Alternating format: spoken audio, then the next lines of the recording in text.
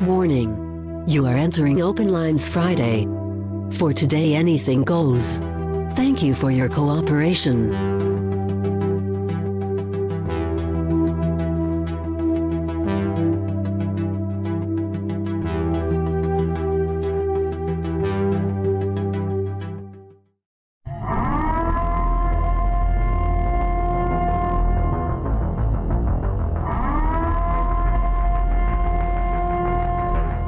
Listos pe los chingazos.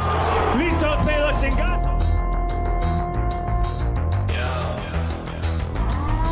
I'm gonna bring the whole fucking diseased, corrupt temple down on your head. It's gotta be biblical. Welcome to our show.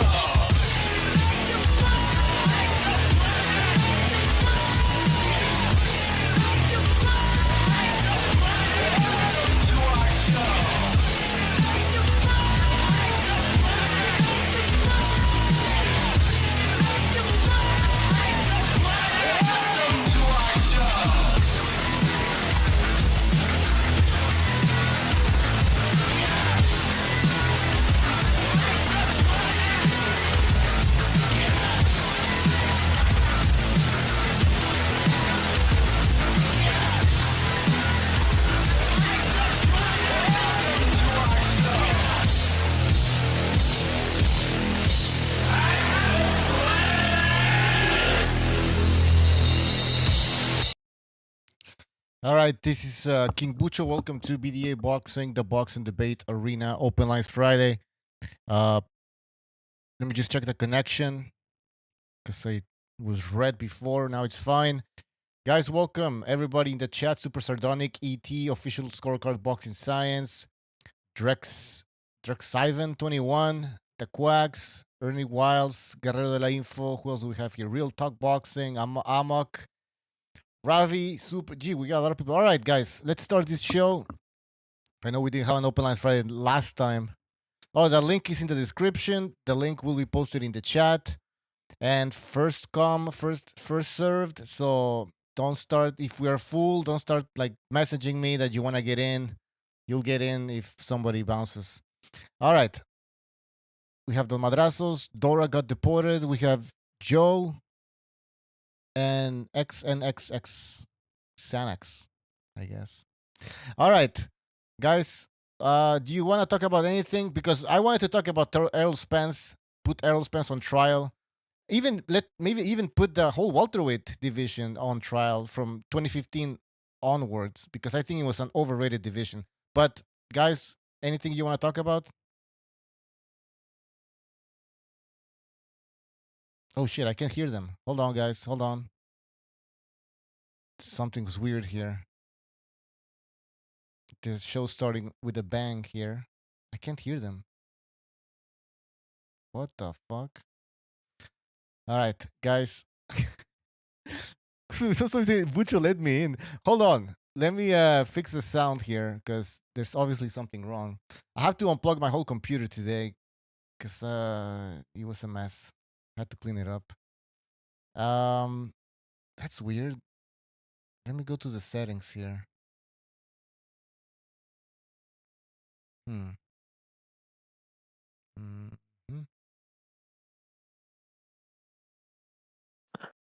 All right, I can hear you guys. What's up?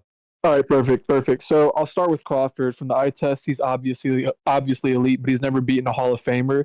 And Spence was never a top 10 pound for pound, let alone top 5. That was just biased Black American privileged media pushing that narrative. His resume, I said before the fight, consisted of 50-50 fighters in the welterweight division that never cemented themselves as elite or showed that they were levels above their competition. And Errol Spence just did enough to get by those guys. And a lot of people believe Porter still beat Spence. That was a razor close fight. And Crawford ended up destroying him. It's hard to rate how great someone is, like Crawford, whenever you're in a division with people that just don't have a fucking shot in the dark to beat you. And I said forever that the welterweight division was the most overrated sport or division in the sport in the last 3 or 4 years. Yeah. And I see someone like Crawford, if he beat Tim Tszyu, is a way better win than beating this broken Errol Spence. And Tim Tszyu is fighting Brian Mendoza in what is really a pseudo-unification fight as far as I'm concerned, because BoxRec doesn't even have Jermell Charlo at 154 rankings anymore. So it's Tim Tszyu and Brian Mendoza. That's number 1 and number 2 from BoxRec.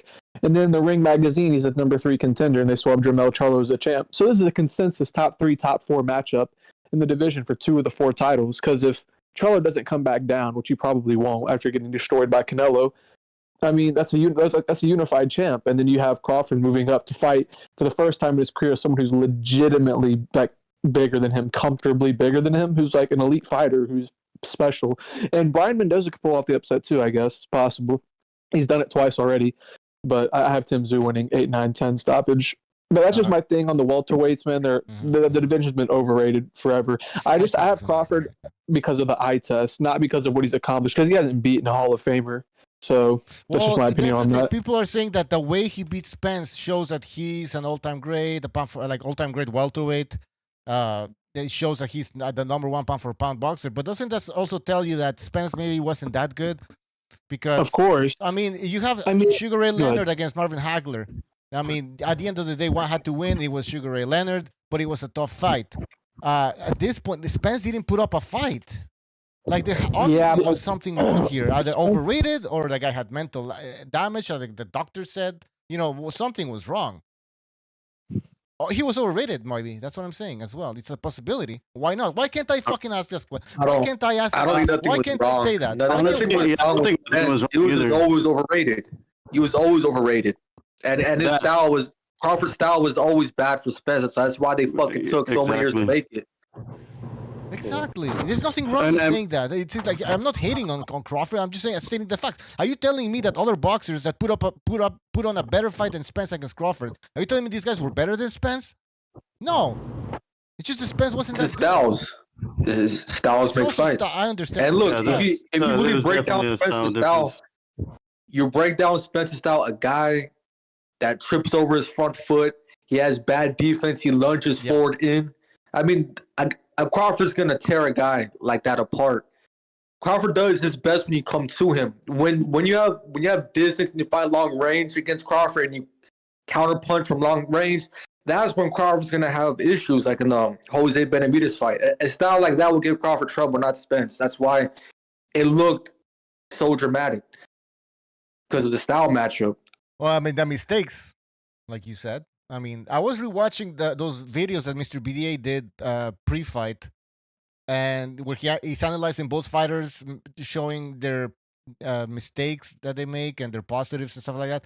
And I was looking at Spence, I was like, damn, he's making so many I rewatched it, and I was like, those same mistakes he did against Crawford, but he got away with those mistakes against lesser opposition. Yeah. But I was saying the same thing to myself watching those videos. Crawford's going to make you pay when you make mistakes like that. But I think Crawford has kind of the same thing going on that Roy Jones did early on in his career. Like, Roy Jones really wasn't challenged, and I kind of see that in a similar fashion. I agree, though, because again, this goes back to the argument a lot of people are making, though, that this welterweight division is overrated. Well, they fucked up the whole fucking division. They didn't fight when they should have fought. You know what I mean? All right, somebody's and the reason that's so bad that they didn't fight years ago, because it throws out guys like Duran Ennis, Virgil Ortiz, Stanionis, and other top contenders from fighting each other and fighting the former champs, the winner and losers of the Spence Crawford fight. And yeah, it just really the best guys weren't fighting each other. It really was just a fucking shit-faced division. And the PBC fucked it up. Go ahead, Don Madras. Has anyone seen the fight? I just saw the fight again. And to Bucho's point, I just saw the fight again 2 days ago. And I picked up on the mistakes, definitely. The lazy jab, after a while, he started doing a lazy jab. He wasn't bringing his hands back to his face right away. And Crawford was capitalizing on foot dominance the whole night. And the first lunging was round. horrible, man. Yeah, there was no like foot dominance was the one thing that stood out to me was the foot dominance. Like Crawford had more foot dominance. Spence was relying on whatever he thought worked before. Let me tell you, Spence had never had any good feints to his game where he comes and starts his offense is very direct. He doesn't camouflage his punches behind feints and foot feints and all that other bullshit. His offense is very direct and it's very predictable. That's why he doesn't very solid at all. It's always off the jab. You're right, brother. Yeah, that's the one thing I noticed with Crawford was just the foot feints. There was a lot of footwork that was subtle, but it was a far more dominant performance by him. Just those little subtleties, like you guys are saying, like the feints. Like Errol Spence was biting down a lot of feints, and he was capitalizing on all that stuff. So, yeah, there was a lot of holes in his game, and I just noticed that rewatching the fight. I had to pay attention to what Spence was doing. And it's unfortunate for Crawford because, I mean, I think Crawford is talented, but like Joe was saying, it's a little bit like what was happening with Roy Jones at some point where there was really no opposition.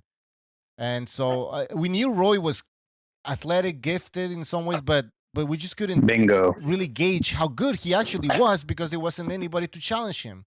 And I thought, a lot of people thought, I didn't think that, a lot of people thought Spence was going to be this guy, the Hearns against Leonard, the guy who was going to challenge Leonard, but he wasn't.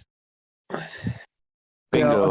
I remember Robert Garcia putting a stamp on Spence saying, that kid can fight. And, yeah, he had a lot of hype, man. And but, yeah, he doesn't set up his punches well. He doesn't hide his punches. He doesn't have any feints. And I think he's a flat track bully who used his size until he couldn't, basically, and he got found out again for that fight.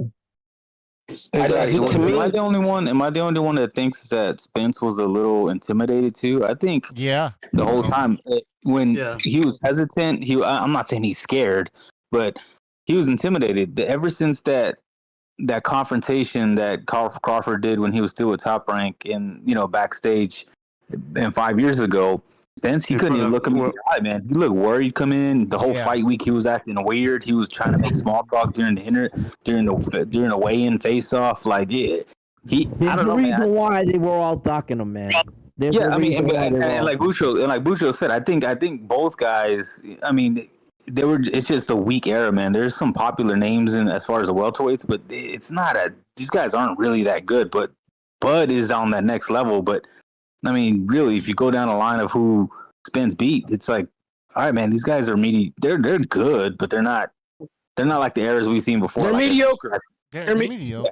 You're right, they're mediocre. And think about the De La Hoya Trinidad era. I want to rewatch that fight. Pacquiao era. Yeah, go ahead. I mean, they put Tim Bradley in the fucking Hall of Fame. I mean, that's a joke. Forget about the Hall of Fame, guys. I agree with that. Okay. Yeah, that guy's key to fame is winning a robbery against Manny. Let Chief go in. He wants to say something. Go ahead, Chief. So, well, first of all, Butcher, you've heard me say since you guys allowed me on the panel to begin with that Crawford has been avoided, that he's got the goods to beat Spence, that Spence is slightly overrated. We're going all the way back to the Danny Garcia fight. I'm one of the only ones on the panel that thought that was an overrated win because outside of the accident, he was supposed to be Danny Garcia. He's a natural 152-pounder from the amateurs, fighting a natural 139-pounder from the amateurs, given they're both grown men and they grew into their divisions. But a much taller, longer-limbed guy fighting a guy who's had no significant wins at welterweight. None of that was supposed to register as anything impressive. Yet it impressed a lot of people, the callers and some of the other people attached to the show, not necessarily the panelists themselves. Yeah. So I've been calling for this win for a long time. I know. And as far as like where either one of them are, as far as the welterweight division goes, Bud has demonstrated through his coming up through the ranks and the different weight classes that he's a special fighter, whether he belongs above or could compete with the welterweights of yesteryear is always going to be a hot topic of debate. But Spence has proven the fact that when I said this fight was going to be nothing more on a grand scheme, maybe not financially, but a grand scheme of Brown Blocker and Curry, Milton McCroy, that's pretty much what it turned out to be. One was great and the other one wasn't. And that's exactly what happened. Spence just these people kept hyping him. Could he fight? Yes. Did he look like a blue chip prospect? Yes. But so did Andre Berto. And what did Andre Berto turn out to be? A blue chip prospect doesn't turn out to be an all-time great Hall of Famer all the time. In this case, that very well may not happen at all, depending on what happens in Spence's career from here. Yeah, I agree. And I think what made it worse was I think Spence did try to wait him out, and it backfired on him because he has bad habits. I think maybe the crash did change him a little bit, but he struggled to make weight probably. But I mean, that's his fault. I agree. He's inactive. That's his fault. That's his fault. Yeah, all these factors that worked against him were his fault. That should be considered, though. I thought he looked dry as shit when he was walking into that ring, and his punch resistance to the head was ridiculous. Like, to the body, we kind of saw him, like, he always, like, he never ate punches to the body well because he cuts a lot of weight. This fight was even worse because he wasn't tolerating shots to the head at all. And he looked dead to me. He looked dead on arrival when he was going into that ring. Yes, he even exactly. looked big. Crawford looked bigger than him. So that means he didn't rehydrate correctly. He couldn't control. He couldn't control the skill level. He could get better, but he couldn't control the skill level. But the thing that he could control was being active, being a disciplined fighter, not drinking, not getting in car wrecks, not stalling. You know what I mean? These are all factors that are his fault. I think he would have lost either way. But it's just a perfect storm, and I think that's why it was so one-sided. I agree. And to piggyback on what Judah was saying, real quick, you're talking about he didn't take body shots. Well, I've been saying that since the Chris Algieri fight. A jab to the body, and BDA pointed out in one of his videos. It looks like he's trying to roll with the body shot, but the punch always lands first, and then he doubles over. And so don't think that someone as smart as Bud didn't see that coming. Yeah, I also think that it's not an unknown secret that he's never done one against southpaws since his amateur days, and it was suspect when he pulled out the Manny fight, and I just thought this guy just doesn't want to fight southpaws, and now he's going against the best southpaw in the division. I just thought it's insane. He's never fought southpaw for 4 or 5 years. I mean, this guy has no career progression planning, nothing. And I'll tell you guys right now. Point out, even if you leave aside the car accident, even if you leave the car accident, get that out of your head. Get that whole thing out of your head. Even before that, he wouldn't have beat this guy. There's just no way. There's no conceivable way. Maybe he would have put up. He would have won 3 more rounds. But I'm tired of this. The car accident, the lifestyle. The guy just never had the skills to do it. Yeah, and that's all there is to it. I wish there wasn't anything. Maybe he would have gone 12 rounds. Maybe he would have gone 12 rounds without the drinking or the car accident or whatever, but he still would have lost. Maybe he would have won like three or 4 rounds, but I just don't see it, man. I just don't see it. All right, so you guys. Well, Don, I don't think he. Go ahead. I'm sorry, Butcher. Go ahead. No, go ahead. I never thought he had the chin. I'm dating all the way back to that. I think he was an African gentleman that he fought in an 8-rounder, buzzed him with an overhand right. And then I've said it on air, I've said it on the show. Every title fight he was in, I said it with the exception of Mikey Garcia, but official scorecard corrected me. The 5th round, Garcia landed a good right hand, and Spence had to back up to the ropes to reset himself. So a featherweight caught him with a good right hand. He's been buzzed in every fight. Now people say it's boxing. Yes, you're right. You do get buzzed from time to time. Great fighters don't get buzzed in every last title defense they have. And it happened to him in every last title defense he had. Ray Leonard got buzzed 3 times in his career. Chavez hardly any. De La Hoya got buzzed a couple times, but not in every fight. Arturo Gatti, who's a much lower level fighter than these guys, got buzzed a handful of times, but not in every fight that he had. Right. Even he took punches that he could walk through every once in a while against some quality opponents. And Chief, that's why I'm saying, like you go back and you go over what fights he was in trouble in. And, I mean, you got a little guy like Mikey Garcia giving you one. You're not supposed to get any trouble. You're supposed to put that guy away. Yeah, he should have stopped him. Go ahead. Can I push? I just want to push back about one little thing. Absolutely, Gotti is not at Crawford's class. Because Crawford's at that definite level. But Spence, I don't think he's done anything to separate him from what Gotti's career. The fucking balls he was in, the level of toughness he showed and stuff. and I'm just saying, but no, I agree with Crawford. Yes, Crawford is just on another level. But that's just it. Like I know that Chief was never too high, and I don't think Bucho was even too high on Spence. Like it was just crazy. It was a comedy of things that happened that set this kid up. Remember when he first got his first televised show on PBC after he left whatchamacallit, fucking he was with Oscar over Golden Boy. So they put him on. It was following the Olympics, and not just the Olympics, the men's basketball gold round, the gold medal round game. If they won the game, they win the gold medal. And it literally segued into that fight. So you know how many people still had their television on and just didn't change the channel? So he had 6.7 million people watch. It was the highest rated PBC regular television show by a magnitude of 10. You know what I mean? Crazy. And so all of a sudden, whoa, Errol, Spence, who's this kid? It was that type of thing. So it sprung-board him in. I think he caught Brooke. First off, it was already tasted defeat, had his eye socket broke. And then he come down off 160, but it was still a great win because he went to London. No other PBC fighters were doing that. That separated him. All of a sudden, he's willing to travel. You see what I'm saying, dude? It was one little thing after another, and then all of a sudden he got this life of his own. I hear like, oh, he took, Danny Garcia. And I'm like, who the fuck Danny Garcia? Literally hasn't had a good win in a decade. It's just like, I just couldn't understand and it became a Twitter thing. And then it become like this ideological, these fucking guys on Twitter just would, this tweet, somebody says to me all the time, people said, Bucho, I got right here, the greatest welterweight, nobody at 147 in history would ever beat him, and it would have like 70 retweets. Like, that shit's crazy. Yeah, there are people saying Spence would give Canelo a tough fight. People were saying this. He could move up the middleweight. And they meant it. Yes, there was a lot of hype behind him. I'm not saying he was a bad boxer. I think he was a good boxer. Also, these belts, people focus too much on belts, and so the fact that he had 3 of the 4 belts, helped his fans. That's an accomplishment. Really good. Because Bucho, that's an amazing point. We need to do a stream talking about how Undisputed is so fucking overrated, and it kind of shows that we don't have enough elite fighters in the sport when all these fighters are becoming undisputed. Because you look at a guy like Crawford, 2-time undisputed champs, never beaten a Hall of Famer. Josh Taylor had a decent run.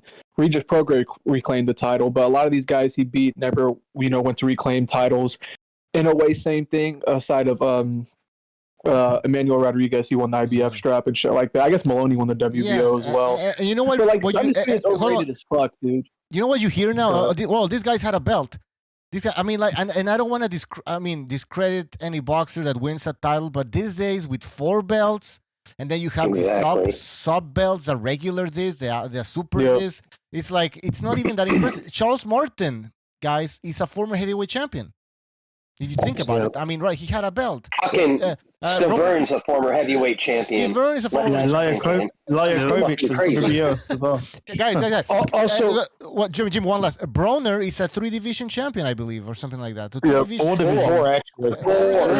3-division champion. People think he stamped his in the Hall of Fame because remember he got his 4th, and that was all over Twitter. Now he's in the Hall of Fame because that used to be a guaranteed. You win belts in 4, that was like that was the first ballot right there. But again, it's those. There's so many metrics that you can use. The fact that guys with 10 and 12 fights are headlining cards. They're fucking, getting title shots way too early because there's not enough. Yes, it's not as popular. It's popular outside the rest of the world. In some cases, even more popular. In some countries, are just catching up to it. Yes. And I'm not wanting to be that guy. America runs everything because that's not where I'm coming from. But when the sport was biggest in the United States, because of the structure of this country, it was able to grow to such levels. As the sport dwindles in the United States, it's affecting just the amount of people competing in it. And you can tell from all these metrics. And like you just said, Bucho, the fucking we're seeing more and more and more people becoming unified champions. Back when it was 3 belts, it was next to impossible because the guys were that usually talented that was very hard to beat 3 of the top guys. And then actually, I remember when boxing only had 2 belts.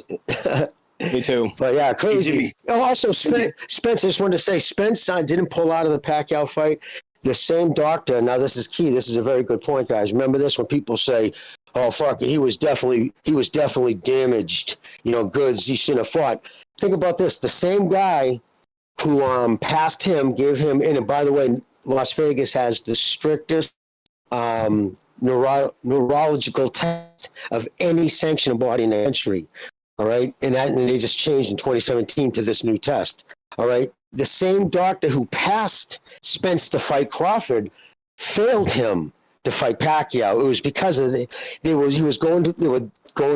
it was only 2 weeks before the fight happened that there was the change. It's because he went to get his physical in Vegas and they caught the eye issue, that doctor.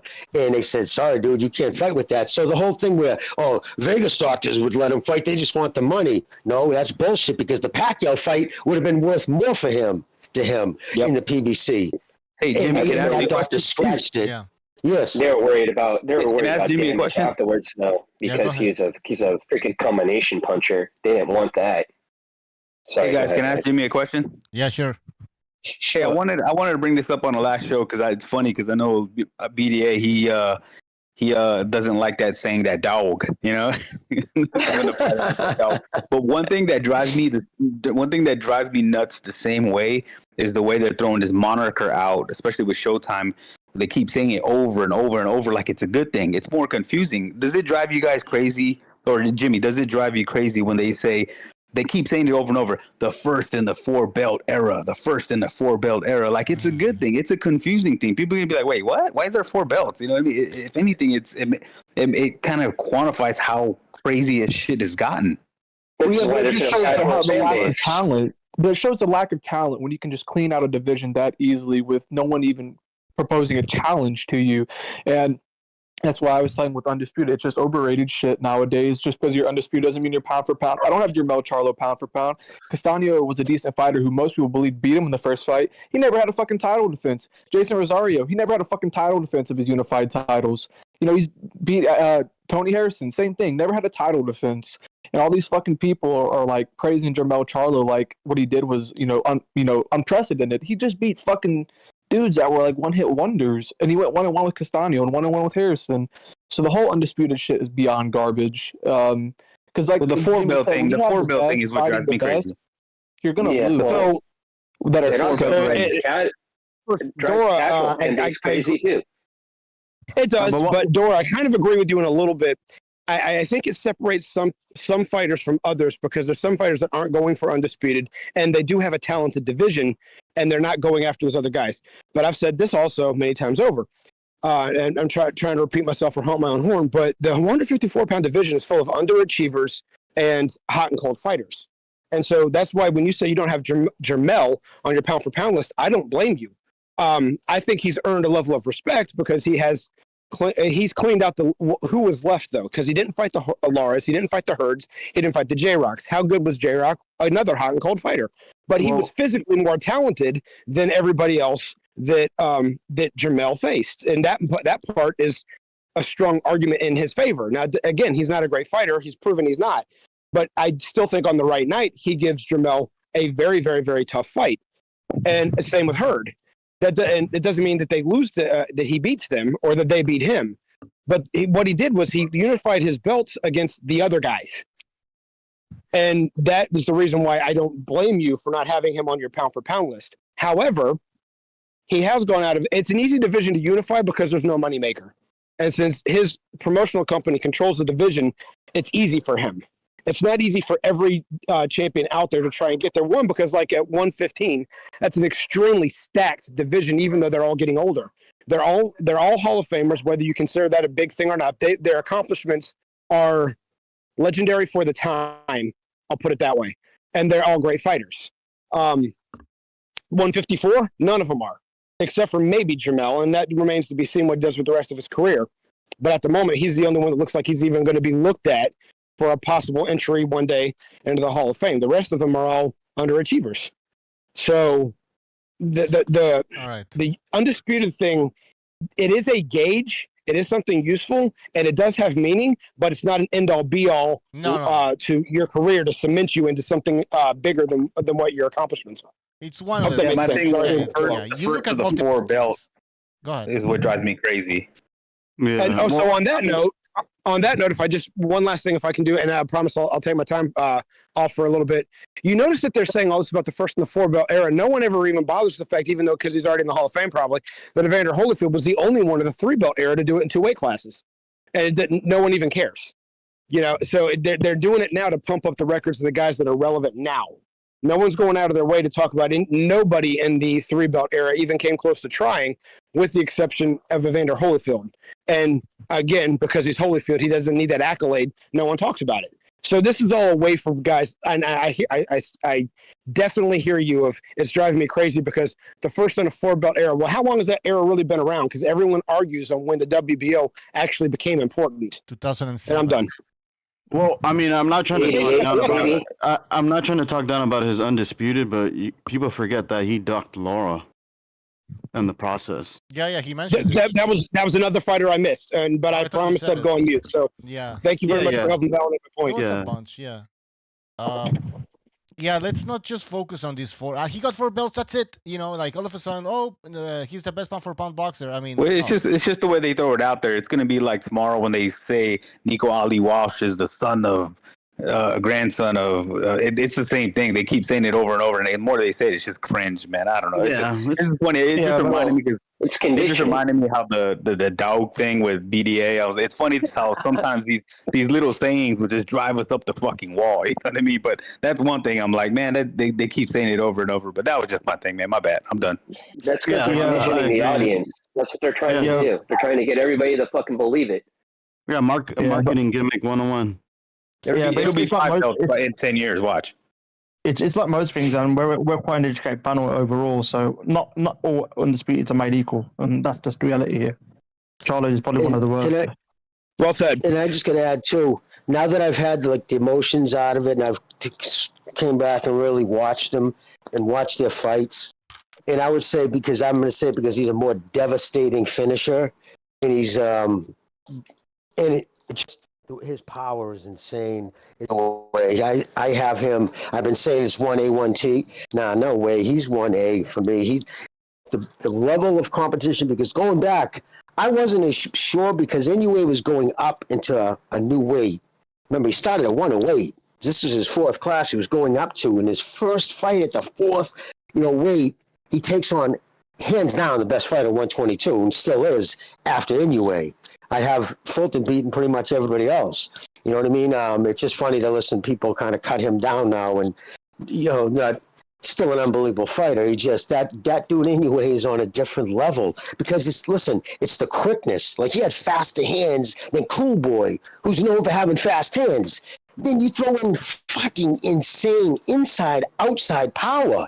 He hurts people from inside punches. He hurts people at the end of punches. I just watched the whole, like a 2-hour fucking thing on him. Big family man too, I didn't know that. Like very stay-at-home, just fucking works out. He doesn't get caught up in the nightlife and any of that other cocker shit. Also, he was infuriated by the race comments about he's only getting this kind of fucking, press because he's a Japanese guy. Fucking dum-dum. So that was a real dumb thing Fulton said. That was like 10 days before the fight. And then the hand wraps. Because in Japan, obviously, their culture, man, they're questioning the dude's integrity, act like you're going to cheat. You don't do that. And again, no, you don't do that. Yeah, it was bad. Yeah. In his own country. He said he was they said people around him said he was in the locker room after pacing. He was so pissed. So he probably won. That's why I do think he carried him. But also the fight, I don't know if you guys heard, the fight's pretty much almost guaranteed. In fact, the guy who owns the other 2 belts flew to Vegas, came to the United States to start training for the fight this December against Inoue. Awesome. Imagine that. Yo, Tabala. Jimmy, let me piggyback off what you said. Tabala, he's getting attention not for being an Asian fighter, but for being a great Asian fighter. And you and I have been saying this for years. He has a good chance of going down as one of the greatest all-time little fighters. Yeah, it doesn't have anything to do with him being Asian. Nothing. Jimmy, it's just one of those born freaks. He's got those calves, and he just drives. It's like the Ken Griffey Jr. You ever meet that motherfucker personally? How do you hit balls 450 feet, dude? Look at you.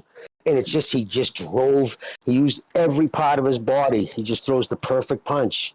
He rolls his hands over. I watched the shit in super slow. I mean, Jimmy, what is that, Jimmy? Is it the tendons that make people like that? Because you can have somebody, you can have people the same weight, the same size, same everything, and one guy is absolutely, brother. Fast, some technique. Some guys have higher testosterone level. You combination that with the technique. He turns his hand over at the right time. I'm about to say that at the right time. Yeah, he knows. I'm sorry, but he's throwing palm down hooks a lot of the time. So think about that. Guys that throw palm down hooks like Triple G. And you see Canelo even doing it now because you get a little bit more power and you impact with the front knuckle. It's like getting hit with a ball peen hammer instead of a baseball bat. It's more devastating. Yep. Excellent. I know you broke that down perfectly, dude. It's exactly true. Give me, there's something wind around with it too, because when you do it the way Roy Jones does it, where you turn it sideways, you're still hitting with the top two knuckles, but the way it comes around, and in a way turns his, because when his gloves are by his face, his palms are in. And when he goes to throw it, he turns his wrist down, which adds torque to it. And that's what causes that power with the palm down hook. That's what causes that power, is he's turning it at the last second. When you're doing it the other way, you're still hitting with the top two knuckles, but it's more of a shoulder punch. And if you're not doing it right, then it takes a lot of hooks. And usually someone's elbows down when they're doing it too, which takes away from the power. Roy's just a freak. Absolutely. And it's also actually just as important as your lower half, how your body is, where your weight is over your feet. Is it too far back? Because you want your weight driving, and it starts right from your calves and his positioning in his feet. He has his feet at the right shoulder width apart, and he drives his punches, and he's accurate as fuck. He's quick. He's just, I'm telling you right now, man, I give anybody fucking all kinds of props. Fulton, take nothing away from that dude. But I don't see anybody beating this kid at 122. For the people who have Inoue above Crawford, what's the argument? Well, how do you defend this? For me, I would say, again, let's take the fight out of the room, both of them out of the way. What was everybody saying about Crawford? People like me, who was a great fighter, I said he was going to beat Spence. He's a talented kid. But what was his thing? Kind of a weak resume. He doesn't have anybody really on his resume. Whereas Inoue was banging out the number 1 ranked, the number 2 ranked, and I'm talking not just from, guy comes on and the WBO ranks him in just one belt. I mean, everybody, including the transitional board. Jimmy, I can tell you right now. He would take these dudes out in 2 rounds. I mean, well, not to talk bad about him either, though, but I still wanted him to fight Casemiro. It'll happen. It's going to happen at 22. Listen, I'm going to tell you why Inoue is better than Crawford pound for pound, in my opinion. Ryuichi Taguchi was a guy that Inoue beat in his 3rd or 4th pro fight. This is before he won a world title. And Ryuichi Taguchi went on to be a unified, I believe it was junior fly champion, WBA, IBF. We had Ring Magazine. He had 8 or 9 title defenses in total of his, crown at 108 or 112. I forgot. I think it was 108. He beats Omar Narvaez, Nonito Donaire. He beats Maloney and Emmanuel Rodriguez, who both went on to become champions again after he vacated. And now let's see, he beat Donaire twice, and he beat McDonald, who was the WBA or WBO champ at one point. Even though he was only the WBA regular champ on his 2nd title run, he was on a 10-year unbeaten streak, and he got aired out in 1 fucking round. So his performances are better, and his resume is better. He's beaten 10 or 11 champions, the same as Crawford, but he's beaten better champions and more accomplished champions. You know what I like about Inoue? One thing I like about Inoue is, I've lived in Asia before, and I think we can all know, the Asian people, they're usually the nicest people when it comes to overall people. they're super nice, but man, Inoue has a mean streak to him. This dude is, I don't know, man. You really don't see that coming out from the Orient like that. He's kind of like Bud in a way. Yeah, it's kind of like I'm glad you said that, man, because what's odd is someone who's as explosively powerful as he is, because I haven't seen power like his from a fighter from that area of the world since Galaxy. We've had a few come and go that were good fighters for a little bit, but not as consistent as he was. Now, I can't remember his name. He was a bantamweight champion, WBC bantamweight champion. Nakatani, I think it was. He was not a really overall great puncher, even though he wasn't a bad puncher, but he was a very solid champion because he had about 9 defenses at 122, went straight up to 118, excuse me, went straight up to 126, won a belt, lost it soon after, went down to 122 and finished his career as world champion. And he's a pretty freaking good fighter. And Inoue makes him look very almost basic. And remember, Nakatani was a very, very good fighter. You remember Junto, right? And guys, think about this too, right? Fulton was probably his best performance. And there's all kinds of things behind it. Listen, he's not also blind to what's going on. Like they say, he's very, astute. America, he saw what was going on. Remember 2 years ago, Stop the Asian Hate was going on. I mean, it was that Japanese guy being held in the fucking subway, little Japanese guy, and a dude's holding him around his chest, and the guy's like pretending he's going to hit him, like winding up 1, 2, does it like 5 times. Then he smacks this old man, then another dude comes over and starts just throwing combinations to this old man's face. It's just horrific. And this shit was going on all over the place. He sees that shit. He sees what's going on. I'm not surprised that was his best performance. That's why I want to. Performance. Yeah, but Jimmy, I don't think. Yeah, but Jimmy, I don't think Inoue is like looking at the global landscape of like what's going on, like culturally or whatnot. I was just looking at what South Japan. Yeah, I was just looking at what. Guys, no, you're wrong because there's actually a dude right now in Japan. It's a big thing right now on Twitter. People are hunting this dude down. He's a fucking black American kid. For some reason, he thinks this is brilliant. He takes out his cell phone and starts recording TikTok videos. Nagasaki, Hiroshima, we do that to you again. He starts yelling at these Japanese people. Dude, this kid's been attacked. Like, it's insane. Yeah, but the correlation of hunting him down, though, you said. No. Well, by hunting him down, meaning when they see him, guys are pulling off and they see him on the street. Dudes on motorcycles, because they said, well, usually they yell at him. A couple of them made him apologize, and then he apologizes, and then he does it again. No, it's just what's going on here in the United States culturally is a big. They talk about it everywhere, and they see it. I mean, wouldn't you notice if people were your people were being targeted for just violent assaults? Right, but what I'm saying is the correlation between Inoue's kind of. And I would regard this as what, like, further to what Southpaw was saying. He has a mean streak, meaning not only that. I would just say a mean streak, but I'm saying instinctually. Like, no, you're 100% right. Like Terrence, I look at Terrence and I'm going like, my man puts a lot of time.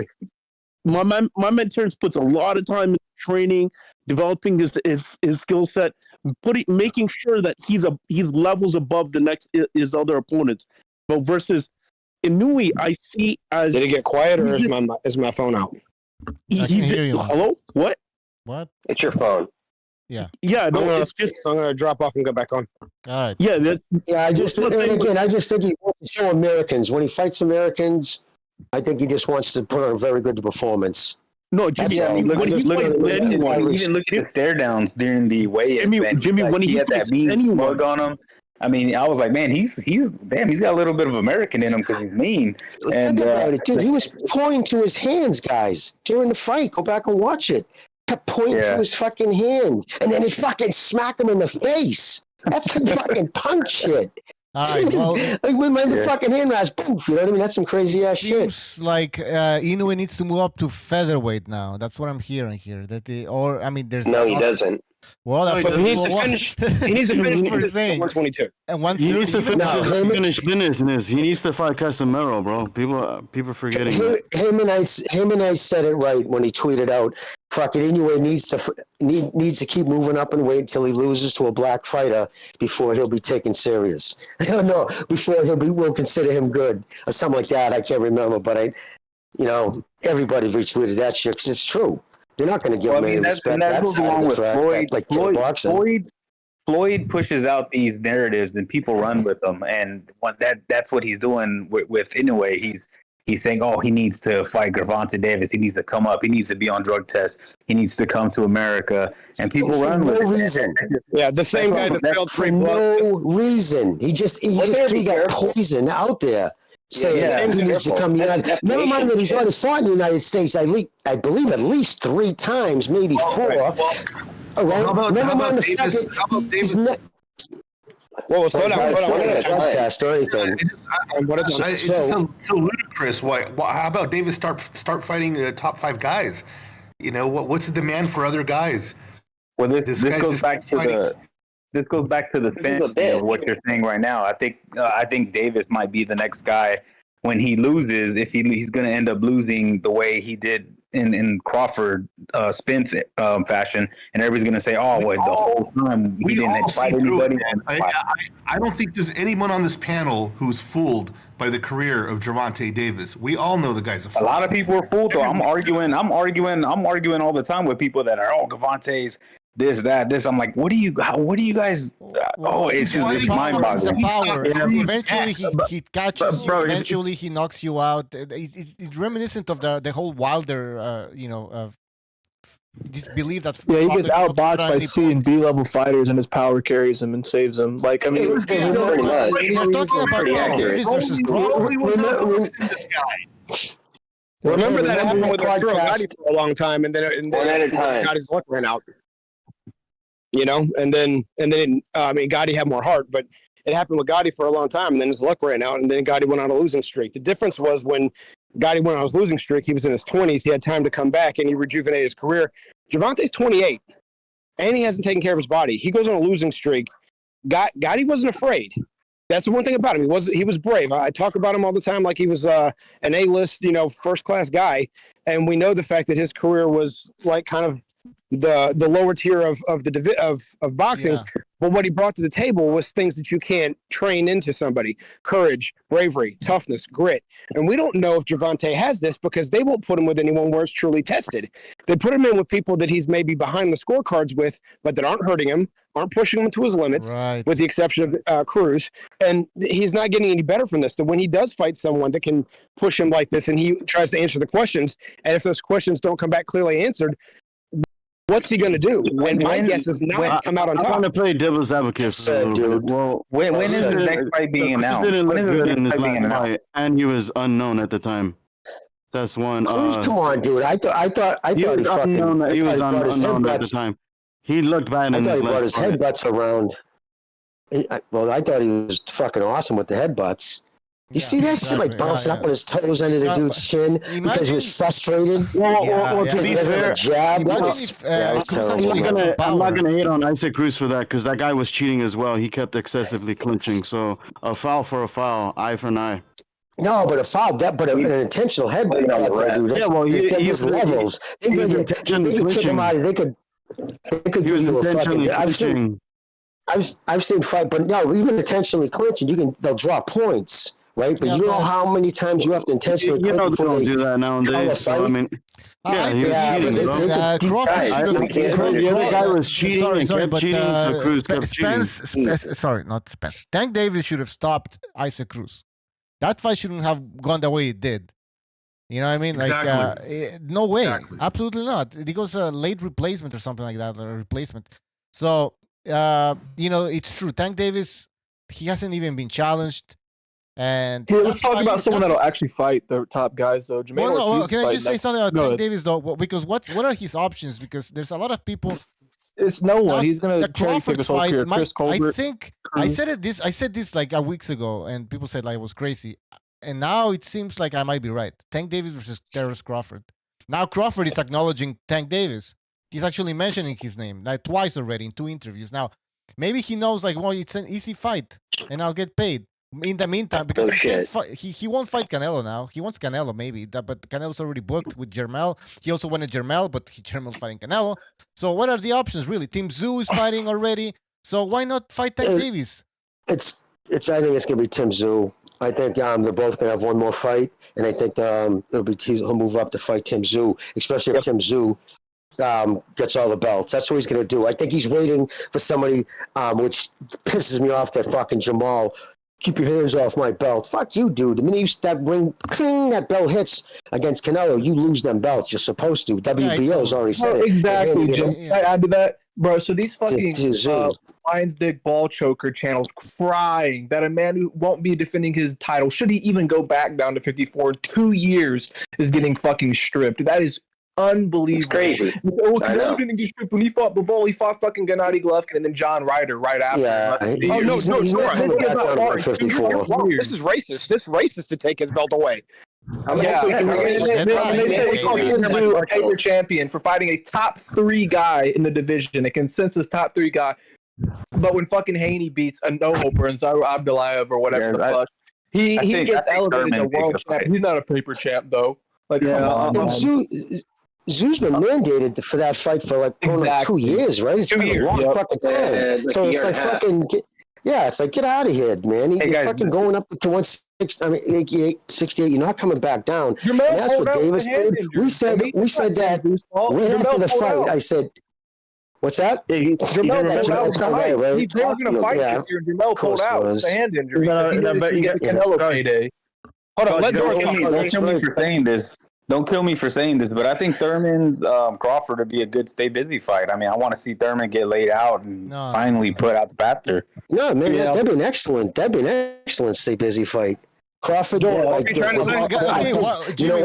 that means you'd stop all three of the PBC's top welterweights. Wouldn't that be? Hey Jimmy. The thing is, Crawford didn't thank Al Heyman after the fight, bro. He didn't thank him after the fight. Of course he didn't. You know why? He did that wasn't by accident. That wasn't by accident. Why do you think Sam Watson's in the ring? He was there in case Spence won. He was going to remind Al. That's his job. No, he wouldn't dare say that because Crawford doesn't like Al or what he did. I took a screenshot. He was staring hard at Crawford, just trying to get him to be like, "Hey, remember," kind of nudge him with his eyeballs and be like, "Hey." He's like he was just like burning a hole through Crawford while he was talking, just trying to get him. You know, he wanted him to thank Al Heyman. So who knows what's going to happen, man?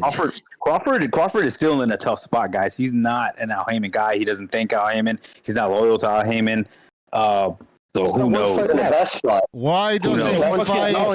Why not fight? Al Heyman froze him out for fucking 5 years. Why? Of course he's going to be bitter. Why the fuck he wouldn't be? Like, fucking.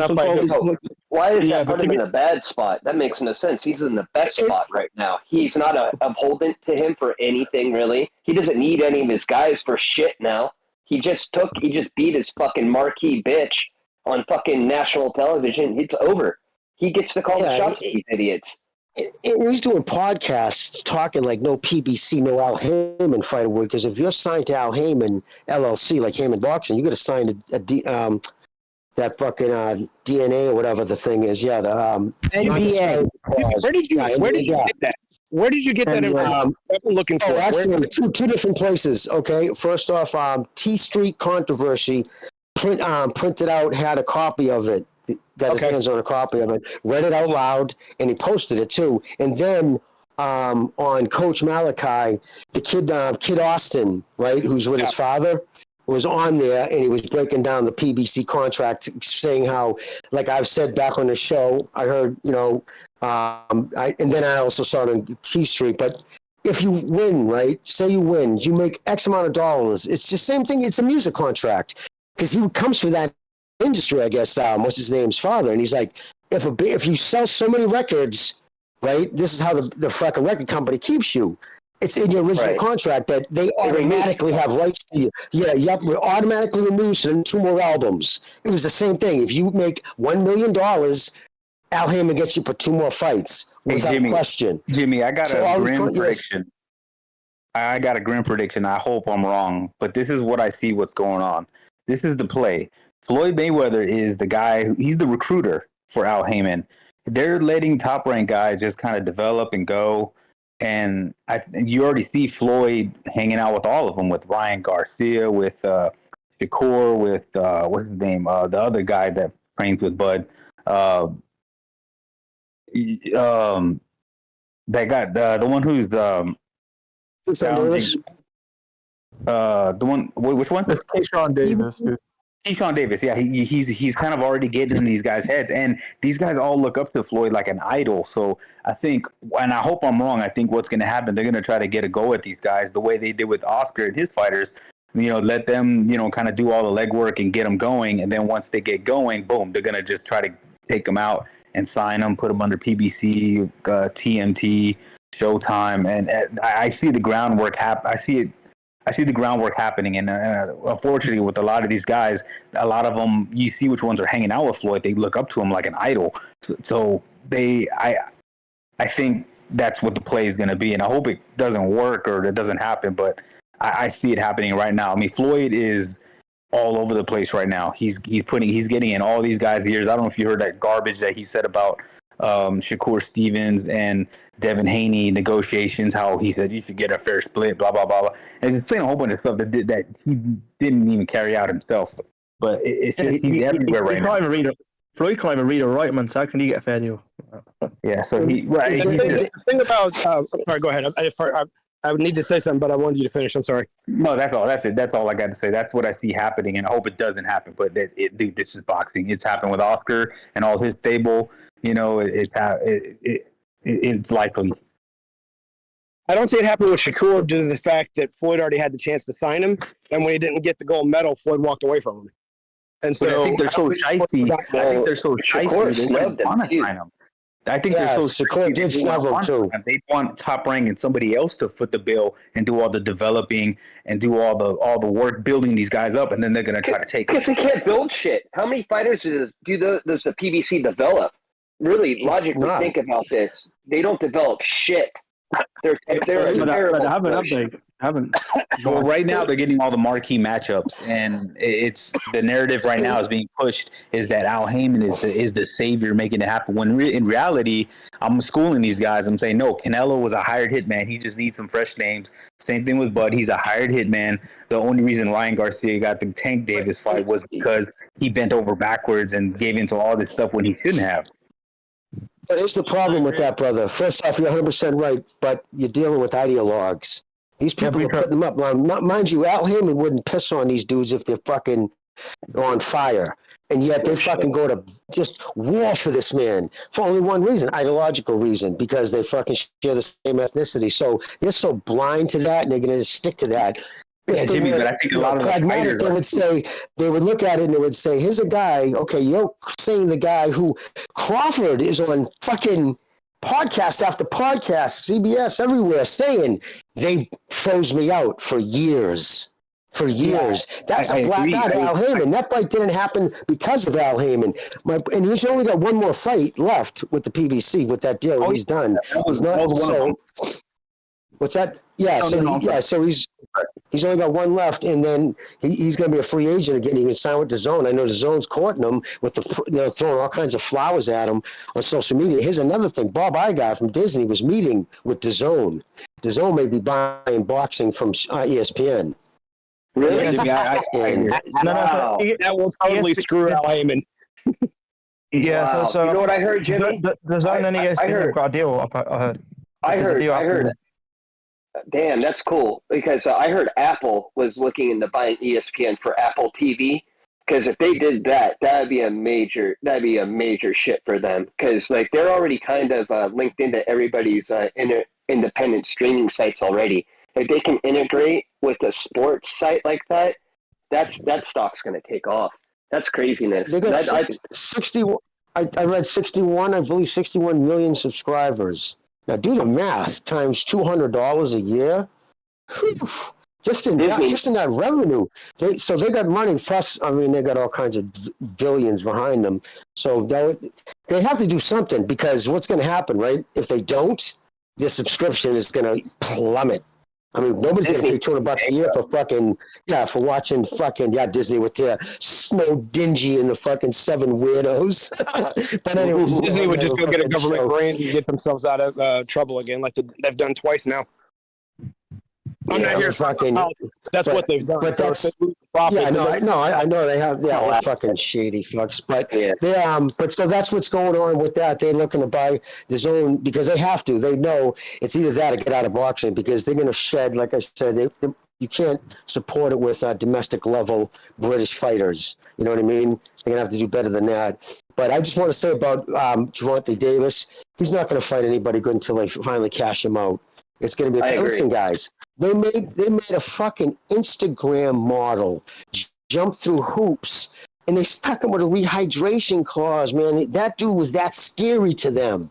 Barrios too. Regardless type of, you know what I mean? People, so think about it, right? Mario Barrios too. So this kid, they know what he's like on the outside, right? His drinking, his partying, his out of control behavior and shit. He's a butterball half the time. He just got good spark out power. And we called it right after his last fight.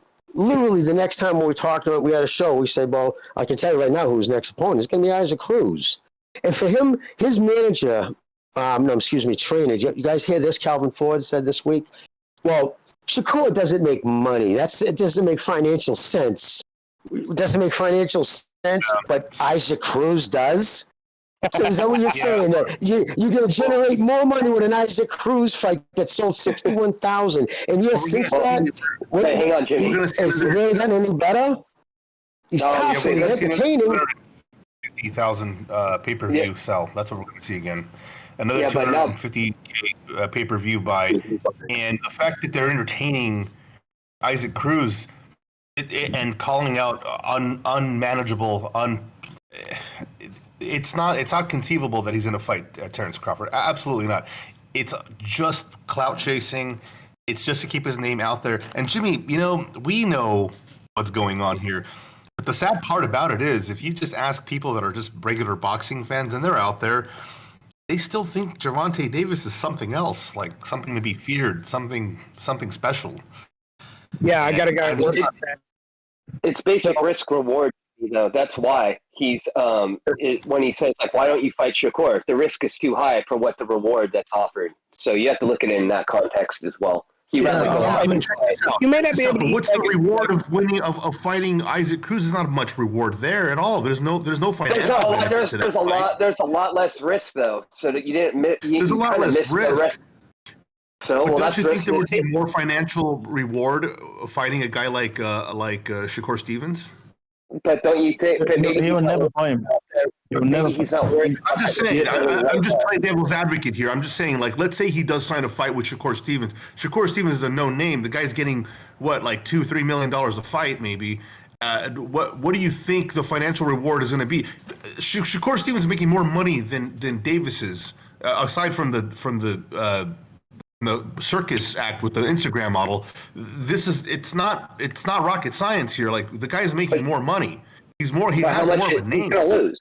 He's gonna lose the fight though. I think they're going to build up a rematch with Ryan Garcia. I mean, Ryan Garcia is working with Floyd Mayweather. I'll tell you what's going to happen with Tank. Guys, he'll fight Isaac, and then he's going to fight the winner of the Rowley, O'Hara Davis, Ryan Garcia WBA situation. Whoever comes out on top of that, that's who he's going to fight. That sounds pretty.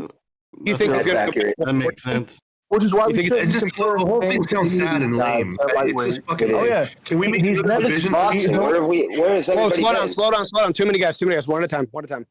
He'll never fight Crawford, and he will never fight Shakur. I'm telling you now, he will never fight those two guys ever. No, he might not even fight Shakur. Shakur would work him.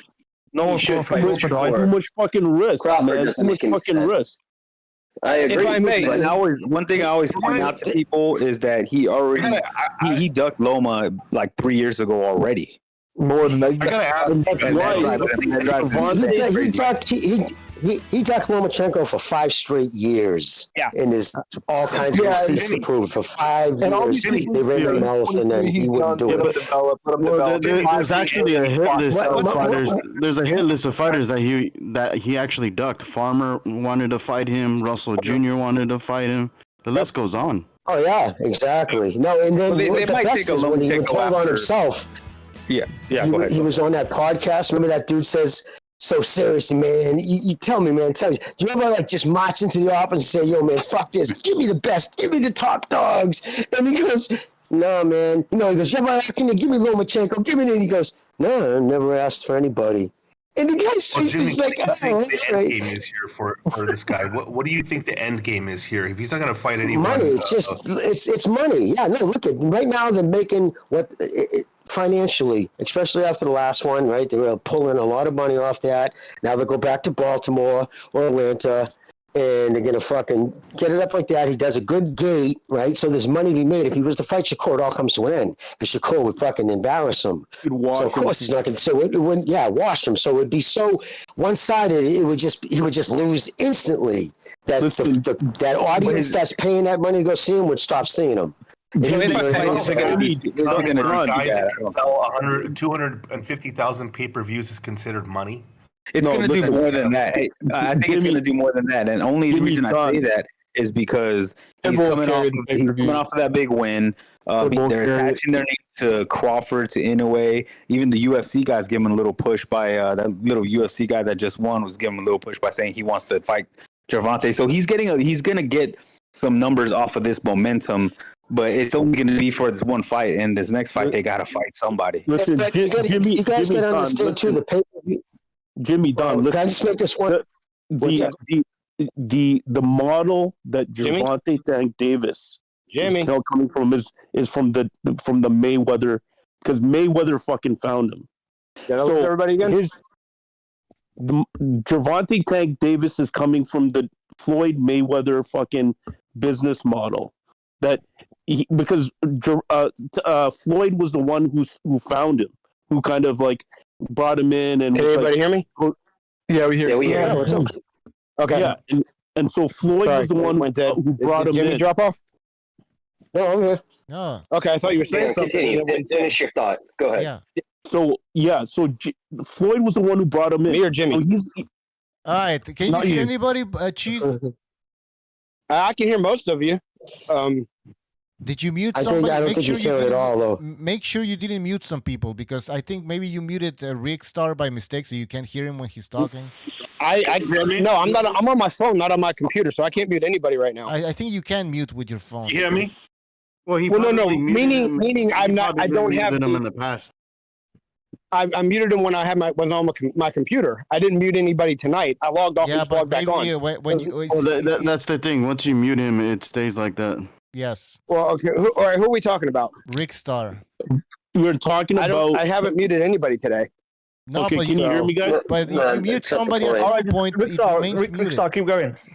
Yeah. Okay, so listen. So Floyd was the one who sourced out fucking Gervonta. And Gervonta, his whole thing is it's all popularity based. Okay? It's all fucking my whole clout and my cachet and my thing is gonna be like the Floyd Mayweather path. Oh, I should be fucking inevitably retire undefeated. Right? I'll never have a fucking loss on my record. Blah blah blah. But did you test your mettle against other fucking fighters who would people like us that would want to see you fucking fight? No. He won't. He'll take the easy path. He'll be like, no. Eventually, it'll be like the Floyd Mayweather fucking, the Money Mayweather blueprint. That's why I think let's not talk about Tank Davis. It's pointless. Like Jermaine Ortiz is fighting somebody next month, and he might set him up with Shakur at the beginning of 2024. We should be talking about this, not Tank Davis fighting no-hopers. He's more pointless than Floyd. You know that, right? He's more pointless because Floyd actually fought Oscar. At least he took some kind of like legitimate risk. So it's Davis is worse. Oh yeah, no doubt. But listen, 1,000% from Floyd. Yeah. No, just to explain why they don't care about the pay-per-view sales. That's irrelevant to them when it comes to Davis. Here's the thing. The money he wants, which isn't a lot, he's only getting paid like $1 million, $1.5 million, and then anything after that is all pay-per-view related. So there's no money there. And listen, the pay-per-views just pays the fighters. That's all they care about. If it sells 60, 70, 80,000, that'll be enough to pay the fighters. So that's all they care about. They're into the gate because that's where they're making the money. Remember, Heyman and Floyd own a company that they buy the tickets. So when Davis is fighting, they buy the whole lower bowl and they buy the thing, and they own all of them. And then they increase it. Yeah, it's similar to what they did actually. So when they're being sued, they robbed some guy for millions of dollars. They didn't pay him and shit. So they're making tons of money on the gate. That's all they care about. And that gate's only gonna keep coming in like that if he wins. So they don't care about this kid's legacy. They're taking advantage of a fucking kid who's not. I mean, this kid's not, a Mensa candidate by no means. You know, and I'm not a brilliant dude, so I'm not, How are they taking talking advantage down, of believe me. But yeah, they're taking advantage of the How are they kid. taking advantage Because when he's retired, when he's older, he'll regret it. He'll say, fuck. No. His name will How are they taking fade. advantage of him? Yeah. I think he's going to regret it a year or two from now, Jimmy. When he's older. I don't explain. Can you explain how they're taking advantage of it? Like how they like this. They don't have a good lawyer. I guarantee they didn't have anybody looking out for his interest. Like, talk to him like, do you want a legacy, bro? Do you want to like to be remembered? Do you love this sport, or are you Jared Anderson that you come out and say stupid things like, I don't even, again, he made more comments about he's only boxing because of the money. He doesn't care about legacy and shit. You're just telling me, dude, you're a fucking joke. I shouldn't even fucking say. That's another subject. But yes, so the precedent. The fights. He has no fights. That's actually what correlates to legacy. He has no when fights. he retires, his name will fade like a fart in the wind. Are you talking about Gervonta Davis? That's what you're talking about? Yes. Gervonta, his legacy. Yeah, he won't be in the Hall of Fame. I mean, what can they do? Because he's not a very good fighter. He will never ever defeat the top guys. He beat Ryan Garcia. Ryan Garcia, give me a break, man. Ryan Garcia is just an Instagram. But there was a time though. There was a time though. He was good when he fought Jose Pedraza. He was quick. He was in and out. You go back and watch that fight. You watch that fight. And do a split screen. Watch it next to any of his latest 5 fights. It's just ridiculous. Also, by the way, to settle the thing, there's always talk about where his pay-per-views are. Only one of the 5 prior to him facing the Instagram bimbo sold over 200,000. Only one, and that was against Rolly. And that comes out of Steven Espinosa's own mouth. He told on himself. Fucking him and I did a good fucking tweet. Shows Dan Raphael fucking, because he goes to everybody who's asking about Davis's pay-per-view numbers, and he gave a list of the sale rates, or you know what I mean, and they were all bogus. They were all bogus. They were all inflated, fed to him from the BBC. But you can't help just to put everyone's mind at ease here. When we think about Gervonta Davis, all we got to think about is how the players going to play. One at a time. Let Frank finish. When you look at the police video, you see his house, right? So he has a very nice house. He's got several cars that cost hundreds of thousands of dollars, etc. So even if they're all leased, bro, they're all leased. If Floyd, you don't own any of them. The house is leased, the cars are leased. Where the promotions were trying to help him, you can't help somebody that does not have financial literacy, because it will take a long time to even teach him the right way to set up his finances, to have passive income, etc., to ensure that he has completely. You're 100% right. Your manager ensure should that he do has that, completely looked at all of the business, the decisions he has to make, so that by the time that he retires from boxing, he's got everything. I think what makes That's what a good manager is supposed to do for you. Oh, no, they are not, because lots of people have had managers and then turned around and sued them 5 years, 10 years later, saying that this guy took advantage of me, he took my. Of course, but we're talking about good managers, not shitty ones. Overview. No, you cannot depend on anybody. As a man, you depend on yourself. And that is ridiculous. If one person had to depend on himself to get anywhere, you wouldn't get up the fucking block. Okay, you need other people. You cannot specialize in everything. Do you invest in stocks? Yes. Okay. How do you? This is actually going to prove my point. Go ahead. No. Listen to my question. Stop being emotional. How do you value a stock? Do you use price to earnings or price to book value? I honestly, dude, I actually go based off debt, and then I'll see how they off their price operating margin and stuff of that nature. I won't look at I won't go into like too much of the especially. It depends what you're talking about. Are you talking about REIT? Aren't you in finances too? It's what you look at stock at. When you look at stock, you look at the company. You look at the company. You look at who's either if they're making acquisitions. One at a time. Frank, go ahead. Oh, I was just saying that my point is that for every investment and for every advisor that you have, if they're talking about things, especially financial concepts that you don't understand, you are setting yourself up for a position where they can take advantage of you. The honest truth is that people are so lazy, they don't want to take the time to even read about these issues themselves. They'll fold their arms. The person who is supposed to quote unquote look after them, will take advantage of them. Then they'll turn around and say, "I didn't know. I had a bad advisor. I had a bad this, had a bad that." When in fact they were lazy, and that's why they ended up in that position. Well, where's this relative to Gervonta? What happens in your life, especially financial life? Well, hold on. You don't have to be good. Unless you're this is lazy as hell. Okay, but this is why you have financial advisors, though, and shit like that. You don't need. Where's this relative to people that own companies? Guys, 1 second. Okay, so let me go here. I work in investment bank. Guys, I work in investment bank. I can answer this question like really easily. Your example doesn't work because in investment banking you have something called fiduciary obligations. The managers in boxing don't have that, so it's a pretty bad example which you use actually. Because Devontae's not going to have that luxury of all this stuff that y'all are talking about. Because one thing I know exactly, he's got a bad life. He won't have that. Yeah, it's a mute point. We're wasting time. Child support, and the thing is, he knocked up some Instagram model types. You know, the ones that go from NBA player to, you know, they're gonna clean him out, man. So it's just that's one of those things where like you're seeing Charlo go through it right now. You know, he's getting cleaned out. So he's still back with his fucking wife. Charlo's still back. Think about it. He made his first $1 million, right? First $1 million, not even after taxes, but just gross. And what does he do?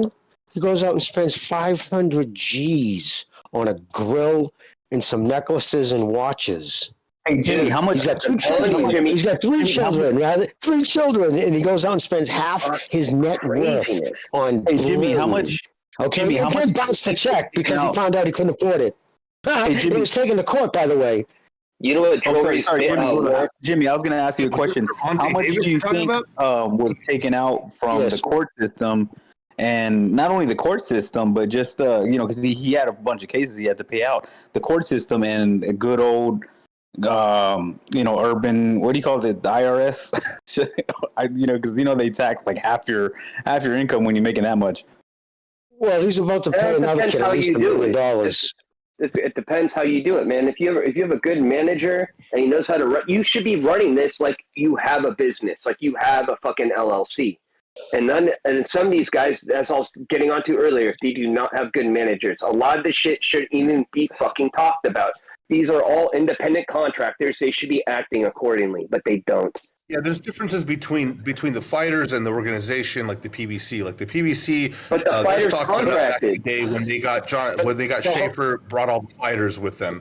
Their stock went up. Guys, then it dwindled away, and then their stock recently went up when they acquired. Acquisitions is a big reason you invest in a company because it matters what they acquire. PBC just acquired a main player in the boxing game, and that's Canelo Alvarez.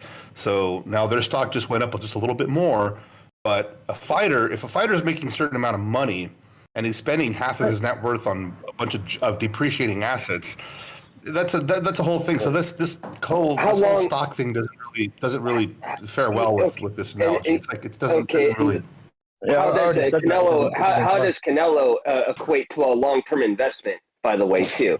So obviously, the investment is every fight that Canelo has from now on with the PBC, the next 2 or 3 fights or whatever it is, it's going to generate a lot of income.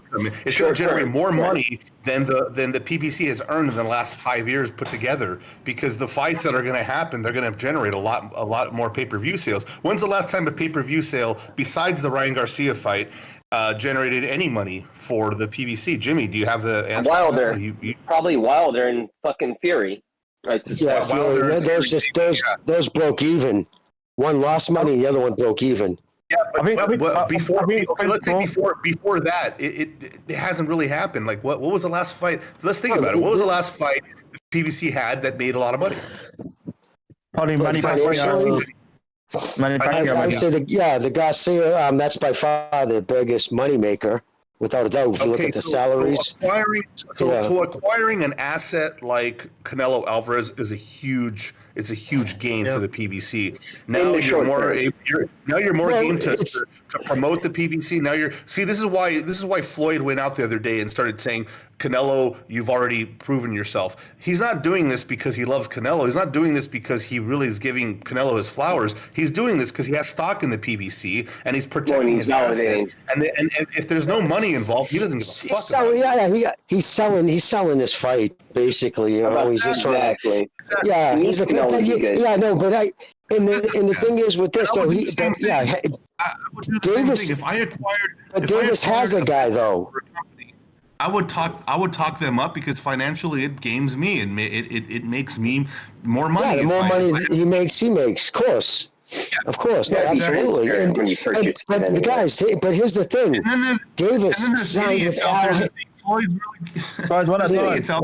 It's really giving Canelo flowers. It's fucking ridiculous.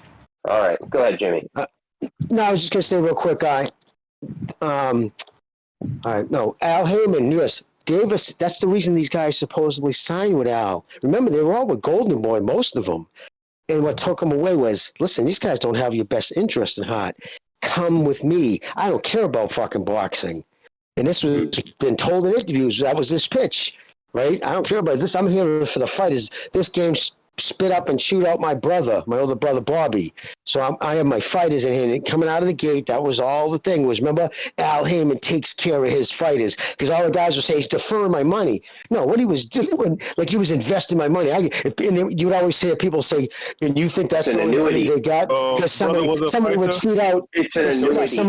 Because a fighter would tweet out because somebody would talk about paying. It would say, if you think that's the only money Al's paying me, or that fight is the only money I'm getting. No, what Al would do is say, because you get whacked 50% capital gains tax if you try to take your pay that night, and they will pay you right as you leave the fucking place. That's how it always goes in boxing. Al would say, no, dude, don't take it out like that. You get hammered in taxes. Let's defer that shit. So I'm going to give you stipends every month, $2,000 a day. Yeah, no. So what happens? Yeah. Yeah, and then that's why Broner didn't even know how much money he had left. Jimmy, he didn't know who owned where his they house. Hey, Jimmy, you know where he got that from? He got that from the USFL. That's how they paid. That's the first time they used an annuity to pay a player when they bought Steve Young. How long did he fight for? Who, Broner? No. You said your brother. Your brother was a fighter. No, you said Al Heyman's brother, bro. Al Heyman's brother. Okay. Yeah, but Jimmy, listen. Al Heyman, he does give all his fighters a free buffet to Denny's as well. So that he takes care of his fighters. And the first guy he signed he went blind even after 2 doctors said he should never fight again. Heyman put him in the ring, and now he's lost that eye completely. Went blind in that eye. The guy back in 2015. So. Yeah, that's the reason why Davis and these guys have Heyman. He's supposed to look out for him. And as your financial advisor, you let the kid go out and spend that kind of money on that guy, the Nick the jeweler who sells that. That's the reason why there's so many lights in that place. You walk in this place and there's bright. That's not a real jeweler who sells good stones. It's dim lit because a good stone will grab light from across the room and dance and cast fucking diamond shadows. That's how you can tell a good diamond. All those bright lights, you can't see the fucking I was going to say the bad word, which we used to call them, in the fucking cracks and the divots and the shit. So. But that's the reason why he does. Cheap jewelry, just ganks it all out, and then he just hits these kids over the head. Anyways, Davis fucking bounced a check, $500,000 check to that dude. And think about it, 3 kids, and that's what you spend your money on, not putting something away for their future, some kind of schooling. You're really going to send them to public. It's just crazy. So he tells you nobody's looking out for this kid. I'd worry about the baby mamas with life expenses because these girls are the types. These girls are the types of girls that they want. The lavish lifestyle. I mean, they're chasing athletes. I mean, I kind of feel bad for Davis, but I don't. But I think they're gonna take more than half his money. But Davis is trying to marry a 304. Triple G Lomachenko. Well, Usyk too, man. He owns all kinds. He's invested all kinds of shit in real estate all over Europe. Triple G, I heard, has a stake in a dealership. One of the high end ones. I can't remember what car brand.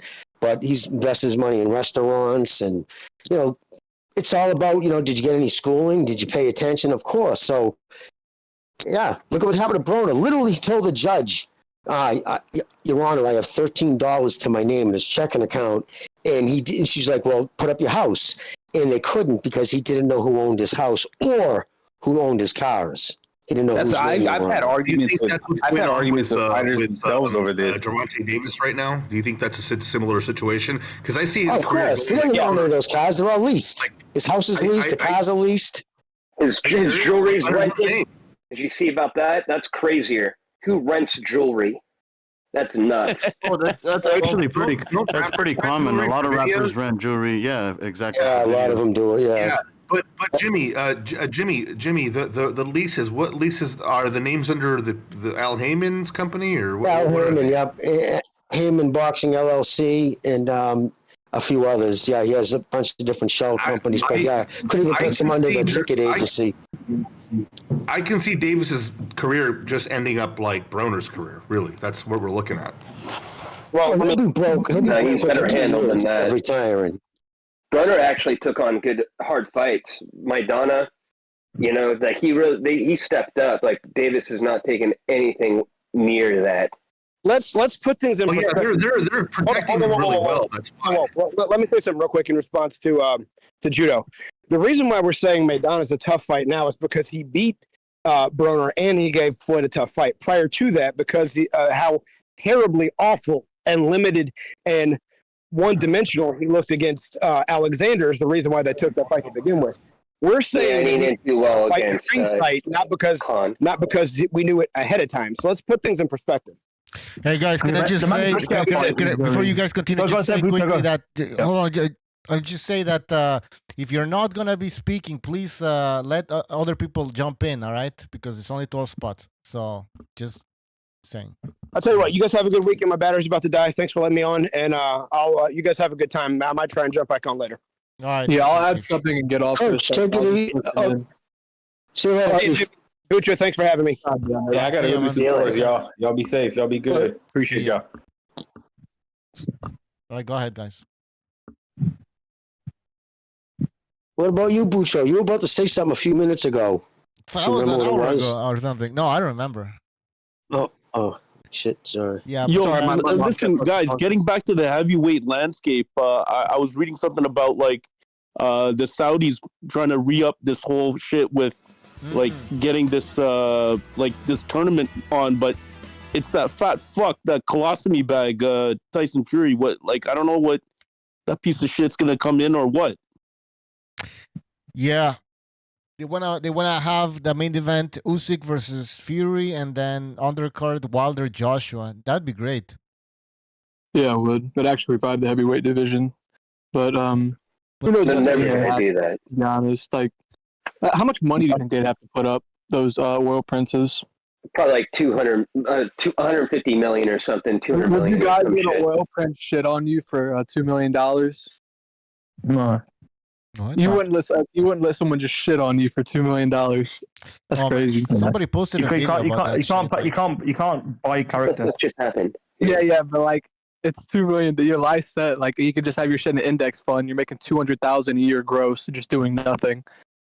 I wouldn't make shit on me for $2 million. Fuck it. Fuck that. All right. The thing is, though, man, somebody probably recorded that shit would hit on internet, and believe me, that $2 million wouldn't last that long. That'd be a hard thing to deal with. Dude, squat over your intestine gut. Yo, listen, Dora, go out and lease some diamond jewelry, man. No, I wouldn't do that. I'm not retarded. I'm not financially illiterate. I'm not black, but how much they got to pay you to shit in your mouth then? I don't know, man. Yeah, bro, let's send it back to boxing. Let's go back to boxing. Let's move on.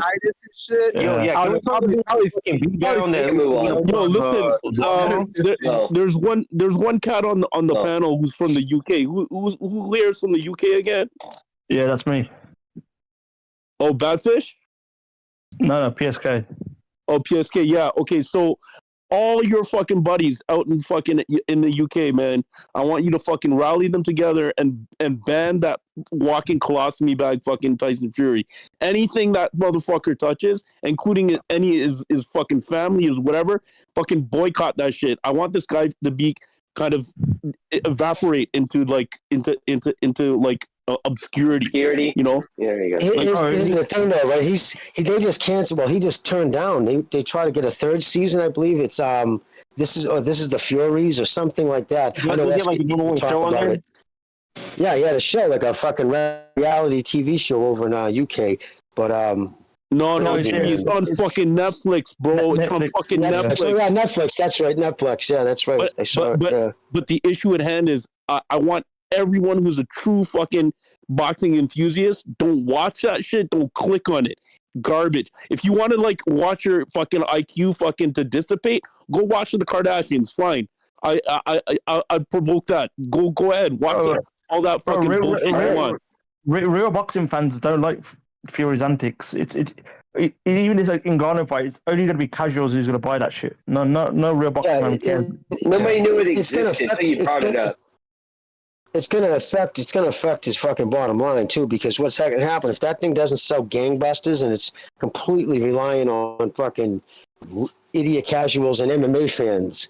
If it doesn't sell, and Ngannou was never that guy in the MMA. He was good, but he was never he didn't have a following like that. So I don't think it's going to do as good as they think. And it's going to, when he goes to do his contracts for, Usyk, it's going to affect it. They're going to be like, dude, you're not the guy you think you are. Look at the numbers you pulled in these last, fights and whatnot. Yeah, how he's handled his career has been just atrocious. It's been embarrassing. Hey, Jimmy. Are they doing it in the UK or are they doing it in Saudi Arabia?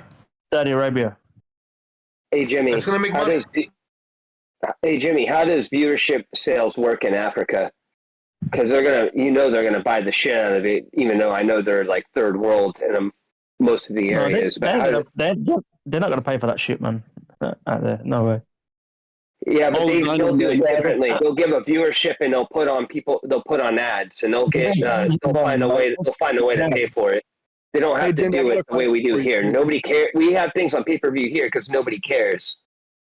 Jimmy, let's not talk about these fat bums anymore. Do you think Keyshawn Davis and Kambosos will fight next year for the IBF title, vacant IBF title? And if so, who wins? I got Keyshawn Davis.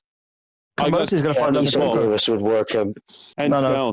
He's got to up his punch count. Yeah, I agree. What he's doing right now, he's trying right now to emulate a lot of Terrence Crawford type stuff. He's trying to do in there. You know what I mean? He's trying to emulate him. I don't blame him when you train with somebody who's as good as him. You want to try to copy, but I'd like to see a little more. There's been opportunities in this last fight I just saw over the weekend a couple of weeks ago, excuse me. That he had opportunities to let his hands go and he didn't. He stopped the dude, who I don't believe hadn't been stopped in a while, but it's time also. I think they got to up his competition.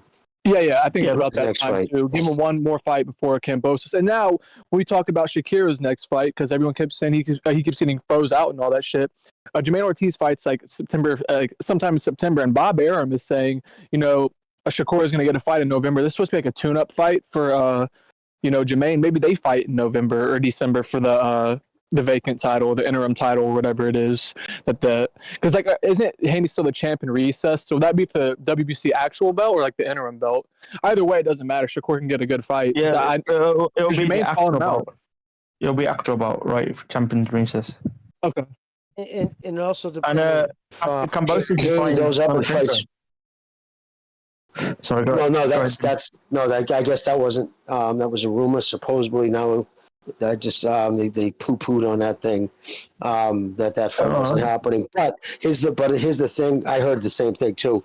But Lomachenko. No, if he goes up and fights Teofimo Lopez, Haney at 140, they should fucking strip his belts. Because he's not going to fucking, you know what I mean? Because if you're fucking still fighting in this division, then fight in this division. You're turning down fucking mandatories. Fuck that. Yeah, you want to be a champion in this division, do it. Yeah, the WBO will strip him because he can't be a multiple weight champion whilst holding the WBO. So he'll automatically get stripped of that, right? Yeah, I think we're going to get Loma Navarrete next year, to be honest. I think Haney will probably beat Prograis. I think they will finalize that fight. They're just waiting to get the date sometime in November. But Prograis looks a little bit shot. So once Haney becomes champ, they're going to mandate Loma Navarrete for 2024. And I could see Keyshawn Davis and Kambosos fighting sometime that year. Since Kambosos and Shakira are friends, I could see the winner of Loma Navarrete unifying with the winner of Kambosos, with Kambosos and Keyshawn Davis, to be honest. Hey guys, And then can I just quickly read a super chat here from Sursair? He says reading my favorite goosebump, listening to my favorite show and about to pick up una perrita cochina after playing Tekken 2 for a while. He says La vida buena puro 1488. All right, he seems Sursair is living the life. Thank you for your super chat, man. And shout out to Sursair. Jimmy, to answer your question, what's up, buddy?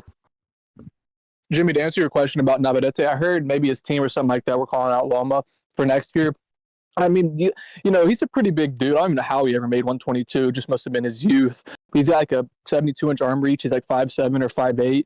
He's kind of like puffy a little bit in the mid. He's not a small guy. So, I mean, I don't know. I think even making 130 is probably not that easy for him. He's got an uncle bod. He's got one of those like uncle bods. You know what I mean? Yeah. He just, you know, some guys have a natural. But he's got that. He's got crazy hidden strength. That tendon shit. And he also he drives his punches up with his legs, so it doesn't look like there's much on him. And then you see the damage he's doing to people's faces. You know what I mean?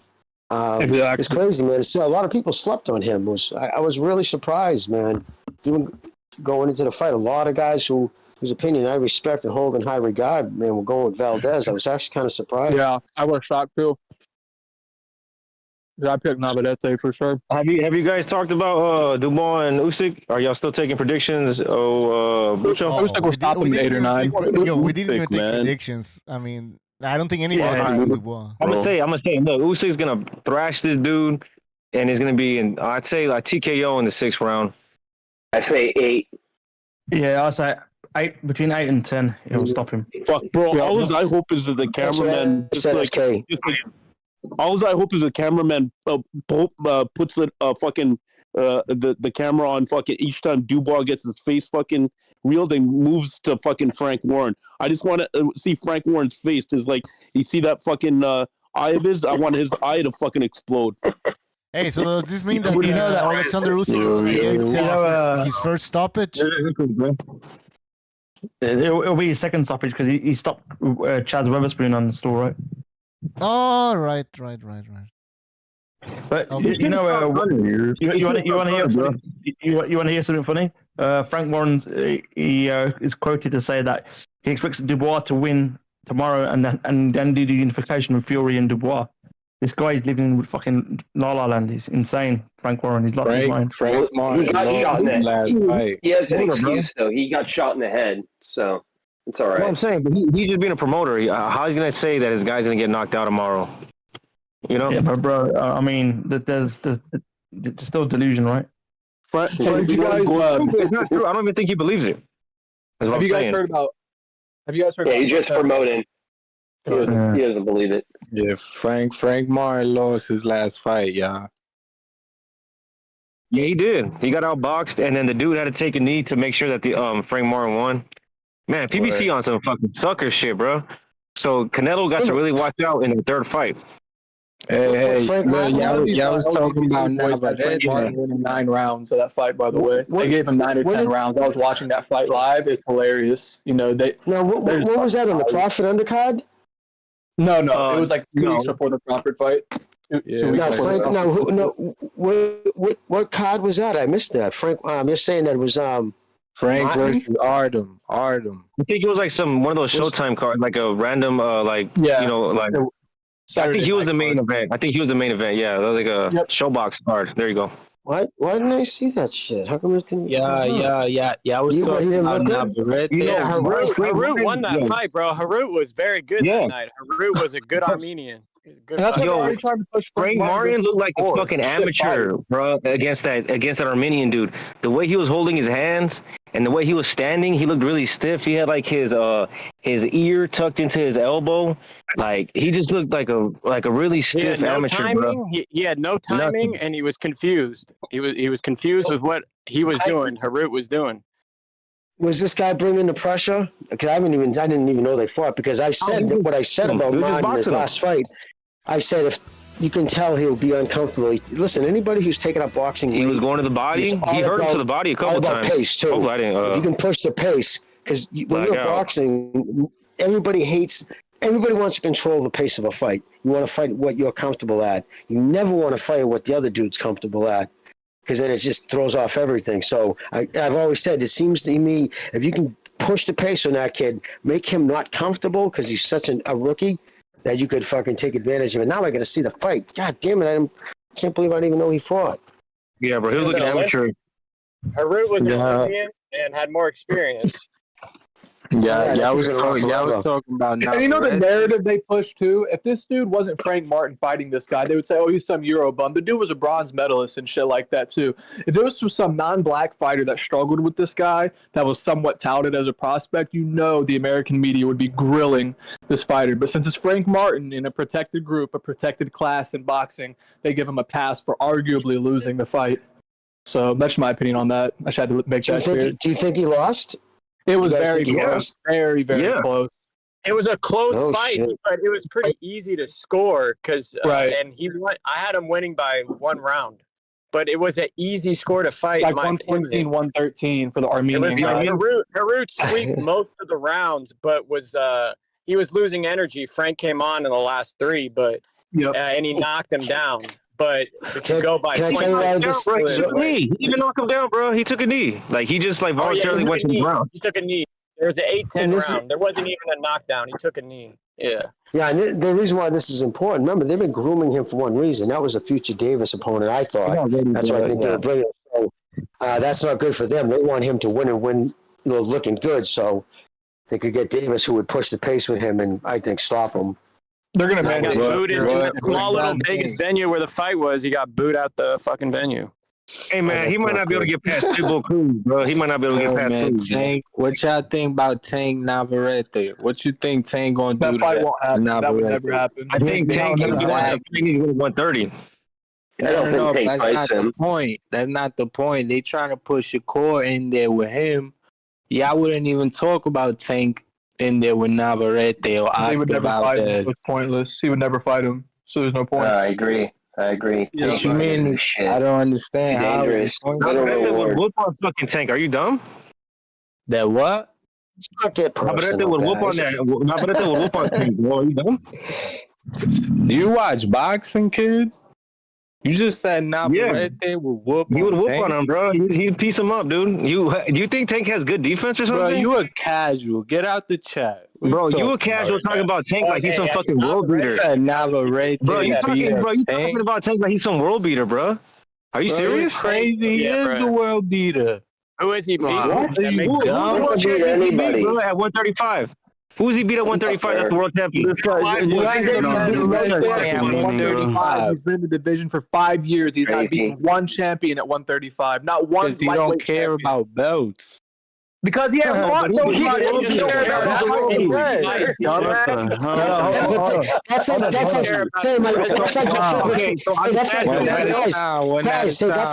That's like your favorite football fucking team saying, "Wow, man, what's going on?" Nah, man, we don't care about the Super Bowl.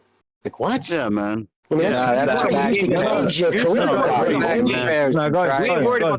We just want to win the home game. This guy's not even a real boxing fan. Can we stay on topic? No, guys, hold on. So you got to remember, he does care about belts. He only cares. One at a time. One at a time. He only cares about baby belts, not real championship belts, right? Belts come with sanctions. You know, belts come with sanctions. Is there such thing as the undisputed Burger King belt holder? Is there an undisputed Burger King belt at the PBC? There is. I just don't understand how you can rate his greatness. Y'all put in so. All right, so Devin Haney, right? Devin Haney outboxed Tank Davis. Devin Haney beats Tank Davis. All right. Listen. Devin Haney undisputed. Who he beat? Cambosos. Cambosos is a C-level fighter. Okay. He beat Tio. Logically, he beat Tio. Look at least these guys are fighting people. What is Tank done? So you giving out participation awards. That's how not he's what a unique boxing fighter, is, guys. brother. That nobody That's asked. not what boxing is. You say at least they fight You're each other. At least projecting. they fight each other. He was the linear guy. I'm projecting knowledge on you. Yo, he really one at a time. One at a time. Yeah, can we just projecting ignore the knowledge on casual? you. Can we ignore the casual and just move on? All right, guys, let me just let me interject here and let me read a super chat from Surser. He says, Bucho, please mute the Dora got deported guy for about an hour. Jimmy and Usuals are good, but he's pretty terrible. He's taking a lot and not very good. Gracias. All right. No, brutal. Damn, bro. I probably and then we have another comment, a super chat from the boxing prophet above all boxing prophets. He says, "Who did Dubois lose to and how? He lost to Joyce. Joyce. Yeah, battering. By quitting. He quit. No, he quit. That's what happened. Yeah, George Foreman. He just got hit with that stupid ass jab. He just clubbed him to death. No, but guys, when somebody like this gentleman who joined, who's like a fan of Davis, instead of everybody jumping on him, and I'm not going to say not, you guys all, thank you, this is your thing. Thank you. But let one at a time talk. So, let him say his piece. Why can't we have a discussion like normal people? No, everybody got to. And he didn't get to answer my question. Me and him were having a discussion. He didn't get to answer my question. Guys, we're gonna let Never Sober ask his question. Never Sober, ask a question. I asked you, bro. You were saying that Tank's a world beater. I said, who is he beat? That's world class at 135. All right, let me answer. Okay. Who at 135 has a better resume right now? No, you just answered the question. You just answered the question. Answered with a question. Yeah. Give us a name, bro. You said who can be at 135, right? Absolutely not. Yeah, can we just skip this? This guy doesn't know what he's talking about. Bro. It's pretty Brother, I know more boxing than my Let him talk, bro. Give this guy relevancy. Just kick him out. I want him to answer on to another subject. We just need a name. bro. Because he's not going to give you one. He can't. Let him answer. He's not going to give you the name because you don't know what the hell he's talking about. Exactly, bro. But yeah, all talking at once. Yeah, jumping me. Yeah. We just need a name, bro. Stupid shit, bro. Yeah, you make stupid statements that you can't back up. What did I say that was stupid? What did I say? He asked you. You didn't even answer the question. He asked you a question. You answered the question with the question. Because it makes perfect sense. Nobody at 135 has a better resume than Tank. Bro, he's trolling.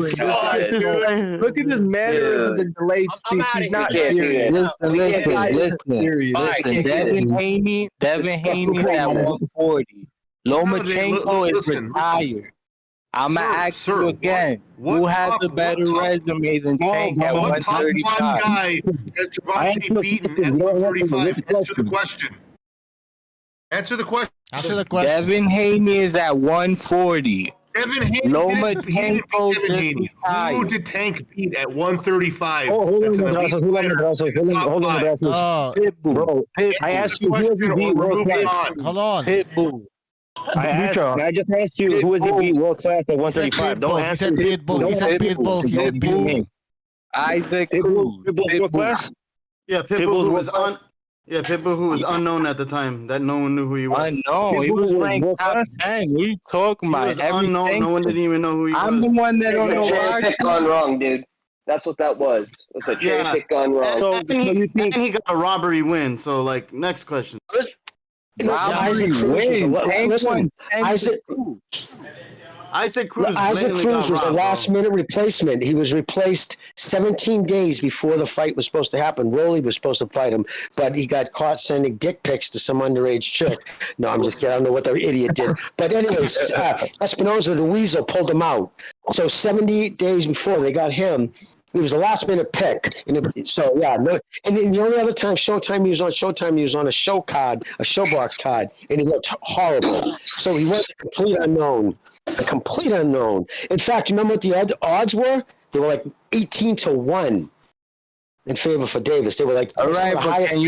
can you guys acknowledge what I just said? How Devin Haney is at 140. No, listen. And Listen, I gotta be honest. Everybody knows The thing is, bro, listen.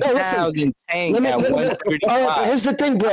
I said everybody let him talk, right? And I did say that, but listen, bro. When you come on, you call people casuals. Listen, I'm not blocking at you. I'm just telling you. Come on, call people casuals. You got to have some fucking shit. Like if you'd ask me who's so and so fight, boom, boom, boom. I'll tell you. You got to say like, listen. You know we fought. Say Isaac Cruz if you think that's what makes him have a good resume. But when you fucking bob and weave and you fucking come back with another question, that's what's gonna fire everybody up and they're gonna get angry with you, dude. Hold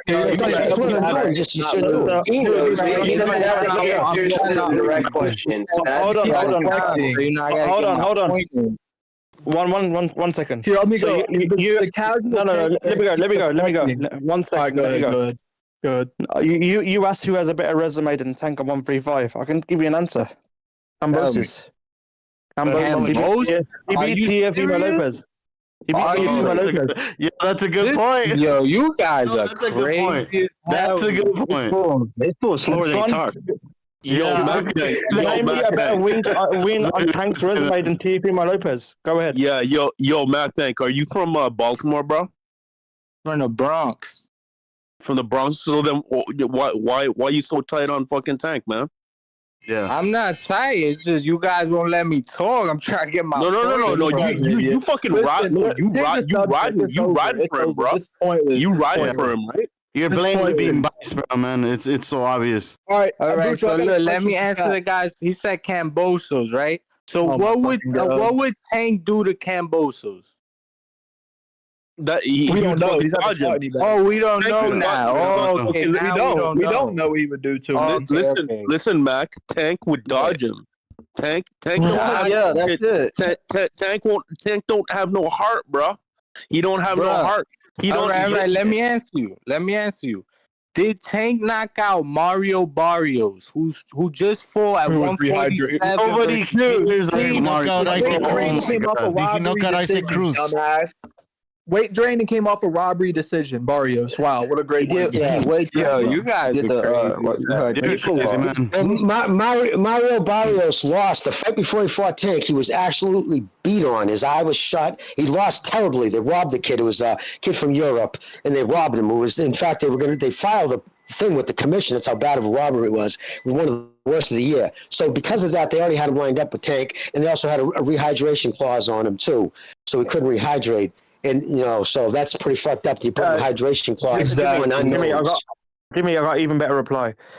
Cambosis beat the guy, Teo, who then beat the former undisputed champion at 140. Somebody who was a lot better than fucking Mario Barrios.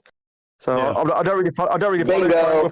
Wait, hold up. Who's way better than Mario Barrios? Josh Taylor. Are you fucking kidding me?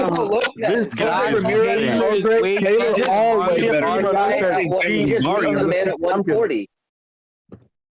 He just beat the man at 140. Y'all putting too much weight on these lineal belts. Y'all putting way too much weight on these lineal belts. Okay, Josh Taylor lost his last fight. He was undisputed. Tank got no belts. So what are you talking about? Tank don't care about belts. It's common sense. Hey, Bronx. Listen, straight up, Bronx, man. Let's be honest, man. Just be honest. You like because it's a fucking event. You go to one of his fights. Your people are there. You're bugging out. He knocks somebody out. You have a great time, and you enjoy the kid. Be honest, man. But yet the same token, be honest, this kid ain't fighting anybody. He's avoiding all the best fighters. And there's a reason. His lifestyle outside the fucking joint, he's a fucking mess. He drinks till he's fucking smashing into pregnant chicks and leaving them in the fucking road bleeding, begging for help. He's all right, but you guys are worried about what he do outside the ring. I'm not worried about that. I'm just talking about his Listen, what helped us outside the ring was because of how Errol Spence lives outside the ring that I said he's going to get washed. I said the fucking dude drinks too much. He has a temper. Watch. He got washed. I said he's going to get beat. Say, but I picked Crawford. But I said Crawford by decision for years ago, from day one, off the hook. Okay, so you know that. You know. I said, listen, yes, of course. But I said he's going to stop him now because the lifestyle. And there's even video of fucking. I think he kind of put it out maybe to make excuses, but he just put it out. Spence said, "Yeah, I was drinking way too hard. I was partying like a mental patient even after the accident." He just put it out in a podcast. So he's trying to fucking lay the ground like he was. Dude, he's on video with his wife. Can't even speak. He's so fucking blind. A professional athlete doesn't drink like that at all. Never mind every time he leaves the fucking house.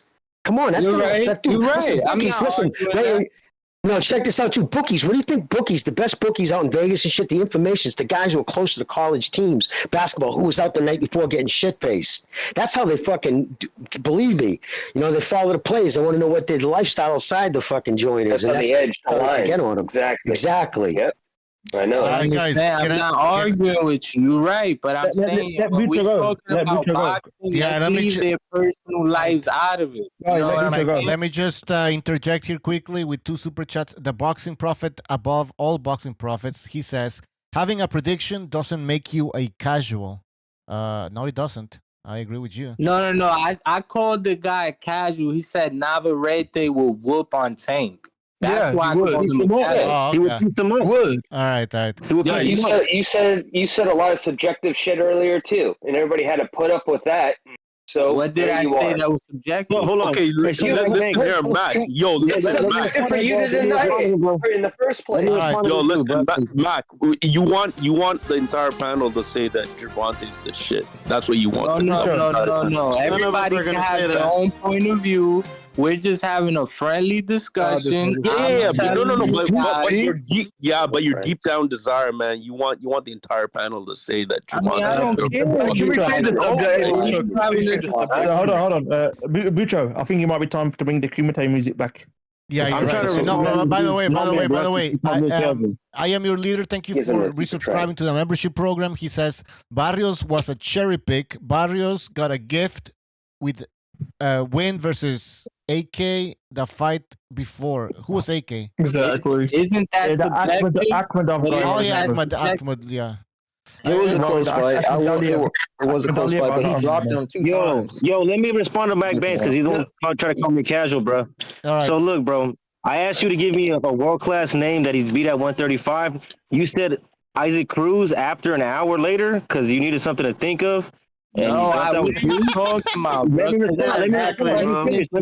finish. That's why. Hey, bro, let me finish. Bro. Isaac Cruz has not had any belts at 135. He's not been a world champion at 135. He's not world class at 135, bro. So that let's toss that comment out the way.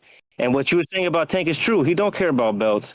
He do care about making a show. He do knock dudes out, but they're handcrafted opponents, bro. They make the situation.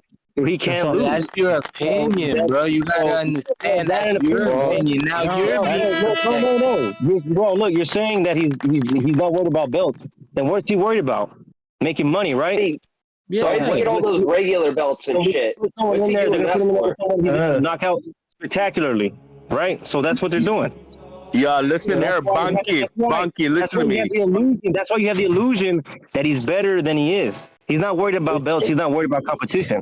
Listen, that dude's super chat too. Prophet, he explained, and you said, well, that's subjective. When he said that, the guy came in off a fucking robbery win and he was nobody. No, that's objective. That's a fact. He did come in off a robbery win, and he was no. That's a fact, dude. It was a robbery, dude. The announcers, Al Bernstein, was shocked. He lost. There was a fucking. Listen. He got fucking outpunched by like 72 punches. It was one of the worst decisions I've seen in a long time. It was horrible. Okay. I could use the same example and say Loma beat Haney. He did beat Haney, absolutely. Loma is an elite. That is the worst example. Yeah, bro. Literally. What do you mean? That was a perfect example. Loma won. This guy is the least knowledgeable person on this. All right, we got a super chat from Plutonium Loach. He says, "Dudes just loving on Tank's show like his cock." Hey, let me add something, Bucho. So is it smart? I just checked the live odds or the odds that just came out on FanDuel, and Canelo to go Crypt Destroyer mode and knock out Jermell Charlo is at plus 370. Is that good? Would you guys consider taking like a $100 or $200 bet on that? Yeah, I would. Yeah, I think I might have to.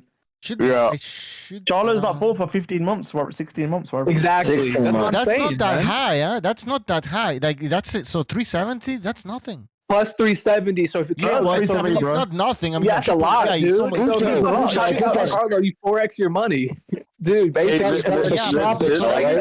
they expect this to happen in a way. Is that just a stoppage or is it 370 favorite to win? Okay. That's a stoppage. That's a stoppage. That's probably right, Bucho. Yeah. But dude, Charlo's been chin checked by Castano. He's been pushed back. Exactly. Bro, you don't think fucking Canelo couldn't stop him off a 16-month layoff? Listen to me, Dora. Listen to me, Dora. Listen to me. Yeah. It was beautiful when fucking Canelo said, "I'm a small guy. All the guys I fight are bigger than me." Yeah, it's free money, man. He's baiting this motherfucker. He'd be like, all those Charlo dick riders and whatever. He's saying like, I'm a small guy. This guy, he's gonna take care of me. You know when Canelo wears those short sleeve shirts in press conferences? That means knockout. It's like a fun fact. I don't know about that, PSK, but he fucking Canelo. No, I'm not joking. It's a funny fun fact that when he wears those, he always gets knockouts. Yo, you know what? If that happens, but I'm hoping for a fucking good fight. I don't want to see no fucking 3-round fucking wash. You know what I'm saying? I think it'll be late. I think it'll be late stoppage. It'll go like 7, 8 rounds. I'm predicting. I'll put a bet. I'll put it 9. I'll put Canelo 9-11. Is what I bet.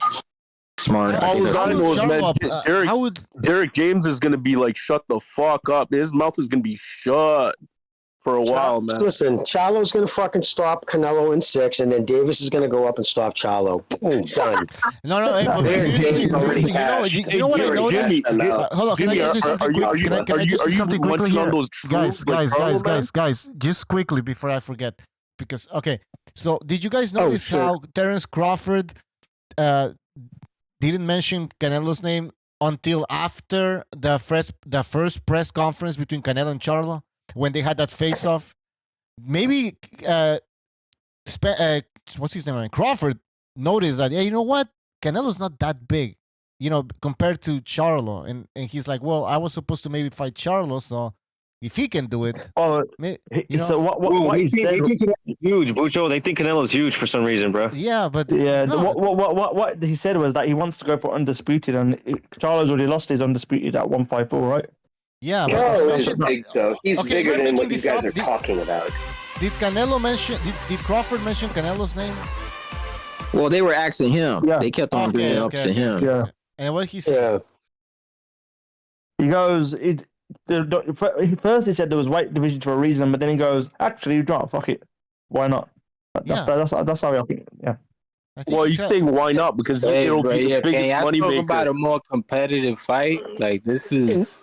So y'all guys really hyped to see Canelo knock out Charlo? Yes, my friend. Yeah, no, PSK fucking knock him out, bro. Crawford knows that's going to be the biggest fucking moneymaker. I agree. The last person Crawford talked about fighting was yesterday. He came out at Davis because he said, you want to check my chin? Come test it or come touch it. Yeah, come up to my body, touch it. I'll be so happy if Jimmy, that's because fucking Devontae doesn't shut up. That'd be amazing if Crawford gets that fight and completely washes him. That's what's going to happen. Of course, Davis kept saying Spence was going to stop him. You guys know styles make fights, right? 8 inches. There's 8 inches of reach. Better fighters make better fighters. 5 inches of height. Styles make fights, though. You guys know. Elite fighters take care of all styles. Inoue has seen every possible style. Remember, that's what everybody was saying. He's never seen anybody like Stephen Fulton. Yeah. How did that work out, man? Styles, you're right. Styles may fight to a certain extent, but when you're elite, you can take that off Styles. Though, like a lot of And just who the get hell it. You're a fanboy for Tank. Yeah, let's move on. Let's move. Tank. Who's saying this? That it's true. Let's move on. Sursayer says, "I'm sure this kid is a colored. Funny how they don't even care about all the chimping out their favorite boxers do outside the ring." I mean, I don't know, man. I don't know what you mean. I shouldn't care about what boxers do outside the ring. Yeah. Okay. All right. Yeah. Moving on. Somebody said move on. Let's move on. Another topic, please. Thank God. No, Right, Mac Banks. Who you got? Who you got this weekend on Dubois and Usyk? Usyk. How? Decision. What the hell? Are you serious? What do you mean? Are you serious? No, that's reasonable. I get it. When's the last time Usyk got a knockout? Kevin Lorena dropped Dubois like 3 times. Like, I think Usyk's gonna knock him off, but a lot of people are going with the decision. Exactly. I'm glad someone said it. I got Usyk 6-round TKO, but a lot of people are going with the decision. So I mean, I know boxing, man. I ain't going to see talking about Tank fan. You guys don't know what the hell you talking about. Usyk by decision. Kevin Lorena was at cruiserweight. Wait, last fight before. You don't know what you're talking about, bro. You really Bro, Kevin Lorena is a cruiserweight with no power. He dropped the ball like 3 times in 2 rounds. In the first triangle theory doesn't work in boxing. Back on Sunday, bro, after Usyk knocks him out. Triangle theory doesn't work in Lorena boxing. is a non-punching cruiserweight, and he dropped him 3 times. What are you talking about? The triangle theory doesn't work in boxing. Styles make fights. Okay, let's talk. Yeah, I mean, Lorena has no power. The triangle theory sometimes works in boxing. And they gave Dubois 27 seconds to recover, and then he knocks him out 2 rounds later. I mean, that he should have lost that fight, Dubois. When's the last time Usyk got a knockout? Let's see if anybody in the chat knows. Look who he's been fighting. Wasn't it? Is that fair? When was that? Chaz Witherspoon. Who that was? Yeah, cruiserweight, right? No. When was it though? You goofball. You don't know when he fought Chaz Witherspoon? 4 fights ago. Bro, I'm asking you a question. How you gonna ask me a question? We said the name, bro. You don't even know who it is. We gave you a name. You don't even know who that is. 4 fights ago. That's now. I didn't ask you who. I said when was the last time? 4 fights. Hang on. I'm answering the question 4 fights ago. There you go. All right. 4 fights ago. Okay. Then. Yeah. Okay. That's moving That's on. all I wanted to hear. Okay. Moving on. What do you boys feel about the fucking Joe Smith Jr. fucking Zurdo? I don't like that. That's like 190. Yeah, that's a decent fight. That's craziness. Zurdo. I got Zurdo. Zurdo's gonna fail weight. I bet he'll fail weight again. No, it's at cruiserweight. I can see that happening, man. I can see that happening because like Zurdo, he probably likes the lamb barbacoa, and he probably gets in there. Well, you guys, I just hope that Joe Smith punches the fruitiness back out of him. What Bivol punched into him. So we'll see. There's a possibility that I have fucking shockingly, I have Joe Smith with a lottery punch. I that's why you don't know too much. What's going on? Like, I hear a lot of people making comments about Zurdo's. That's why I called it a lottery lighting the loafers. Fuck up, bro. Jimmy, Bivol punched the fruitiness into Zurdo. Yeah, but I've heard people make reference to that. Is that a true thing, or is it just kind of a trope? Like, no, is he really fucking lighting the loafers? It's very accurate, let's just say. He likes boys. No shit, huh? I mean, do what you gotta do, man. Go suck a dick. I'm gonna go fucking watch a football game, Whoa. This is a family show. Oh, I'm sorry, family. It was. I ain't passing judgment. Do what you gotta do, man. Just and that's what I'm saying. I think Joe Smith will knock the fruitiness back out of him, hopefully. God damn, is that a true thing? Wow, man. Hey, back in the 80s, they used to have to fucking ask you because when they had AIDS, back when AIDS like blood would get in people's eyes and shit. That's why Morrison couldn't fight anymore after they got fucking found out with AIDS. Joe Smith is big for 175, but he's not going to be big for cruiserweight. And Zurdo has a much bigger frame to go up there. I don't like that fight for him. That's not going to work out well. I question Zoda's power though going up. Like 168, I'll get it, but since 175, I don't know. I just don't think he's got slower than what he was before. He doesn't look like he has more bite to his punches, and he's supposed to be there though. His dad was a heavyweight boxer. He's supposed to be there. I get it. The beauty about this fight is both of these guys are coming off of losses, and both of them have some fucking shit to prove. And I'm hoping that we'll get like fucking some serious entertainment, some like round. Yeah, but how long has Joe Smith been out for now? Like 2 years? When did he fight Beterbiev? Beterbiev. I don't know, but that wasn't good. June last year. But by the time he fights Zerdo, it'll be 2 years since Joe Smith fought last time. No, I think the Beterbiev fucking it was a year. It was 22. Yeah, June. Yeah, but when's the fight though? When is this fight? October. Bro. Oh, okay, so 18 months then, I'd say, yeah? That's about right. Joe Smith's been out for 18 months. Yeah, but he got his face re-ranked by Beterbiev, bro. Like, he can't bounce back from that in like... Actually, his brother... No, but what I'm saying, it's another hard fight for Joe Smith. That's what I'm saying. It's another hard fight. He should have had a tune-up first. And then... Yeah, his brother... You guys know that his brother was murdered, so he took some time away from boxing. Oh, Joe Smith's brother was murdered? Yes. Oh, shit, New York? Recently? Recently? Yeah, I think it was the last year, the end of last year. Okay, then that's not good. Then I don't fucking... Then I think the mental game with Joe Smith will be a little fucked up. Kim needs to fight often because of his style. The weight's the fucking problem. I don't know why you guys don't really see that. He can't make weight at 175. Really? That means they need to move him up. If they're going to have this at a catch weight, that means they're easing him up there. This is not good for Joe Smith. This is all tailored for Ramirez to hurt him. Yeah, isn't it at cruiserweight? I thought they said you did at cruiserweight. No, they have a... It's above... No, hold on. It's 190. It's 190. Yeah, 190. It's 190. Yeah, technically it is cruiser by classification, but it's a catch weight. Yeah. They're easing him into it. This is not going to be good for Joe Smith. This is terrible. Yeah.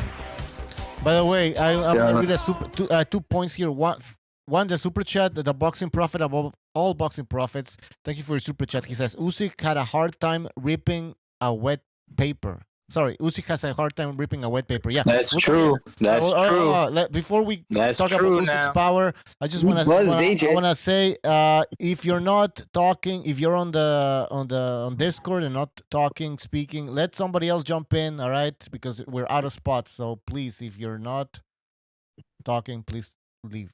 All right. Yeah, go ahead. Usyk's power, is it there? I think he has power. Yeah. I mean, I don't know what. Yeah, proves that. He's more of a death by 1,000 cuts kind of power. Exactly. Yeah. He has that was a great example. That's the difference. He moves a lot. People who move their feet, you can't sit down on power. He's more of a boxer. But when he sits down, he can crack you. He backed AJ off immediately in their first fight. And AJ's like, what the fuck was that? And the whole fight went sideways after the second round, I think it was.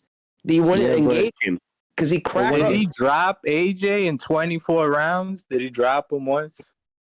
No, he didn't. That's not his style, though. But the AJ come after him? Well, think about that logically. No, I'm not saying Usyk you need to go after this guy? No, hold on. AJ's only ever been dropped by Vladimir Klitschko and Andy Ruiz. He acted like AJ gets dropped all the fucking time. Bro, he's got dropped by 2 guys in his whole career. Yeah. And those guys definitely have power. Though. That wasn't... You guys are saying Usyk has pop. He does. And I'm saying he doesn't, but that doesn't make him any less. What Frags is saying is that he's not sitting on his punches when he was fighting AJ. That's You're right, because he doesn't do that. He boxes.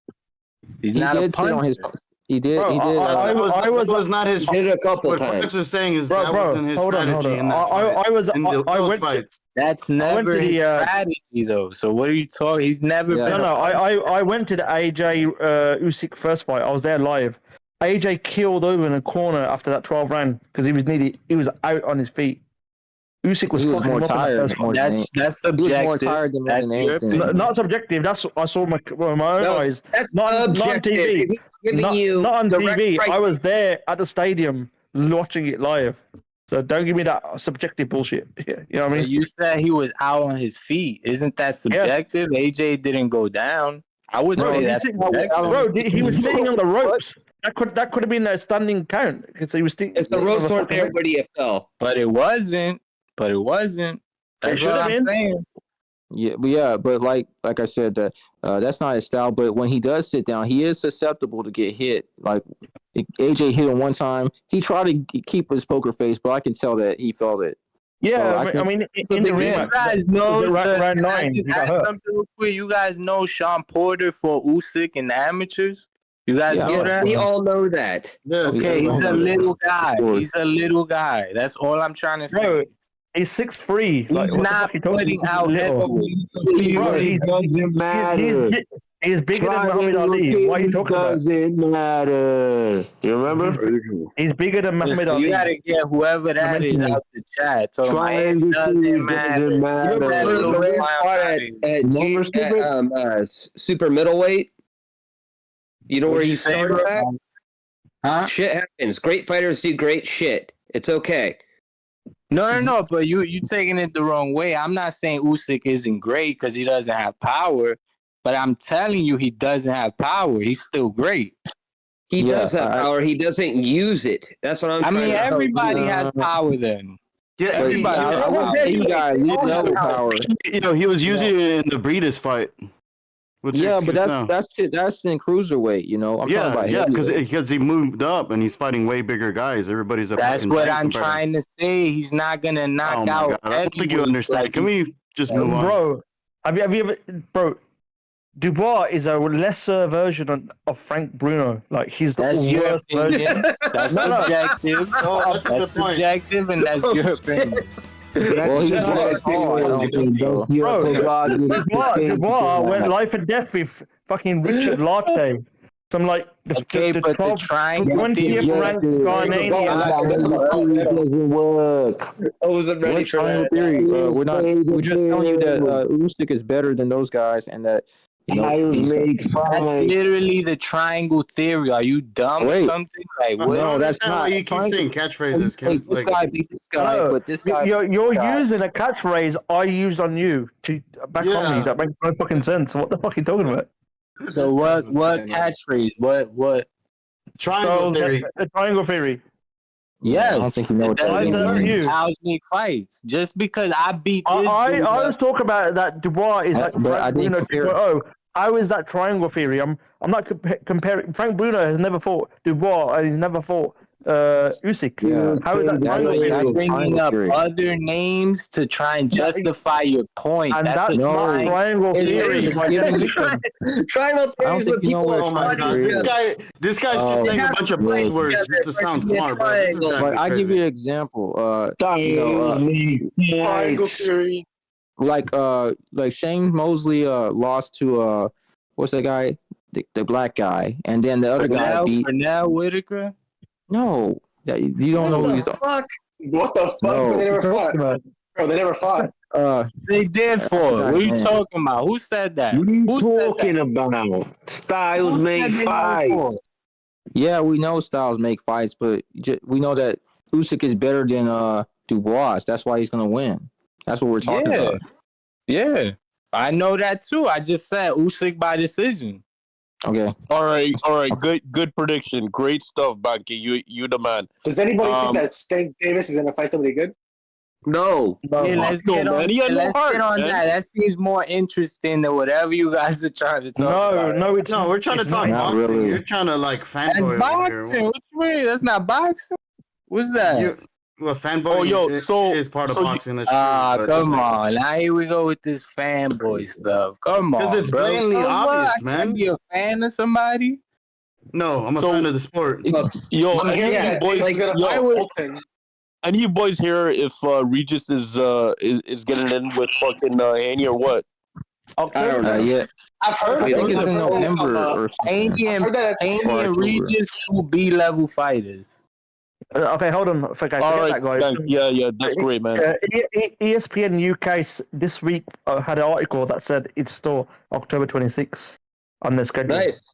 Nice. So, but we'll see. I don't know. I mean, I would have thought they would have probably some good info. Who do you guys have? No, I think Haney. Because if it goes any kind of distance, you know they can't give it to him. Yeah, I think Haney's younger. I mean, Hearn has a long-standing relationship with Haney. I think he, the long games with Haney compared to Regis. Regis already lost to Taylor. I mean, I just don't think they'll. So they're gonna give it. Haney by decision. Haney by decision. If Regis doesn't knock him out, he's losing the fight. Let's just exactly. So let's be honest, Haney automatically has 7 rounds already. Like just to begin with, we already know how he is with the scorecards. That's what I mean. I mean, even if Regis wins on points, he won't get the decision.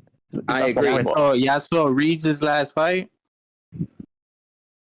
Triangle theory. How long he was out, bro. Triangle theory, bro. That's what happens when you let the PBC manage you. Oh my god! Confused. I just asked if y'all seen Regis' last fight. I don't. Yeah, we did. I'm just doing what you did. I'm just using buzzwords for no reason. No. That's complete. Everybody here watching. I'm using buzzwords for no reason, like you. Stupid. Bro, for real. We've seen his fights. Also, I've been told that if Haney lands one jab, the rest of us stop the fight. Styles make fights, bro. I'll make fights, bro. Triangle theory, bro. Triangle theory, bro. Facts. He's got that dog, bro. He's got that dog. Got that dog, bro. Crikey! I chips on a bobby. That's how the fuck y'all niggas sound like. That's Australian, bro. I'm British. What the fuck are you talking about? Fucking British. Come on, are you crazy? You guys all sound the same. A cup of tea. Would you like a cup of tea, mate? It's cup O-T, fucking bunky. Cup O-T. Shut up. Yeah, Shut get it up. right. Get back to box. Talk boxing. Nice try. Bro, that was really lame. It was a poor recovery. Bad form. Talk boxing. Talk boxing. Oh my god. Sorry, guys. You're right, Jimmy. Is Cambosos fucking Loma? Is that still pipe dream or what's going on? I don't think so. It's not. That's a bum fight. What do you mean? What? Loma's retired already. Loma just ducked Shakur, and Cambosos is. What title did he just win? That's not even a major Shakur title. has no real accolade. Wait, so you hype up Gervonta Davis fighting for ABC bouts, and you want to shit on bro? Yeah, so I think IBO is... Bro, you are so brainwashed. It's insane, man. You're not even listening. I just got notification right now. You guys are fucking talk now. Hold on. The IBO probably now is more higher rated than the WBA regular, which Gervonta's been defending for like 5 years. Are you crazy? WBA regular. IBO is not recognized by the. What are you? It's minor. It's considered a minor world title. Exactly. Tell this guy, like, what are you even talking about? So what's the difference? What do you mean, between IBO and WBA regular? Oh. Did you guys see that Davis is going to fight Fulton? What? I bet Davis is going to fight Fulton. I guarantee. No, he's gonna fight. He's gonna fight someone else. Davis is gonna fight. It's probably gonna be Chris Colbert. Who just said that? Yeah, that sounds more like it. No, he's gonna fight Isaac. I told you earlier. He's gonna fight Isaac, and then he's gonna fight the WBA 140 champion, whoever it's gonna be between Ryan, O'Hara, and fucking Rolly retard. Oh, so belts matter, right? So Rolly's belt. Well, yeah. Well, at least that's a no. Well, Ishmael Barroso should be the real champion, right? Yeah, right. I agree. They're I fighting for a belt. I agree. They're fighting for a belt that you can actually unify. Nobody cares about you. Tank doesn't care about that, bro. Like, stop bringing that up. Real fans don't care about Tank. What's your point? That what? Say it again. I said real boxing fans really don't care about Tank. What's your point? Well, yeah, exactly. What the boxing public does care. He's the face of boxing. He's not the face of boxing. But he's the face of Burger King. Yo, listen. Guys, let Bucha go. Bucha. Yeah, just quickly before I forget, Super Chat, the boxing prophet, above all boxing prophets, he says Dubois wins by knockout. All right, he's joking. He's not much of a prophet, right? He's not much of a prophet in that case. Listen here, fucking listen, Bunky, were you sharing a cell with fucking Tank? Is that the deal? Come on, bro. Stick to boxing. Why you want to be a funny guy? Why you want to be a funny guy so bad? Was Calvin Ford paying your commissary, bro? Bro, stick to boxing. We having a nice discussion. You over here talking about jail and Calvin. Like, bro, stick to boxing. Guys, did you hear that? You just going on about the fucking triangle theories, my guy.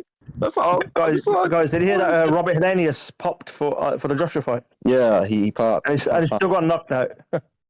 Adverse findings. What round was Andre's going to get knocked up if it is? Because did somebody just say Davis is the face of boxing? Yeah. No, I said I was joking. Okay, sorry. I said what round is Andre going to get knocked out by Benavidez? Who? I said what round do you think Andre's going to get knocked out by Benavidez? Oh yeah, David Benavidez taking over boxing. He gonna beat. He gonna beat Canelo, and then he gonna go up beat Bivol. Yeah, I heard it here first. Bro, you're insane. Man. You're crazy. What's so insane about it? I don't. What's insane about it? Hey, did check when he's fucking around, he's not serious. I'm dead serious, bro. What do you mean? I told you, he's serious. I'm dead serious. David Benavidez is gonna knock Boo Boo out. He's gonna beat Canelo. Then he's gonna go up and beat Bivol and be the number one. What excuses do you think Andre's gonna make? This guy really believes in these Crip and blood narratives. Nah, he's fucking around. What the hell? Crip and blood? Do you guys think Andre's gonna make excuses? Well, he's been at 168 for 5 years. How come he never went up and fought him prior when he was? He's a pussy, Jimmy. I know he's waiting for Canelo. Come on, don't do it. I don't want to say Canelo's ducking. 5 years ago, Canelo wasn't. Let me talk real quick. I don't want ago. to put that out that Canelo's ducking. Canelo isn't ducking. He's doing what he wants to do. He earned it. But just know the monster. You're using a Floyd narrative. Okay. Now Canelo's getting that protection now from the PBC boys, right? I'm still waiting for a new catchphrase that he's going to use. And he can't even knock out Plant. He's a hell of a fighter. Get the fuck out of here. Triangle theory, little bro. Oh my god. Triangle theory. Yeah. Yeah. My guy. Geometry. Mac, has Canelo got the complexion for the protection now? Is that what you're saying? I think it'll be a good fight. I got Benavidez on top. Okay. Beating. So when Benavidez gets knocked out, we don't want to hear those loaded glove excuses. That what? Say it again. When Benavidez gets knocked out, we don't want to hear about that loaded glove stuff. Yeah, listen, you entitled to your own opinion. If you think Canelo do that, hey, they'll bring the Mexican beef back. They'll be he's back on that beef. That's what they'll say. I know. And then if by some miracle he beats Canelo and then Bivol beats him, it'll be like, they don't do testing in fucking Russia. That will be the same shit. But they won't bring up the fact that Jermell is a fucking weight bully, a blatantly obvious weight bully at that. Here's a hot take. Jermall Charlo is better than Jermell Charlo. It started off that way. Anybody disagree? It didn't start off that way. That's true. Whoever said that, I totally agree with that. That was now he's a drink. He's a drunkard. In the party. I don't know. Hang on. Are you saying Big Charlo is better than Little Charlo? Is that what you're saying, or Little Charlo is better than Big Charlo? Well, I mean, Big Charlo is better than Little Charlo. He showed when they were coming up, yeah, but not now. No way. Yeah, I can see that argument. I mean, Charlo, Jermell lost to Tony Harrison and got touched up and lost back to Castaño. Okay, well, Jermell lost to Matt Korobov and he ducked the rematch. Yeah, Korobov got iced by Andy Lee. That's how bad Korobov is. Andy Lee iced Korobov. And Jamal lost to him. Jamal, sorry. Jamal lost to him. Andy Lee iced Korobov. Let me repeat that. He's Andy Lee. On paper. On paper, he's undefeated against Aladeros. Yeah. But he didn't. He truly didn't win that fight though when he fought Matt Karabov and he ducked the rematch. I'm not going to argue that. I'm not going to argue that. Hold on. We're just talking about who got knocked out by Munguia. Montiel got knocked out by Munguia. Also gave Charlo a tough fight. Let's just say that. Right? Anybody disagree with that? Well, it was different. They fought at 154, and he was weight trained back then. So when he got knocked out by Munguia, thank you. Whoever said that. Thank you. Whoever said that. He was a lot bigger now. Trust me, he ain't the same guy that fought Haney. Wait, did Big Charlo fight Vanes, or was that Andre? Who? No, that's Jamel and Demetrius fought Vanes. Andre's the one that got dropped. And they both went to points against Vanes. Did they both go to points with Vanes? Yeah, they both did. But and Demetrius Golovkin destroyed him like what 1-2 rounds, right? Vanes. But they fought him. They fought him in his prime. That's the difference. Vanes was at the end of his career when Triple G fought him. That's just the truth. I mean, everybody Canelo fights is 34. Vanes is younger than Golovkin. Yeah, but he fought all these. He fought Jamel, all these guys. They pretty much put him against all the tougher guys of his generation. Wow. Then he was done. Not everybody has the same amount of fights in him. Triple G, he's fortunate. He has a lot more fights than even some of these guys. But hey, Vanes. But Vanes wasn't the same Vanes that fought Jamel or even fucking Demetrius. Hey man, y'all don't want to talk about 135.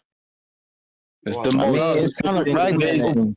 We don't care. Fragmented now. It's not really. There's one undisputed champion, and that's it. But he's leaving the division. He's at 140. Well, no, he's not. He's not. He's trying to keep his belts, so he's not leaving the division, right? He's in recess, right? You know what that means, champion in recess?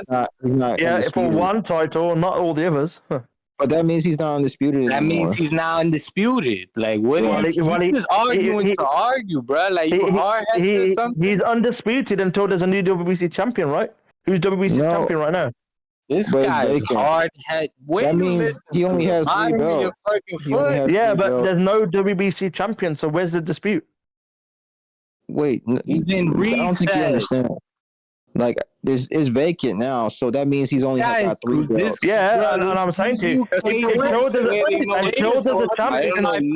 there's a champion, there's no dispute. That's my point. When is Davis a 135-pound fighter, bro? He fights catchweights and Mario Barrios. Wasn't he? Why is he a 135-pound fighter? He fights all over the place, bro. Yeah, hang on. Was it his last fight at 140? 137? What's wrong with that? That's way more impressive. He fought Gamboa at 130. Like, come on, bro. Way more impressive. He's not a 135-pound fighter. No. You can't group him into. He fights whoever he wants at whatever weight he wants. Javonta's last fight was the A side. He's the A side. He could do what he wants. You're saying he's a 135-pound fighter. He's not a 135-pound Is he ranked or is he WBA regular champion or no? He's at 135. What was his last fight? What weight was it at? Can you answer my question? What was his last fight? I'm doing the same thing you do. No, I'm doing the same thing you do. I'm answering a question with a question. Was his last fight not a catchweight? Is he WBA his last fight not a catchweight? His last fight was at super lightweight. No, he's not. Super lightweight. He fought above 140. He's got the WBA like regular title. It's not even the real title. That's not the point. He's at 135. Yo, these guys are crazy. Nah, he just fought a catchweight. No, he's not. He just fought. No, he's at 140. He has a belt, a regular belt at 135. What are you arguing? He's gonna come back to 135. He fights wherever. Guys, hold on. Guys, I'll make this really easy. Did Gervonta Davis defend that title in his last fight? Yes or no? No. Against the Palatero. There you go. I'm fucking dead, bro. Okay. There you go. But that's not what we're talking about, though. He's a triangle theory. It's triangle theory. So why does he have a regular belt at 135? Because he fights regular fighters. Okay, so he's at 135 though, right? We all agreeing? Yes, but listen, he holds on to that fucking baby belt because he wants to backdoor his way into a fucking title. No. Instead of fighting somebody good. Jimmy, let me go. So in that case, Devin Haney is still a 135 fighter, right? Because he holds belts at 135. He is. I didn't say he isn't. He's the undisputed. You said Gervonta Davis had the best record at 135, and you dismissed Haney because you said he moved up to 140. So what now? He did. Now Did he's a he not move to 140 though? But did he not move to contradicting yourself? You are contradicting yourself. You didn't count Haney as a 135-pound fighter about 30 minutes ago. Listen, just because you screaming don't mean you right, all right? Just because you screaming don't mean you right. You're gonna pop a blood cell. You didn't count Haney as a 135-pound fighter 30 minutes ago. Now he does count. What's going on? You said he was Haney fighting the same thing. You just asked me you contradicted yourself, bro. No, Mac. You know what it is, Mac? You're not ready for the shrimp on the Barbie smoke. You're not ready for the shrimp on the Barbie smoke, mate. Yeah, man. You over here complaining about everyone yelling at you. You say ridiculous shit. Expect that shit, bro. Don't cry about it. Don't fucking cry about it, guy. You crying the last hour, dude. Stop. You just said that Tank Davis is a 135 baby champion. What I'm saying to you, Devin Haney is 135 champion. His last fight was at 135. So therefore, when you said who has a better resume at 135 than Tank, Devin Haney. There you go. Okay.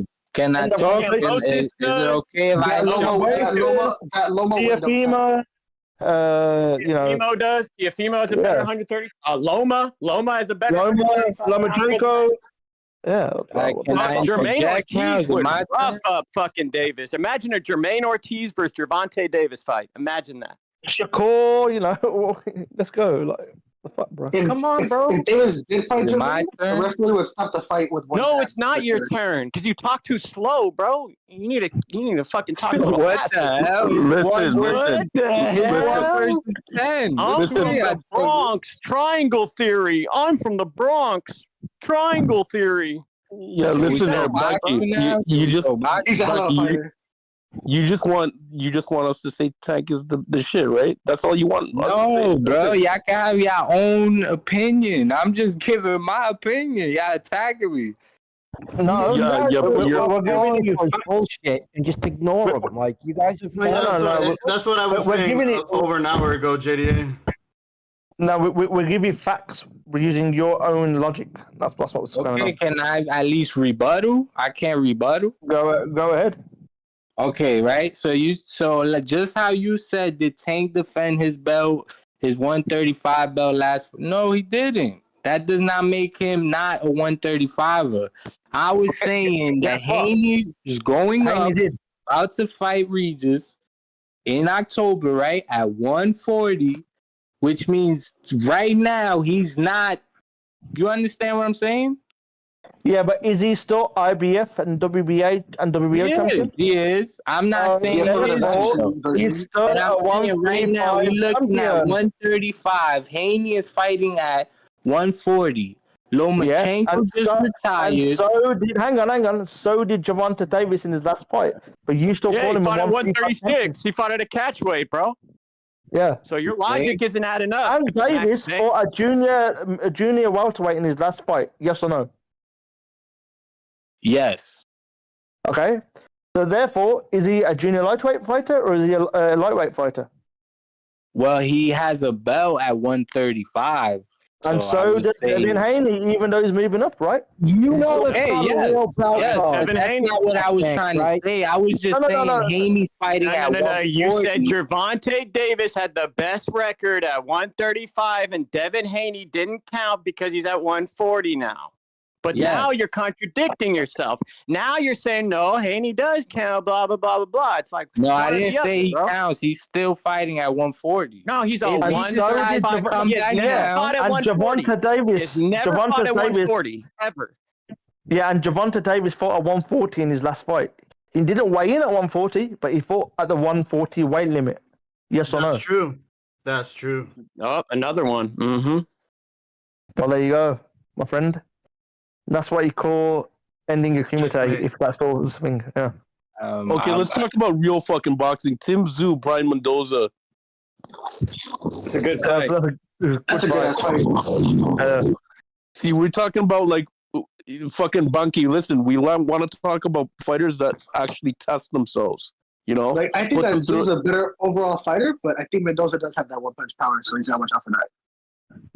Yeah, it could be a banana skin for Tszyu actually. I actually think, but I think Tszyu's the favorite. Don't get me wrong, but it could be an upset.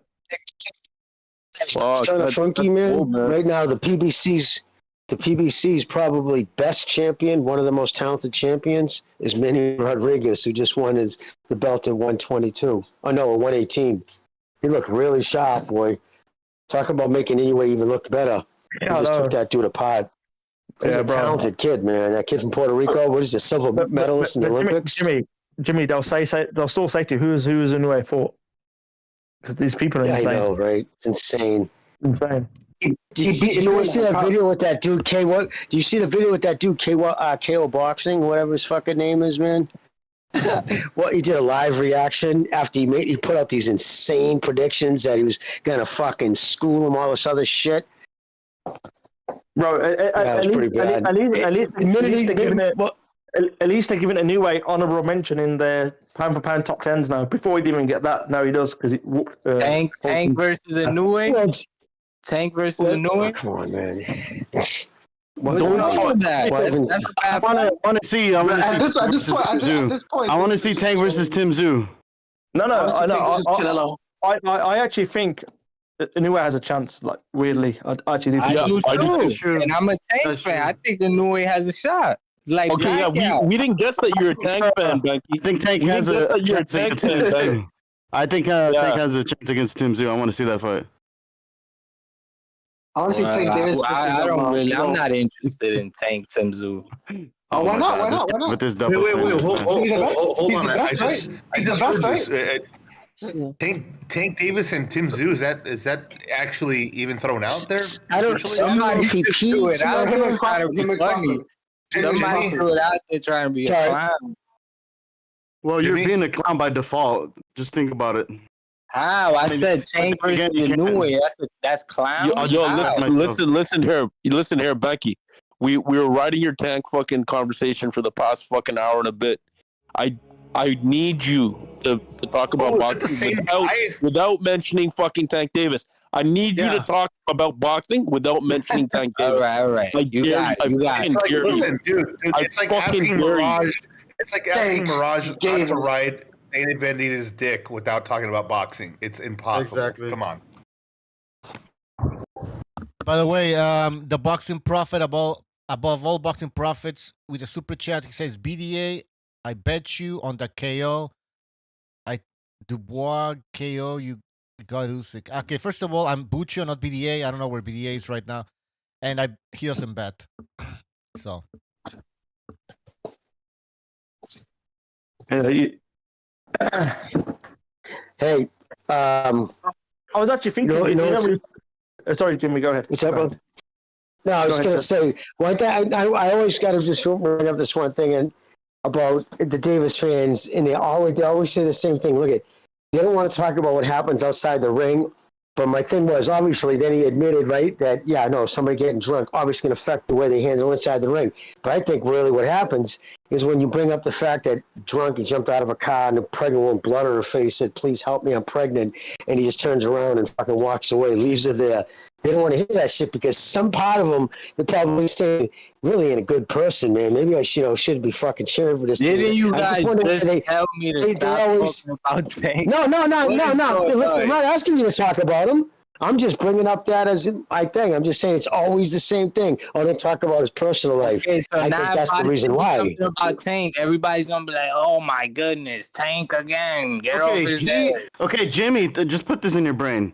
Jimmy just talked about him for a moment. You've been wanting to talk about him for 3 fucking hours, bro. Like, shut up already. Holy shit. Okay, yeah. So bro, I just got on here like 30 minutes ago. What the hell? Okay, yeah, Bunky, listen. Bring up a topic without mentioning fucking Tank right now. Bring up a topic. Thank you. So bring up a topic. I'm asking you. me? How about Tio? No, hold on. Boxing is blaming me. Bro, you know what it is? These some of these fans they used to watch The Wire when little kids and they used to love Avon Moxlow, and they think fucking Gervonta Davis is some like real life character from The Wire. I can't understand what you're saying, bro. Can you speak English? Can you speak English? I speak the Queen's English. He's what a the fuck fucking you talking English about? man. Are you retarded? Holy shit, his English is a hell of a lot better than yours, bro. Bro, he's an Englishman. Are you? Oh my god, this guy, man. You're asking somebody from England whether they can speak English. Are you on Percocet or something? Like, He sounds slow as fuck, bro. Come on, yeah, that fentanyl problem is real in America. It's just stick the box. That's supposed to. Hey, listen, Bunky. You know what? You should not mix drinking fucking alcohol with your prescriptive medication. I'll remember. Yeah. I'll remember it on the bottle. It says it on the bottle. I'll try for hours. And then putting your mouth around the exhaust pipe at the back of the car while it's running, it's not good. That wasn't funny. But anyway, Tio, how about Tio and Rolly? I mean, Tio and Rolly next. How about that fight? Bro, what Rolly would these end up guys with fantasize about? He fantasized about Tio and Rolly, bro. Rolly's about to get stripped because he can't provide a medical report for his injury, fake injury. Yeah, bro. Oh, I didn't know that. That's why That's why Ryan's going to fight O'Hara Davis for the vacant WBA title. That's the second time in a row that title's been vacated. Well, sorry, third time after. Wait, why is that already? Then Pio vacated it, and now because there's like they want Roddy to provide a medical report, and he can't provide it. That's in the UK. That's what O'Hara Davis's team is saying, that he can't provide it. So O'Hara's team are saying how long does he have before they strip him? Well, Tuesday, I believe it is. O'Hara signed with Golden Boy. Yeah, Golden Boy was smart. They wanted to get put Ryan into the position for that belt, and obviously Rolly wants to fight fucking Ryan because he knows that's where the money is. And O'Hara, there's no money with that fight, but he can lose his belts. Jimmy, so O'Hara's our friend Mr. Kinahan as well. Yeah. Oh, yeah. Right. Yeah. But it's funny how, like, all of a sudden, like, they're forcing him to show. Yeah, because he said I can't fight him. Yeah, backed out because of a hand injury. And they're like, okay, where's the medical records? Yeah, and he hasn't produced them yet, so they're going to strip his ass. Yeah, so he's going to get stripped, and Ryan and O'Hara are going to fight for a vacant title, is what I've heard next. From the UK side. Oh, jeez. It was all stolen from that poor fucking dude. His wife was murdered. That's unbelievable. Guys, we have a super chat from Vadiv. He says, "Who's more annoying, Mirage, Rare Breed, or Mac from the Bronx?" Mirage. Yeah, it's Mirage because he's consistent. Yeah, Mac's fresh. He's fresh to the scenario, so we'll give him the benefit for one time of madness. Mirage has been going for over a year. Mac was pretty terrible, dude. No, but we could see that there might be a substance issue here as well. So yeah, that's true. Let's go. We'll give him a little high. He might be recovering. He might be recovering. Yeah, bro. You sound on something a little deeper than that, bro. I do hear the Fento problems, quite bad in America as well. So Hey, Bobo, they are pretty bad. Stop picking on the kid. Thank you. Whoever said that, you a real man. Whoever said that. Don't worry, Mike. I got you, bro. Let's talk boxing. Boxing. There we go. Boxing. All right. So, what cards on? Is there any American cards on the next couple of weeks? I don't even. I mean, there's some William Zepeda. Like, aside from Canelo, that's it. William Zepeda. When's Jose Zepeda? He's fighting somebody next, right? William, the lightweight. No, I know that, but I'm saying Jose's fighting in a big fight next as well. Who's he fighting? Oh shit! I think I heard something about that, but I think I forgot too. Right. Yo, listen, PSK. Oh, is it Catterall? Is he fighting Catterall? Is it Jose Zepeda? No, that's Linares. Linares is gonna get smashed by Catterall. Yeah, that. Yo, I think Subriel Matiz, he's gonna stop everybody at 140. Richardson Hitchens is who Jose Zepeda is right next on the zone. I think that might be a good fight, actually, to be fair. Hitchens against Jose Zepeda. I hope so. By the way, the boxing prophet above all boxing prophets, we have another super chat. He says, yo, ask Banks how much Tank made against Ryan Garcia. How much did Tank make? I don't know. I think like 35 probably.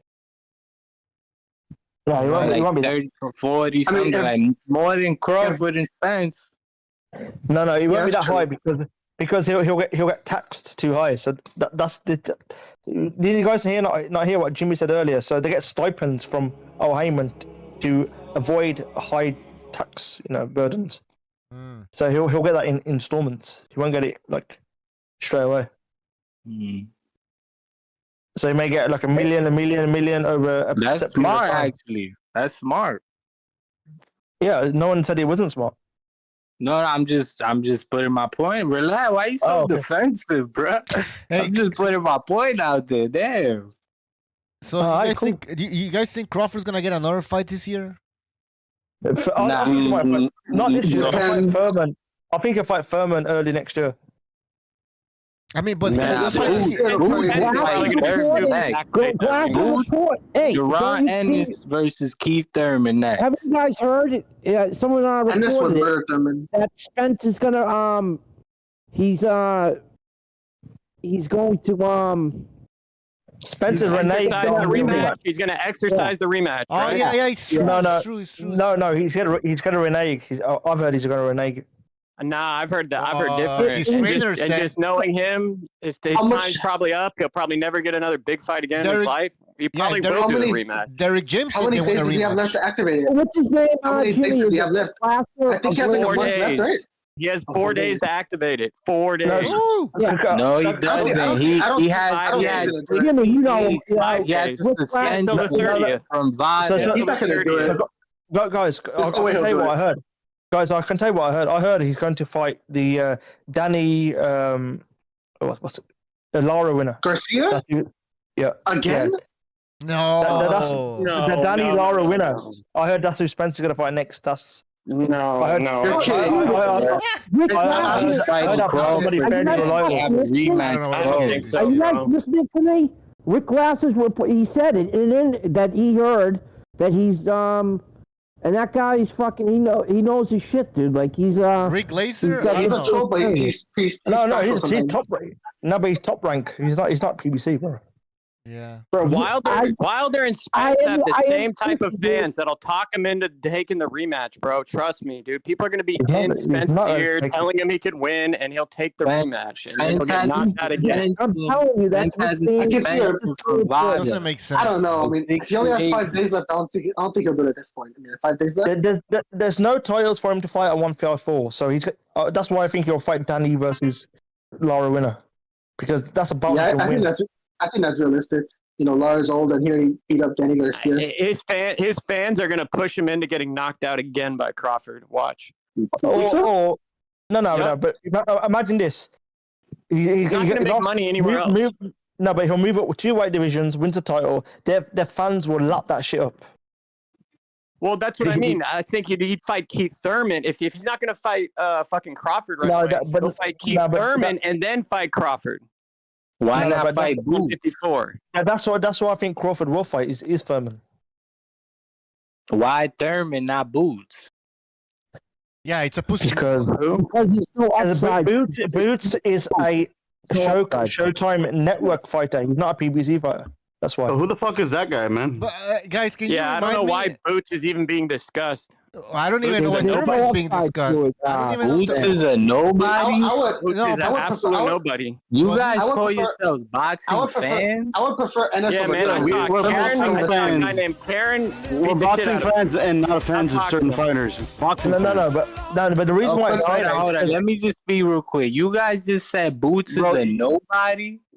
He's a Who just nobody said that? compared to Oh, Crawford and God. Spence and Canelo. He's a nobody. Yeah, compared to those Why resumes, you yeah, he's definitely He's a nobody. nobody. He's fought no one. He has fought absolutely. He fought 140. He's fought a bunch of 140 Yeah, I am your leader. He fought nobody. Karen and he looked bad against him. He got outboxed by Karen, bro. He got Outboxed. straight All outboxed. right, hey, Mac, But he did look Hold good. on, Mac, why are you jealous? Let me talk. Guys, let Bucha go. Yeah, Guys, let Bucha go. No, I just curious.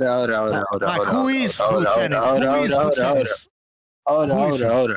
Let Bucha go, guys. Bro, let him talk. It's his show, man. Hold on. Let Can him we go, stop the let him go. Crip and blood narrative already?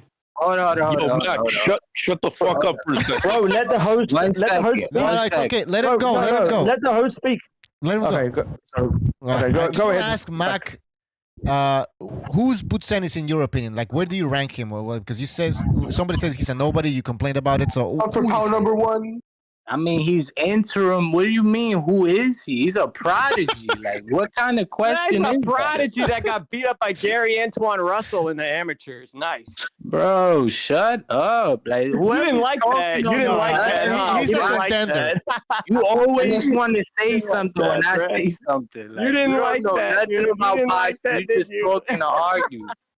You didn't like that. They released that tape recently, bro. Gary Antoine Russell. Bro, locked from him when? down, Like dude, 10 bro. years ago? You talking about 4 years 10 ago, no ago? headgear. 4 years ago, no headgear, guys. Shut not that long ago. up, bro. Hey guys, I have a super chat. I got a super chat. Hold on. Just quickly, super chat. Rider of the Storm. He says, I hope the hype job Isaac Cruz defeats the other hype job in Tank Davis. Oh, battle of the hype jobs. The war of the hype jobs, bruh. For that WBA baby bout as well. If that fight happens, you already know that ref is going to stop the fight as soon as he can in favor of Davis. Let's be honest. Yep. Yeah, bro. You can all go on YouTube and watch Gary Antoine Russell and fucking Boots fight. Bro, with no nobody headgear. wants to see No that. headgear. Shut up. This was when the amateurs Nobody wants switched to to no see that. headgear, and Boots got walked down by a smaller guy. Oh, man. shit. Shut up. It's just, I mean, I know it hurts you. You don't have How to. you No, hating but- on the top Bro, fighter? That they- shit don't make no sense. How is he a nobody? Bro, you can't like, what? You can't besmirch. No, Who hold has on. he You can't fought? besmirch. Who he you fought? can't- Romain Villa? Who's Romain Villa? He was Who's Romain supposed Villa? to fight Rashidi No, but Ellis, guys, but Romain Villa beat him, Yeah, right? Who the fuck is Rashidi Speedy Ellis? Oh, Who you the see, fuck you is don't know Rashidi nothing about Speedy boxing. Ellis? That's it. I'm done Who the fuck talking is to that guy? whoever That that guy is. Golden Boy I'm Rock? done talking to you. Hey guys, I'm Golden done Boy I talking do want Rock, to see. Speedy I Ellis do want to. I guy. do want to see. I'm Boots done Ennis talking to against, you. guys, I do want to see Boots Ennis Done against getting Crawford. cooked.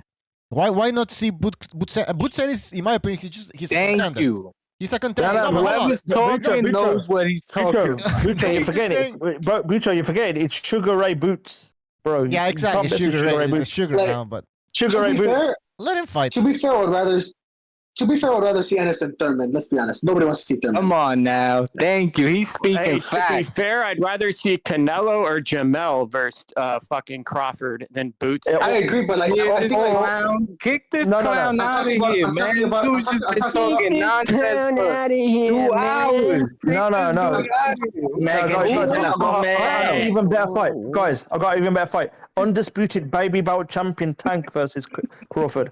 Undisputed baby bout champion. Let's go. Fuck it, let's do it. Yeah, that's what I said. Undisputed baby bout champ. I said that I before. really It's a wouldn't great mind fight. seeing Crawford versus Thurman, though.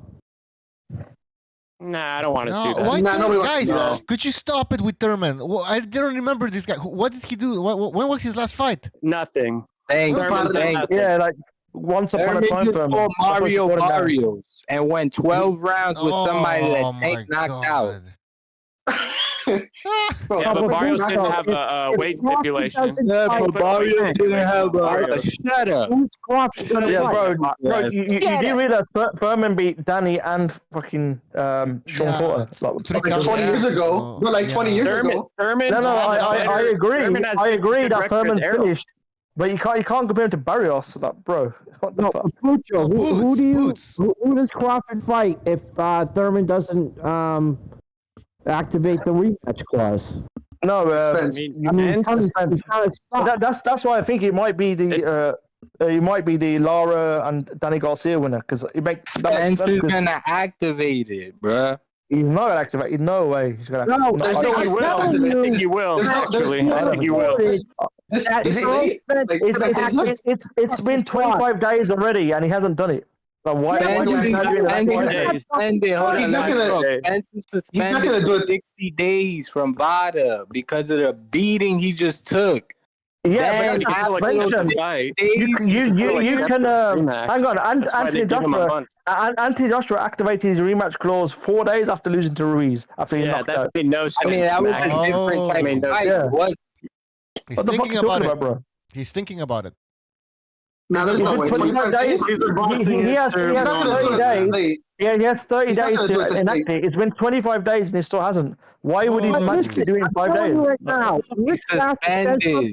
Spence is suspended. He's always been suspended for fighting in 30, 60, 90 days, but he can still activate rules. No, he can't. No, he can't. Yes, he can. Suspended, he can't. Yes, he can. Joshua no, he can't, knocked out by It's public knowledge. New York. In America, Joshua got knocked out by Andy Ruiz. He activated rematch clause 4 days after the knockout, and the fight happened like 6 months later. So what the fuck are you talking about? Yeah, just because the commission suspended from fighting doesn't mean you can't suspending accept for fighting doesn't mean you can't call the rematch. What are you talking about? I don't know. Hey guys, you make no fucking hey sense. guys, you see my avatar? It's a picture with Tank with his belt. Oh, I Jesus. can't see it. Hey, I see it. listen, does he have the WBA regular belt, the Burger King belt? No. No, it's the Pocahontas baby belt by the looks of it. Jimmy, is that the affirmative action belt? Oof! Oh shit! Oh my gosh! Oh no! You're taking shots. You just deplatformed fucking BDA, man. What the fuck, bro? With those that terminology. Yo, PSK and panel, what do you guys think of the fucking Wood Warrington shit? I think it's complete bullshit, and it's Wood, belt. Yeah, Wood's gonna Lara's fucking belt. So further to that, okay, listen, I always had this guess that like fucking there was a manila envelope, if not like a really thick one in the UK filled with fucking pounds that was passed to Mauricio Lara to go overweight. They stripped him on a weight check, bro. I've never heard like anyone stripping on a weight check. It wasn't even. I've never heard of anyone stripping on a weight check. A weight check. No. Weight check 4 days before the weigh-in. They said he had to cut too much weight, so they took the belt away. Shut up. That's actually a regular thing in the UK. It's not just for Lara. That's happened multiple times. When's the last time they did that? When's the last time they took away the belts because they thought the guy couldn't cut weight in time? No. So they're the champion, but it doesn't make any sense, man. When's the last time they done that? Hold on.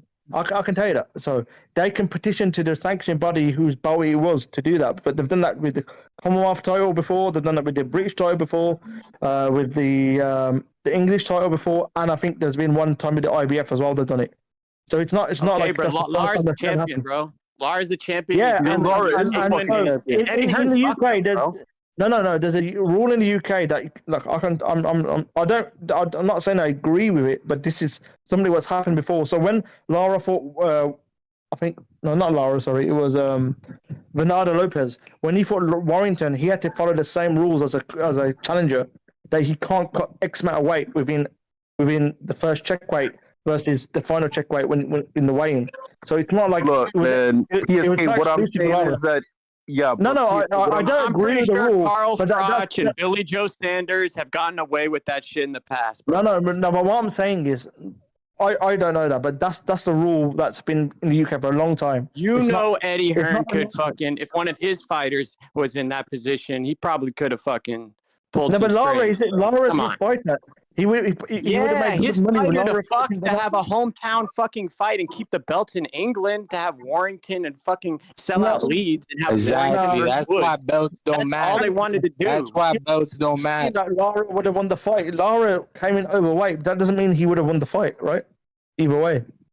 Because he looked trash. What I'm saying, he missed weight and he still looked trash. No, PSK. What I'm saying is, no. Lara should have knocked out Woods, bro. Yeah, 1000%, bro. Yeah, so it's Lara's fault for A, missing weight, and B, not knocking his ass out. Because if Lara knocked him out, then Wood would not be champion now. Either way. Okay, what if Lara was on the same weight, same as the last fight? They just fucked with him this time. It sounds like from him, he didn't do anything different. He didn't do anything different from the previous times he's been to England. What did Lara say? This time. What was Lara about? Carmel Moten is gonna knock Wood out. He said he did the same thing. His previous visits to England, no problem. They decided to fuck with him this time. This was a regular thing. They didn't fuck with him any other time he fought in England. So why this time? Bro, there's not only there's levels in boxing, there's levels to corruption in boxing too, bro. Yeah, you know what I mean. That's why belts don't matter, guys. That's why belts don't matter. You're just rambling right now. You're bringing nothing to the conversation, Max. Yeah, what are we doing right now? What is this shit?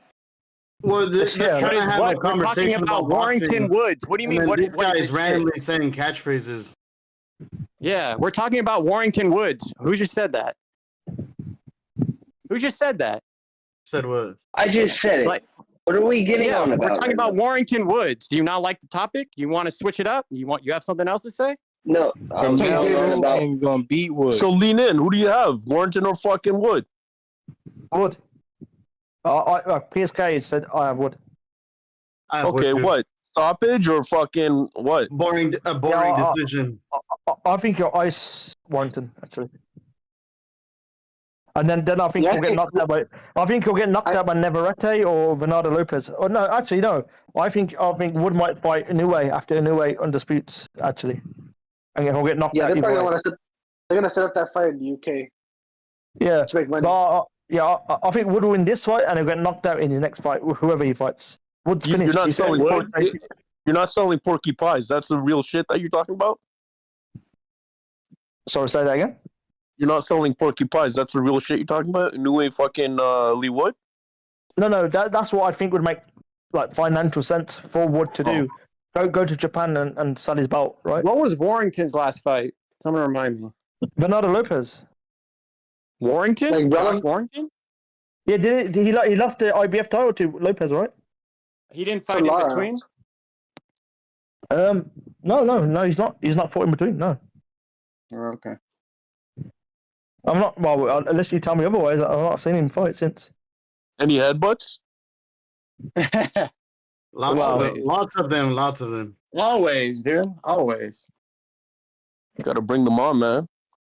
Yeah, man. How does Warrington deserve a title shot? Who knows, bro? But this was Eddie Hearn's plan all along. Yeah, so but fucking like I said, Mauricio's just like what? Like flailing in the wind? No, but what I'm saying, Lara should have knocked Wood's ass out then. Of course, but it just all kind of falls conveniently into place for Eddie Hearn. It's just like what he wanted. You kept on bringing him over here. You know what? I hear what you're saying. I think it is weird. Don't get me wrong. But that rule does actually apply. It's happened before to other fighters, not Mauricio Lara. That's all. That's what my feeling about that is they can pick and choose. I'm not. I think it happened to Tony Bello too. I'm not excusing it. I'm just saying that's happened before. It's not against Cleverly. I think it was Tony Bellew against Cleverly. Yeah, that happened to him. And that's what belt, correct? No, they can fight, but they can't. So one fighter can fight for the belt, not the other fighter. Right. It's like missing weight because in the contract, because they know that the guy's trying to take off too much weight at one time. That's where the dangers in health comes. So certain state commissions, even here in the States, do that. Where you have 7-day weigh-in. You have to weigh in 7 days and 2 weeks before the fight for the weigh-in. And if you're X amount of pounds over, and it's in the contract, so they're not surprised by it. They have to have a certain weight. Yeah, at least if it's like a pound or something over, sometimes they'll look the other way. But if it's egregious, like 10 pounds off that targeted weight, that'll pull the fight because the sanction body says the amount of weight you have to take off and the time you have to take it off, it's not a healthy way, and we're not going to sanction the fight. Yeah, that's the rule behind it. Yeah, because what happened? I think a fighter he did some weird salt bath crash diet on his body, and he died. and I think that's the reason why the British boxing board of control do it. Well, Like, it stops guy. They're trying to get people from taking diuretics. He took all the weight away, like the fluid away from his brain, and he got a brain injury or some shit like that back in the early 90s. Yeah, I know. Yeah, there's a bunch of bodybuilders who died the same way. Andre Munza from Germany. Yeah. They get so lean that they basically go into cardiac arrest. You need X amount of fat around your heart and your organs. But yeah, if they try to take off too much weight too quickly, so it's just I mean, but I just never heard of a champion getting stripped because of that in the last 10 years. I can't name another one. Well, I would imagine that most of them would make that weight.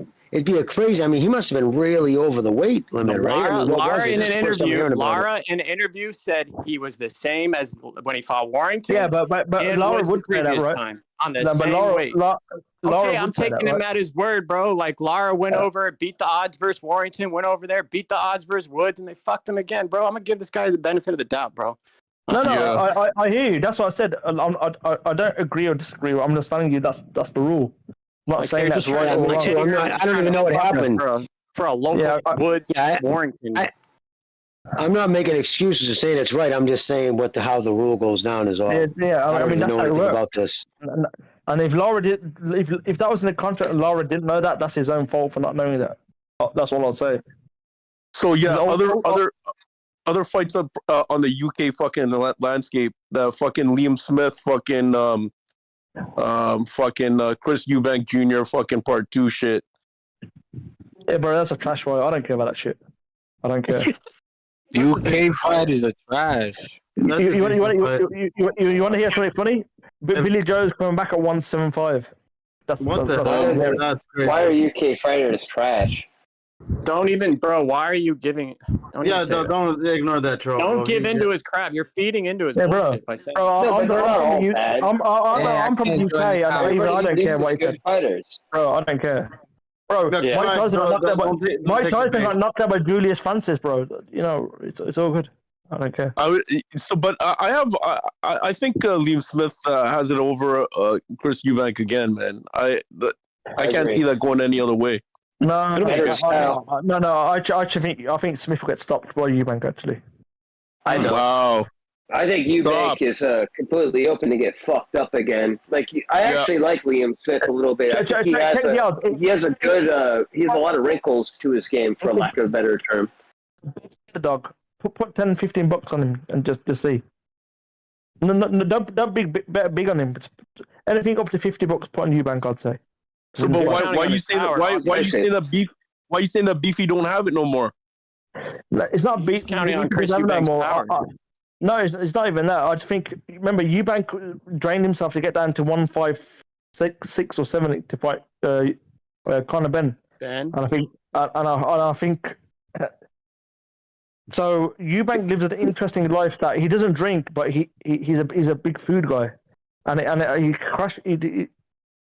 If you at 33, 34, you've been at 168, and then you go back to 157 after the previous fight being at 168, you can't do that. Yeah, I agree. You're saying it was his own fault. He's weight trained. That's what you're saying. Yeah. And he's not controlling his weight, is what he's telling you. And he's flopping back and forth between weight classes that don't make sense. Yeah, I still think he will be weight drained, but I think he'll have enough to beat Smith in his next fight. And then what about his brother that's going to be coming to Montreal? To Quebec with Better Beef in January? Die. Yeah, it's in January. One thing I'll say: if Smith has an interim fight, it'll be a hard fight with Beterbiev. If Smith doesn't, Beterbiev's got to destroy him. Listen, man.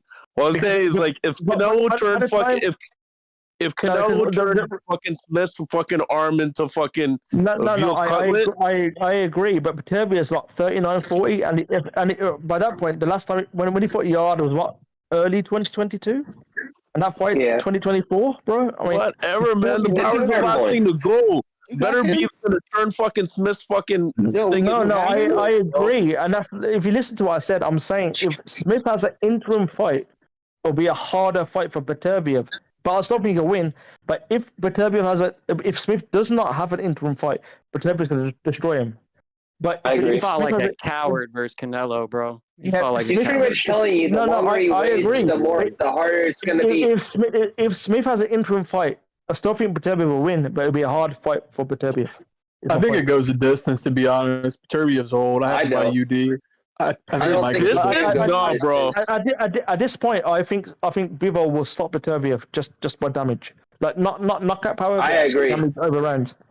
I agree. But I'll put it You gotta this send way. one of those I think if- pictures. I can crop shit out if you want. Is there any picture that you want to send to Kelly or Aaron, whatever her name is? Mute yourself. What? Jimmy, put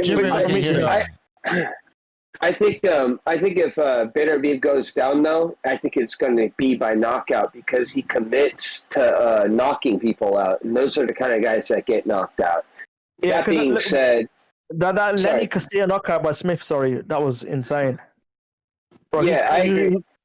He was like a vibrator on the fucking floor, like buzzing around. the only people. Let me get this out real quick. Sorry, Lenin Castillo. Sorry. Let me get this out real quick, and then you guys can have at it. If you watch the Joe Smith fight, how Beterbiev lined them up, you could tell he's not trying to go in and kill people. He's literally lining them up, and he's looking to knock them out whenever it comes. That's still a dangerous guy. I agree. So- Control chaos. Exactly. He's doing it whenever it happens, and whenever it does happen, he's there for it. He's sitting there putting the proper amount of pressure on you. The only person I see that can deal with it is probably Bivol, because he goes in and out, back and forth, and like we kind of saw it a little bit in spurts with Vosdick, where Beterbiev was like trying to dive in on him, and he was getting caught with straight right hands, and he was ducking out on him, and he was in the pocket. If you have a guy that has better... Sorry, yeah, the only thing I'll say is the Callum Johnson fight. Beterbiev was nearly out. If Callum Johnson jumped on Beterbiev, that fight would have been over. And that's a guy who's... I don't know if you remember that fight. Beterbiev was really hurt. I do. Beterbiev got knocked down pretty hard.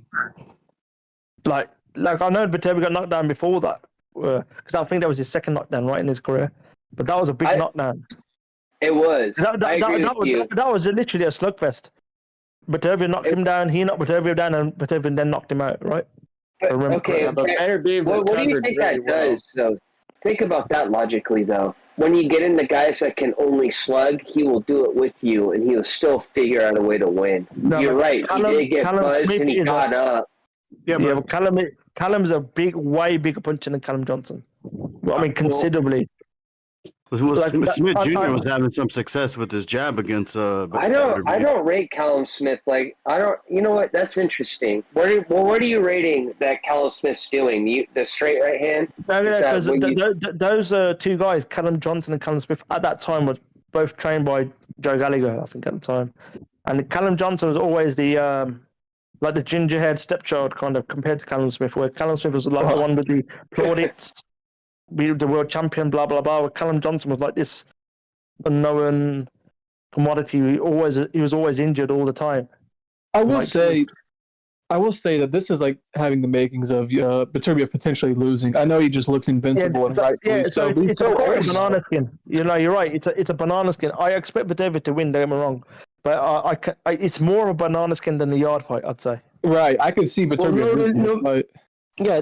There's been a narrative around Callum Smith from the Canelo haters because, remember Canelo beat him, so therefore he's got to be junk, Yeah, but he had that kind of stuck with a lot of... camp, right? No, I know. He's had great fights since. They had 168, though, Jimmy. Think about that. Exactly. But you guys know that. Yeah, but that's what makes you guys... Like, I was just listening to you guys. I'm listening to all you guys talking. I'm saying to myself, these guys know more about boxing than half these fucking YouTubers I watch. It's crazy. I mean, you guys know that. And these guys have channels, and they don't even make that connection about, well, he was weight trained. It's just all the little things. That's why I bother coming on with you guys. You guys know what you're talking about. But listen, I got to bounce. I just wanted to say goodnight to all you guys. Be safe, all right? God bless, and I hope to talk to you guys all next week, all right? Take care, Jimmy. Okay, guys, peace. Good night, man. Yeah, so with the Canelo fight, Callum Smith only had a 5-week camper, I think it was, or some shit. I don't know, but Definitely. But I agree. I agree that I have Beterbiev the favorite, but I think it's more of a risky fight for Beterbiev than the Yard fight. People thought Yard did well against Beterbiev. Of course, Callum has better skills than Yard. Yard has more physical power. That's the difference. And stamina. He's dealing with a boxer, stamina. Exactly, Bicho. Yeah, exactly. and I think Callum's probably more physically better at 175 than he was at 168. I mean, he's 6'4". How good would he have ever been at 168 at the age of 30, 31, 32, whatever he is? Not good. I agree with that. But I expect Beterbiev to win. But I think people will outbox and stop Beterbiev at this point. In all honesty, I don't know. I'll actually go against you. Just no disrespect. No. I got Bivol, bro. I remember seeing Smith Jr. having success with the jab, and that's Smith Jr., bro. Like his jab ain't that good. Well, I don't think Bivol is gonna put enough power on Beterbiev to back off properly. And if that goes over the course of 12 rounds, that won't work out for him. He's gonna have to sit down and take a piece of the ring from him. And he's not gonna do that. But then one thing about the movement though. Yeah, but one thing I say about Bivol's power, I think Bivol's power is quite deceptive because it deterred both Canelo and Zotto because they both became gun shy after like 7-8 rounds. Yeah, I agree. Like Floyd outboxed Canelo. Yeah, that's fair enough. But I actually think the Bivol fight was more heartbreaking for Canelo because he knew he couldn't do anything against the guy, and he had enough pop to really disturb Canelo. And I'm not saying that for a long time. I don't think it had to do with power. I think it had to do with more with the technique and strategy. Yeah, I think it had a lot to do with power. Yeah, you know whatever the accuracy. But even Zotto after 4 or 5 rounds, he was getting lit up like a Christmas tree. There's a volume, man. The volume of punches that come in, and the thing is Bivol's just fast, man. For his size, like he at 175, he's fast. But in and out is like fast. Yeah, but he's little for 175. That's the crazy thing as well. Like he's not 6 foot tall. He's probably like 5'10", Bivol, I think. No, he's a great 175. No, he's like 5'11", 6 feet. Benavidez, a great 175 pound fighter. I've met Bivol in real life. He's not tall, man. I'm telling you, like that's. I think the wait. So on the basis that, like, if you stand beside Jamal, where was that? Fucking Charlo. He's shorter than Big Charlo. He's definitely shorter than Big Charlo, right? In the video. Yeah, he's shorter than them, but like Charlo's like what, 6'1"? Yeah, I'd say Bivol's 5'10", 5'11", I'd say. 5'11". Okay. Well, if you met him in person, I'll take your word for it. But also Beterbiev, he's pretty short. Beterbiev's like 5'10", I'd say. No. I'm really? telling you. Beterbiev is probably short. It's probably slightly shorter than Bivol. It doesn't make sense because he looks. Dude, have you seen but you know what? A lot of these stats that they put up on with fighters. They put Derek Chisora 6'1". Bro, a lot of Derek Chisora big, bro. No, Chisora's not even 6 foot tall. But some of these stats I think are fucking inflated, man. Some of these stats that they put up, it's inflated. I think like even Canelo, man. You put him at like 5'7" or 5'8". I think he's 5'6". Yeah, it's just so like for example, to go the other way around, somebody who's really tall, he's I think he's like built at 5'9", 5'10". Josh Taylor, he's at least like 6 foot tall. If you see him in real life, he's taller than Bivol in real life. Okay, but that's the opposite. That's the opposite effect. No, that's what I mean. It works both ways. That's what I'm saying. You know who's bigger than all those guys at 175? Benavidez. Yes, sir. David Benavidez. He's big. He's a fucking light heavyweight. I don't know if he's bigger than Zerto, man. Yeah, Zerto. He's not bigger than Zerto. Zerto is huge. No, Zurdo's a big no. 500 to begin with. No, Zurdo's taller than me, so he's definitely fucking like 6'2", 6'3", definitely. Yeah. Zurdo's I a would big take fucker. Bivol over Benavidez though. I think after seeing that yard fight, I think Benavidez looked good in that yard fight. Yeah, but you gotta not really. You got hit a few times. You don't think so? No, not really. You got hit a few times. By Kovalev by a jab. Like, bro, what are you talking about? It was an entertaining But we're fight. talking about yard though. We're not talking about Kovalev. His last fight was yard, right? Yeah. No, well, I don't know if it was his last fight, but he got hit a lot for yard. But I'm saying the way Bivol moves, the way he's a boxer though. He's like a pure boxer. I think he can. But dude, Benavidez is getting up to an age. Yeah, I was gonna say that, Quags. I know, but how do you beat a boxer? How do you beat a pure boxer? You punch him. He's not a pure boxer. He's a boxer puncher. He's a boxer puncher. He's not really a pure boxer. Look how he sits down on shots. He just does it like sparingly. I mean, Canelo's a small dude. Like, come on. Bivol couldn't. Canelo's got a fucking iron thing, bro. And if Bivol, I believe if Bivol really wanted to go for the knockout, he could have maybe gotten it. Like he went for it a couple times. Come on now.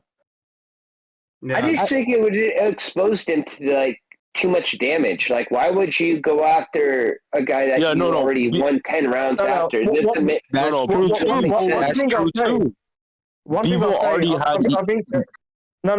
say Bivol damaged Canelo a lot more than Kovalev did. Let's just say. Way more. Not even close.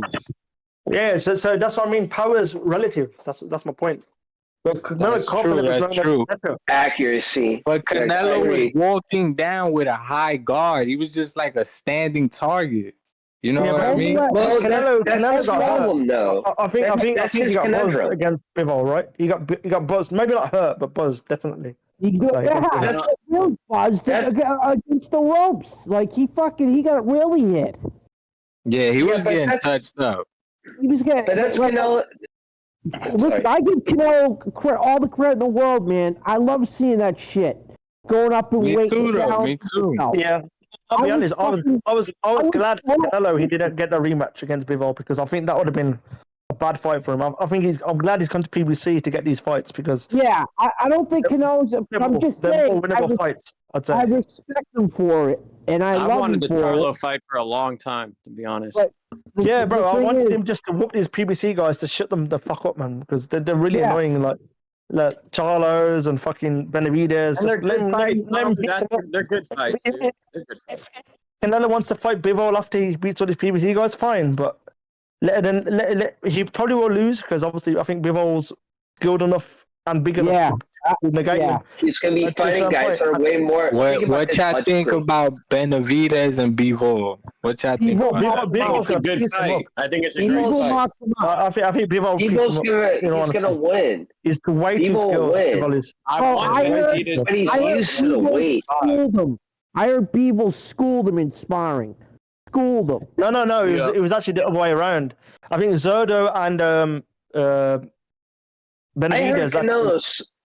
I heard Canelo skilled Benavidez in sparring too. He played with them. He just sat there and landed body shot. With the Bivol and Benavidez and Zurdo thing, because I know somebody was there. So it was basically, Benavidez and Zurdo that sparred. Yeah. So I can tell you. So Benavidez was the third sparring partner. No. JD, let me go, because I heard about it. Sparring is sparring. It doesn't mean nothing. Yeah, I agree. That's true. Benavidez was the third sparring partner in successive rounds. So Bivol sparred 2 people before he sparred Benavidez, and it was like rounds 6, 7, and 8 when Benavidez was in fresh in his first 3 rounds, and then there was Zurdo. Zurdo was like the 5th sparring partner. So Bivol fought 10 rounds before he fought Zurdo in sparring, and then Zurdo pieced him up. But then you can't. That means shit because he sparred 2 other guys before he sparred those 2 guys. It's sparring, guys. It's bullshit. Yeah. Exactly. Yeah. It's all hearsay. None of this shit. Yeah, and look what Bivol did to Zerto. He fucked him up. So. Oh, he fucking ruined him. He made him fruity. You know what I'm saying? He put some sauce into the guy. Zerto ruined my whole fight party. I had a bunch of people over for Bivol Zerto. It fucking ruined. You know what the worst thing was?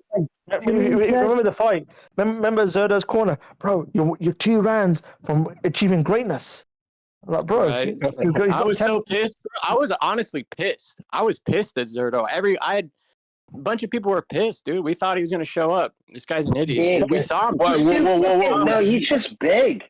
He's you fucking put money down on fucking Bruno. He's a drinker. Good against those. No, he's not. Drinker. No, he's not. Well, maybe he is, but his dad was a heavyweight boxer. He was never going to stay at that weight. He was never going to stay there. Show up against Bivol at least, and he didn't even show up. Yeah, but 175 dead in the water. Why do you think they're having this fucking weird ass fucking catch weight at 190 for him? They know that he can't even make 175. The one thing I do, yeah, of course, now, yes.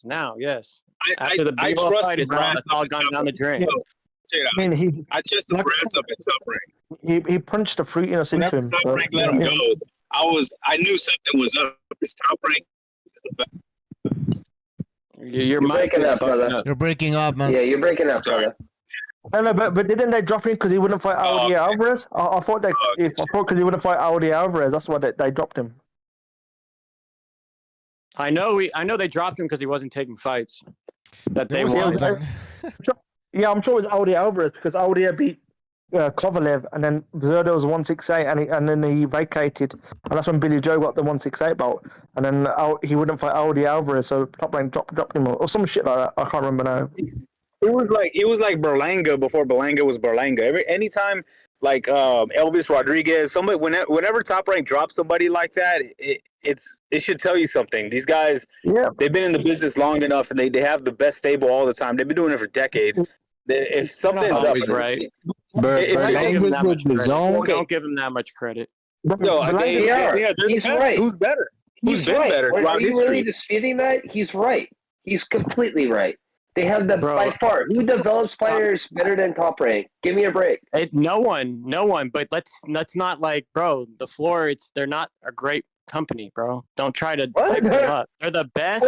They're the best promotional company we got right now. But they're not giving us the best fights. They won't even go across the street and work with other promoters. Yeah, that's. Man,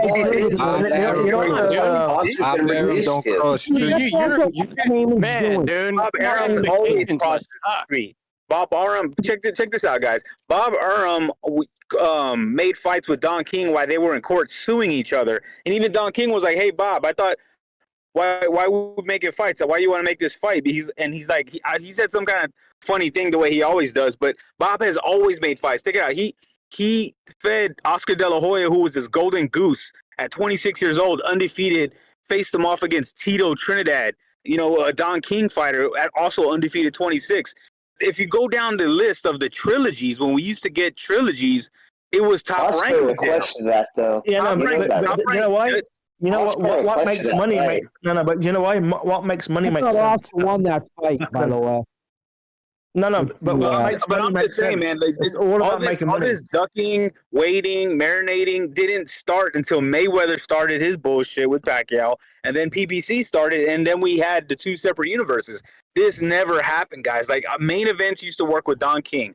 Don King used to work with Bob Arum. They all hated each other's guts, but they still made fights. They wasn't getting paid what they getting paid now. That's the difference. And that's the problem. Hey, that's the problem. PBC created this influx of pay because when they tried to take over the sport, they started overpaying all their fighters on purpose. All that borrowed money they got.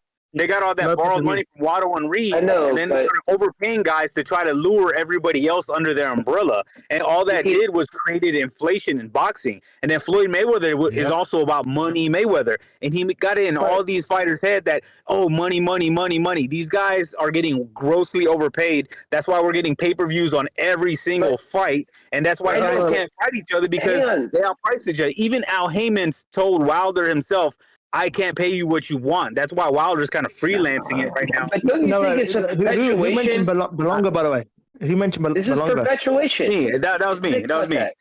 So you know that Belonga and Billy Joe are going to fight end of this early next year. You know, and you know, and I'm going for, you know, and I think Billy Joe's going to beat him. Yeah, bro. The whole Belonga got dropped by Caceres twice. Billy Joe knocked Caceres the fuck out. Did y'all see Berlanga and Quickly? No, nobody cares about them.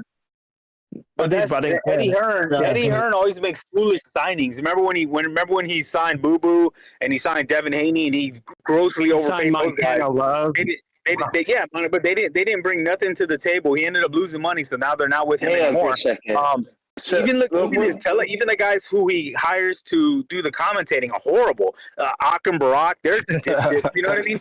You know, like he has no clue about Western boxing culture. He's not in touch with America. What are you talking about right now? Exactly. I'm sure they love Eddie in the UK though. No, but you know that DAZN and ESPN they're going to merge for boxing, right? Probably. Either that or Apple. Somebody's going to buy them out. That's good news. That's good news. That's one umbrella, so we don't have to worry about any more streets being crossed because it's all going to be the same block, right? No. Yeah, because that's going to combine. No, because that will combine Top Rank, Golden Boy, Matchroom, and Queensbury because they'll be all the same network. I don't think it's going to do shit. It doesn't change the promoters. It's not going to do shit. They're just going to fight on the same network. They're not going to make them fight each other. No. Anything. One thing I don't like Oscar De La Hoya. Part of the negotiations. If you fighters are on the same network,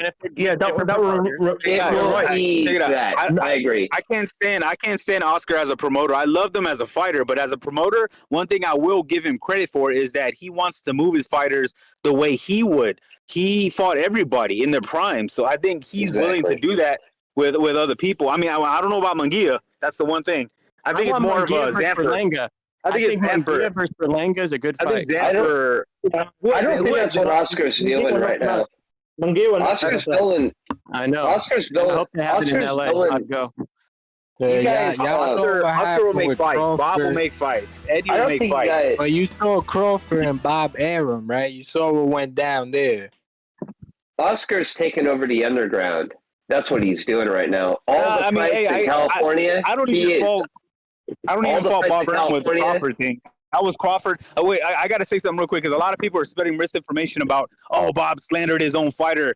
The only reason he did that is because somebody from Team Crawford went behind and did some interview and started trashing Bob Arum. And that was at the time when Bob Arum was honest. He was losing money because he had to satisfy Crawford to make him the biggest welterweight as far as getting the most money so he wouldn't cross the street because Errol Spence and everybody was trying to say, oh, look, we're getting paid by Al. So he had to overpay PBC had 3 belts, and Bob Arum did not care about any one of those belts.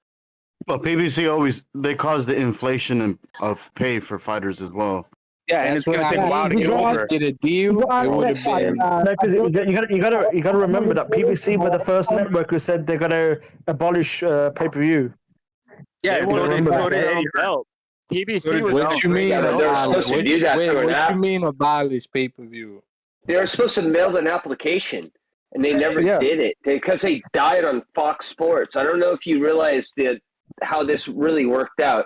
They gave them a fucking timestamp on Fox, and it fucking made nothing. And then there's only two. They did the same thing. NBC, ESPN, they're on every network. Yeah, BBC was on every network. They lost all of it. They lost all their You got to remember, so Top Rank was on HBO at the time. PBC were on like NBC, Spike, There was one more network, right? ABC was it or something? I used to live in America at that time, so I remember it quite well. What PBC? You're saying? Yeah, so NBC. No, it was on Spike first, and then it was NBC, and there was another network before they moved to Showtime. You're talking about like when they got all the money, right? In 2015. Yeah. No, they started on everything. They were on everything. ESPN, I mean, that's it. Yeah. Didn't Floyd put a bunch of money behind that? At one point, they were exclusively on Fox. Yeah, no, but that was way after. He was talking. Yeah, that was later. There was NBC. There was Spike, and they were on everything. Okay, let's start from there, though. Let's stop bending the narrative. Let's start Top from Rank was on HBO. Sorry, go ahead.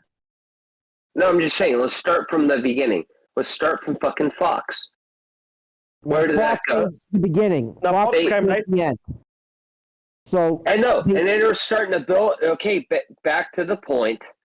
They're starting to build the app from there because they had the Fox syndication and they lost it. Where did the app go? There you are. Easy. Yeah. They fucked up. Dude, I'll tell you right now, they fucked up because their whole premise was guys, to follow the first premier boxing champions card was broadcast by NBC in 2015. And the promotion reached deals with an array of other broadcasters with brokered cards scheduled across all 4 of the major television networks: ABC, CBS, Fox, and NBC. That's where it started. Yeah. We're not saying okay. And what then the hell does start on Fox? Showtime, okay? and fucked up. They fucked up the Fox deal. They were buying airtime before. They were buying. We're talking about the syndication they had initially. You understand? They tried to monopolize boxing. They tried to take over. They tried to cut everyone out. Richard Schaefer was a part of that. It was all like they had this huge plan. It just didn't work out. They fucking sucked. They fucked up the money. Richard Schaefer took them off HBO, right? To do all the come on, bro. When you try to run off. Boxing was a niche sport at the time. When was boxing ever on ABC and CBS and Fox primetime? Never. This was huge for boxing. It used to be all the time. That's how you're not old enough to realize this. I understand that. I'm talking about in the past 20, 30 years, brother. Not when boxing was super popular in the 80s and 70s, okay? No. It's more than 50. No, even in the 90s it was on. I'm not arguing with you. It's early 2000. Yeah, it was early 2000 after the heavyweight dropped off is when the Klitschko made the networks drop off from boxing, right? If you remember. That's like early 2000s. I gotta remember, cable TV was huge in 2010s. Bro, was he even alive then? Bro, you sound really young, so. Yeah. Well, how old are you? Who didn't have? Are you like 21? Bro, you sound like you're like 18 to 22, I'd say. Bro, I'm 28 years old, brother. What you want? What you want from me? You're a youngster, brother. You're young.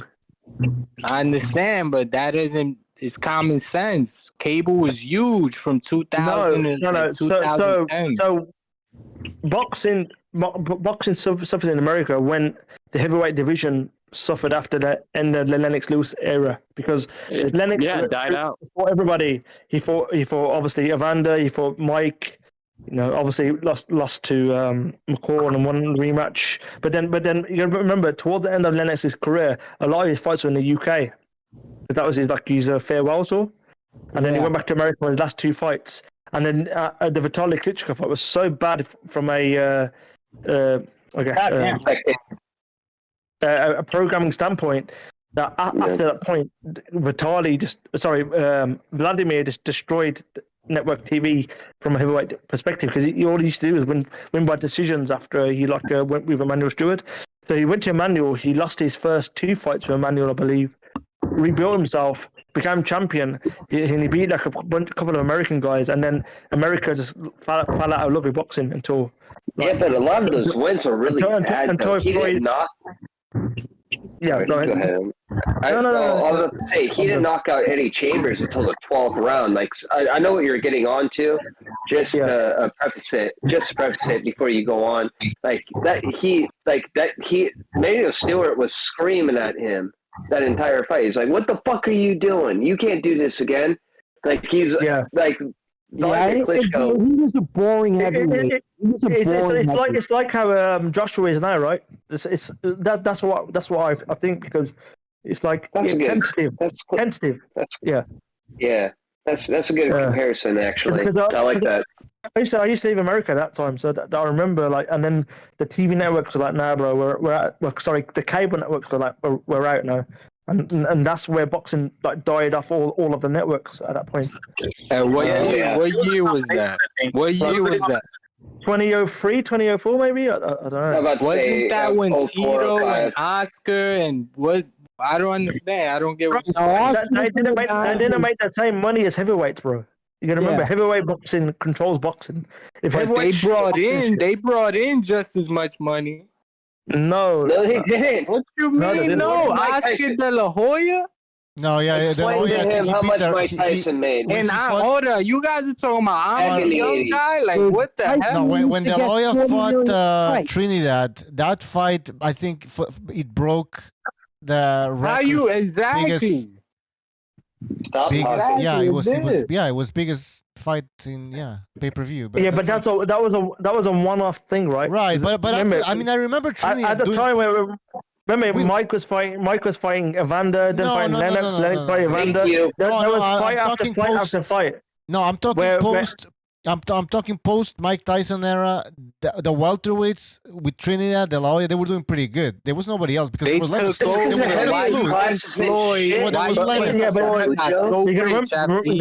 gotta remember. That was all like on one or two networks. It wasn't like over like multiple networks. Brother, stop talking for 2 seconds. Why did Floyd become Floyd Money Mayweather? Yeah, that's at that time is because of the Mexican audience. Let's move on. Exactly. At that time, hold Floyd became Floyd because of the HBO era fighters. You had Oscar. That was after. That's also true. There's never been that many A-listers. Okay, bro. What happened to boxing was big money. Hold on. At that time, he was pretty boy Floyd at that time. He was not money Floyd.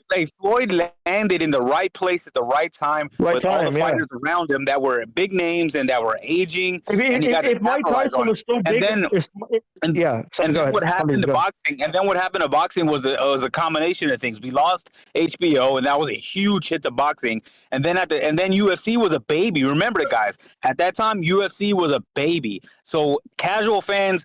Boxing was the only fight. What year was this? In the 90s? HBO, bro. HBO was popular till like 2008, 2009.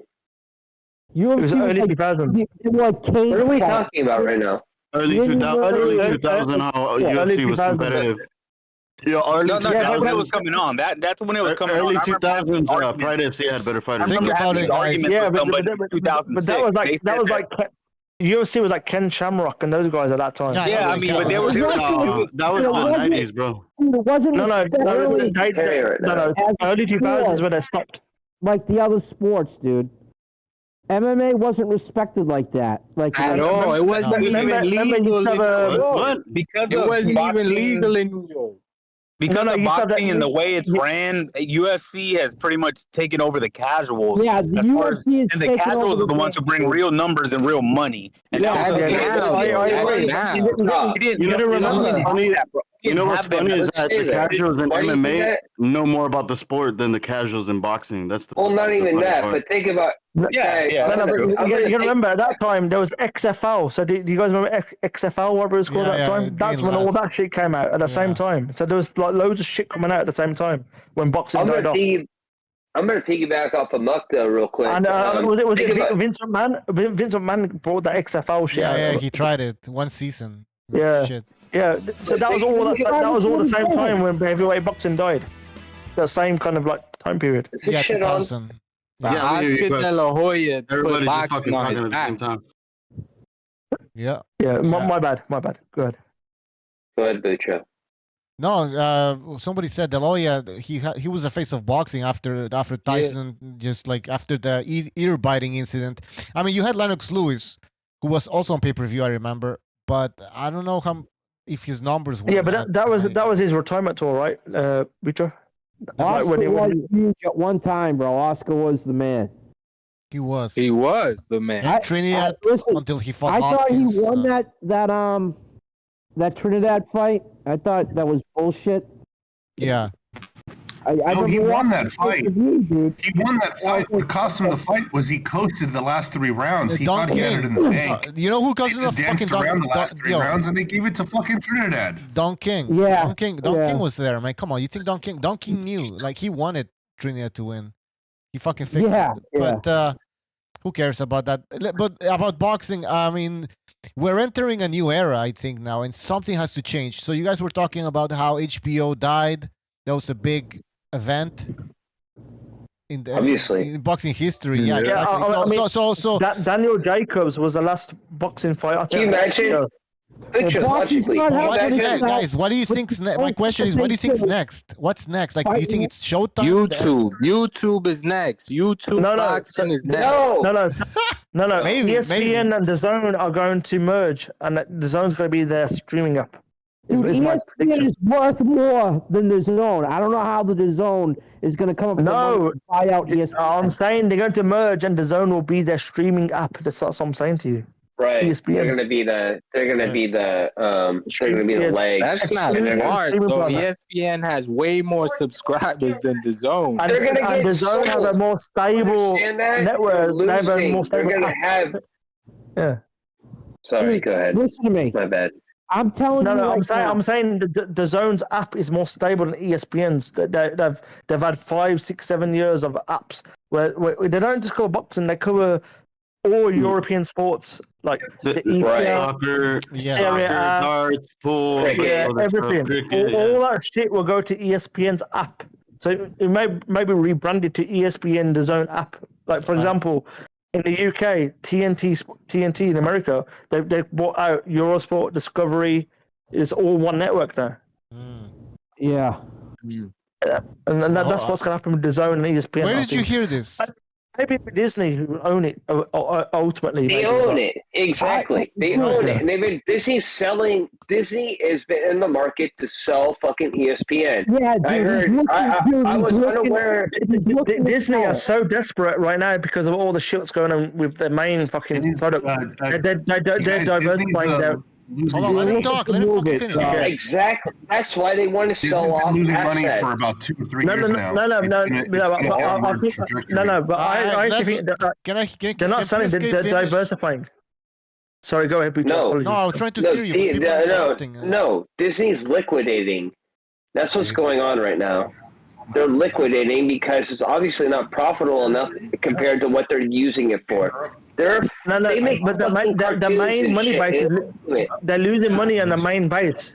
All the Snow White shit, all these movies, they're losing money from the main base. So that's why they're diversifying their product. Guys, I bought a substantial amount of Disney stock during the pandemic. I bought. Yeah, you're insane. You're insane. It went up. No, hold on. Let me finish. It went up, and then it started going down. It started going down at such a bad rate. I sold all my stock at a profit. But I'm glad I did because it's got down below the point where I bought, and that was pretty low already. So well, next time, dude, especially with a stock like that, just hold it and sell a covered call against it. Don't go out and just like get rid of and fucking execute a fucking tax transaction because you're nervous. It's so crazy. What you should do? So you should always hedge your position. So what I mean by that? So who's Disney's rival? For example, if you want to like invest in that market, so what you should do is Disney are doing X. So who's doing Y, and that's who you should hedge your bets against with. So who you think should be the big winner? You put more money into that. All of these stocks went up during the pandemic. All these stocks went up. What happened with HBO was they started dumping all their family content. You can hear me. But just I think Bucha's going. Let Bucha go. Sorry. I'm saying that during the pandemic, all these stocks went up because people were like staying home. So it's like at home. Yeah. It's like that's why Hulu. Or whatever. Look at every stock that happened during that time. Almost every single one of them, outside of like steel stocks and like weird kinds of commodities, went down. There you go. Joe knows. Joe fucking knows.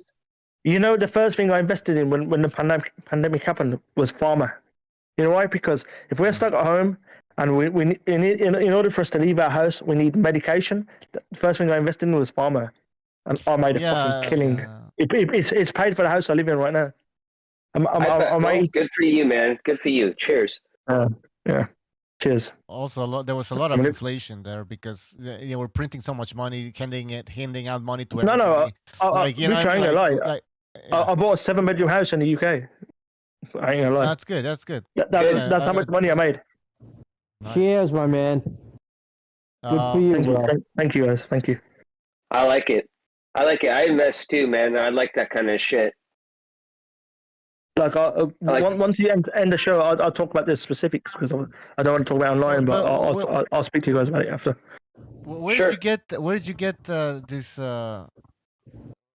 You're saying that ESPN is gonna. I don't think you made shit. That's what They have to, Bucho. Mirage, you do realize I work for it. But I think most people that are listening think the same. The Benavidez groupie. If that's the case, I don't give a fuck.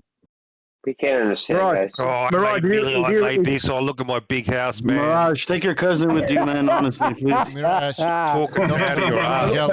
Mirage, this is the guy. Why are you so upset? Mirage, when the show ends, yeah. No, hold on. When the show ends, I'll put my camera on. I'll show you around the man. This asshole right there. No, but why are you so upset about that? I don't know. Show me the details, the paperwork, and that's the only way I'm going to believe you. For what? So you that's how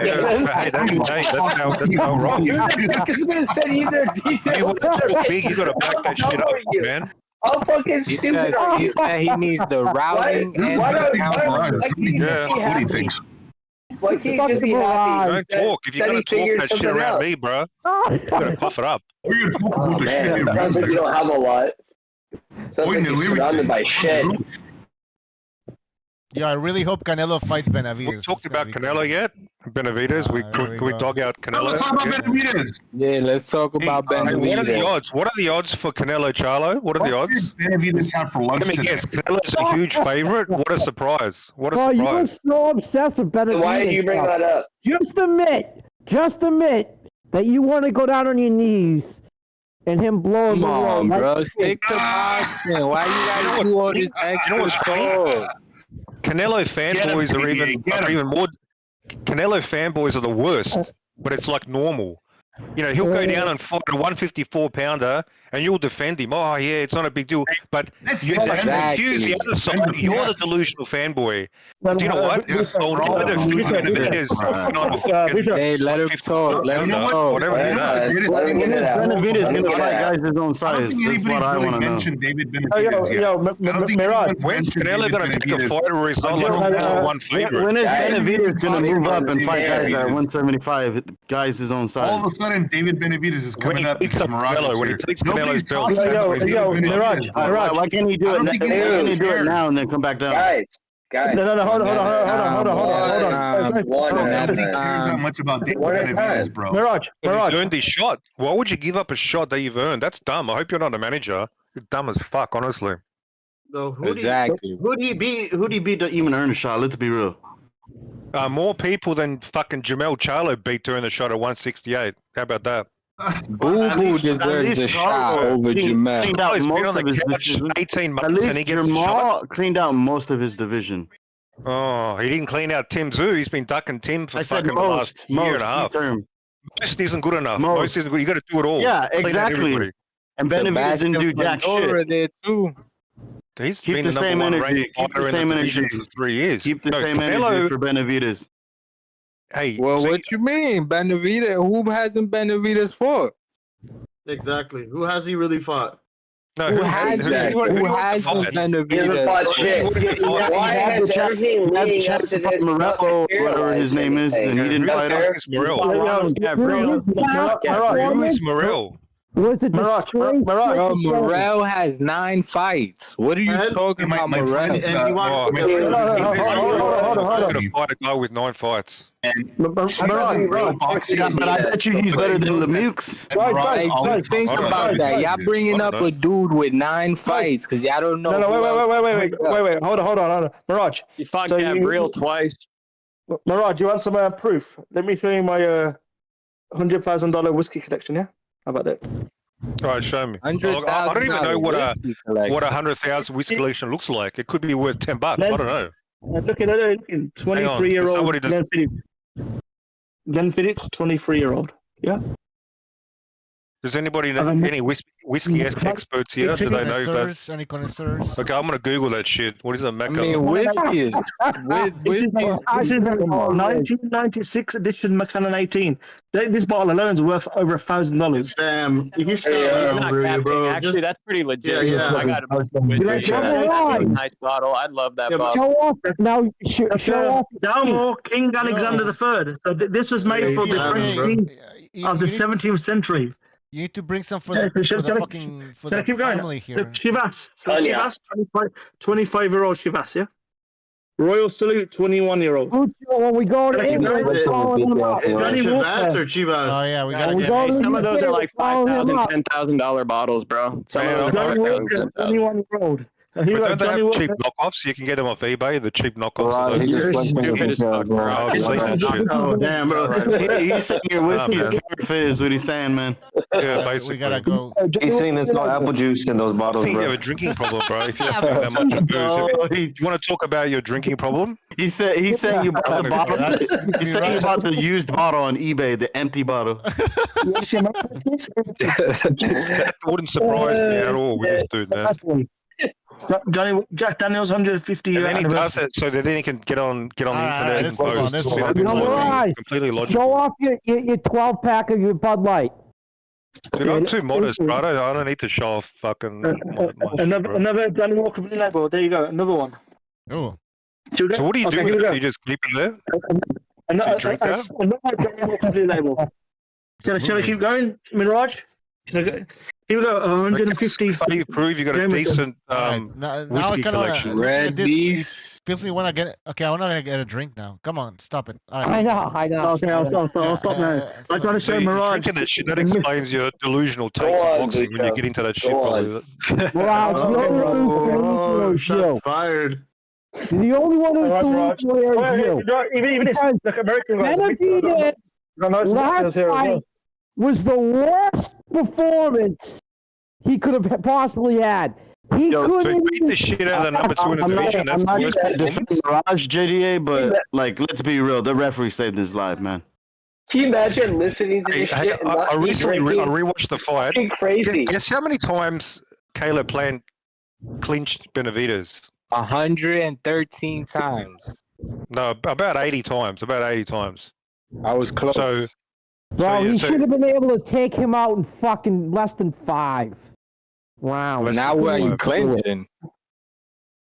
Well, that was Mirage's prediction. That was your prediction, Mirage. Mirage, you said that Benavidez would stop Caleb Plant, and if he didn't, you would be disappointed. Look, I can't predict for a corrupt referee, man. He just allows the guy to That too. Now, come on. Literally holding times. He didn't get no warning. Caleb Plant didn't get no on a different panel. That don't be surprised. Hey, listen.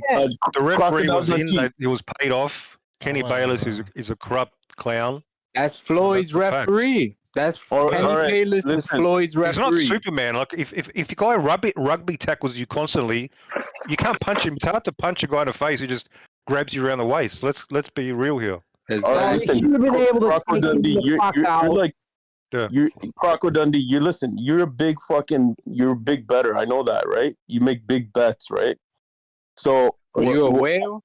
What kind of bet you putting down for tomorrow? Mirage, you see the Macallan 18 I put on the 1996 edition. It's like $2,000 just for that bottle alone.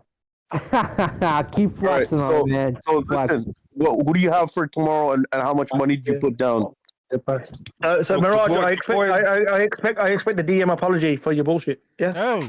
About bullshit about myself. Apparently, you have a whiskey collection. Okay. That's very fair. Yeah, my whiskey collection is probably worth more than your fucking house, man. So shut the fuck up. All right, listen. Defend yourself. Fucking. Hey, What listen. kind of car do you drive? I want to see your car. What kind of car? Hold up. Range Rover Velar. Range Rover Velar. Range Rovers? You one of those guys? The big ass Range Rovers, man. Get a sports car, man. You must be short. You must be a man if you need a Range Rover. I don't need a sports car because I'm married with kids. I don't give a fuck about it. Listen, I don't have like a little dick fucking. I need a sports car. No, we're big Range Rover. They're the ones that the people who are short. They got little dicks that need to compensate with a big ass car. Okay, listen. Hi guys, nobody cares. Let's move on. I don't believe that at all. All right. It's like you don't believe my house, and I just showed you my whiskey collection, my house. All right, fine. Well, you showed me a whiskey collection. Anyway, let's get back to boxing. Yes. How much money you know? Hey, fucker. How much money you know? Mirage, the only boxing that you talk about is Benavidez. No, I talk about all time. What, man? That's somebody who's my size. There you go. Mirage, why don't you talk about the adult toy that you had? You were saying the other day that it has 8 speeds and it was custom tailor made from Benavidez himself. What the fuck? Your mum does the job, man. I don't need no toys. She always delivers.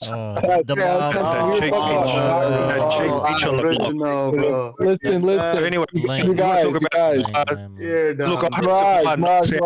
I hope Dubois knocks out Usyk. Fuck Usyk, man. Nobody cares.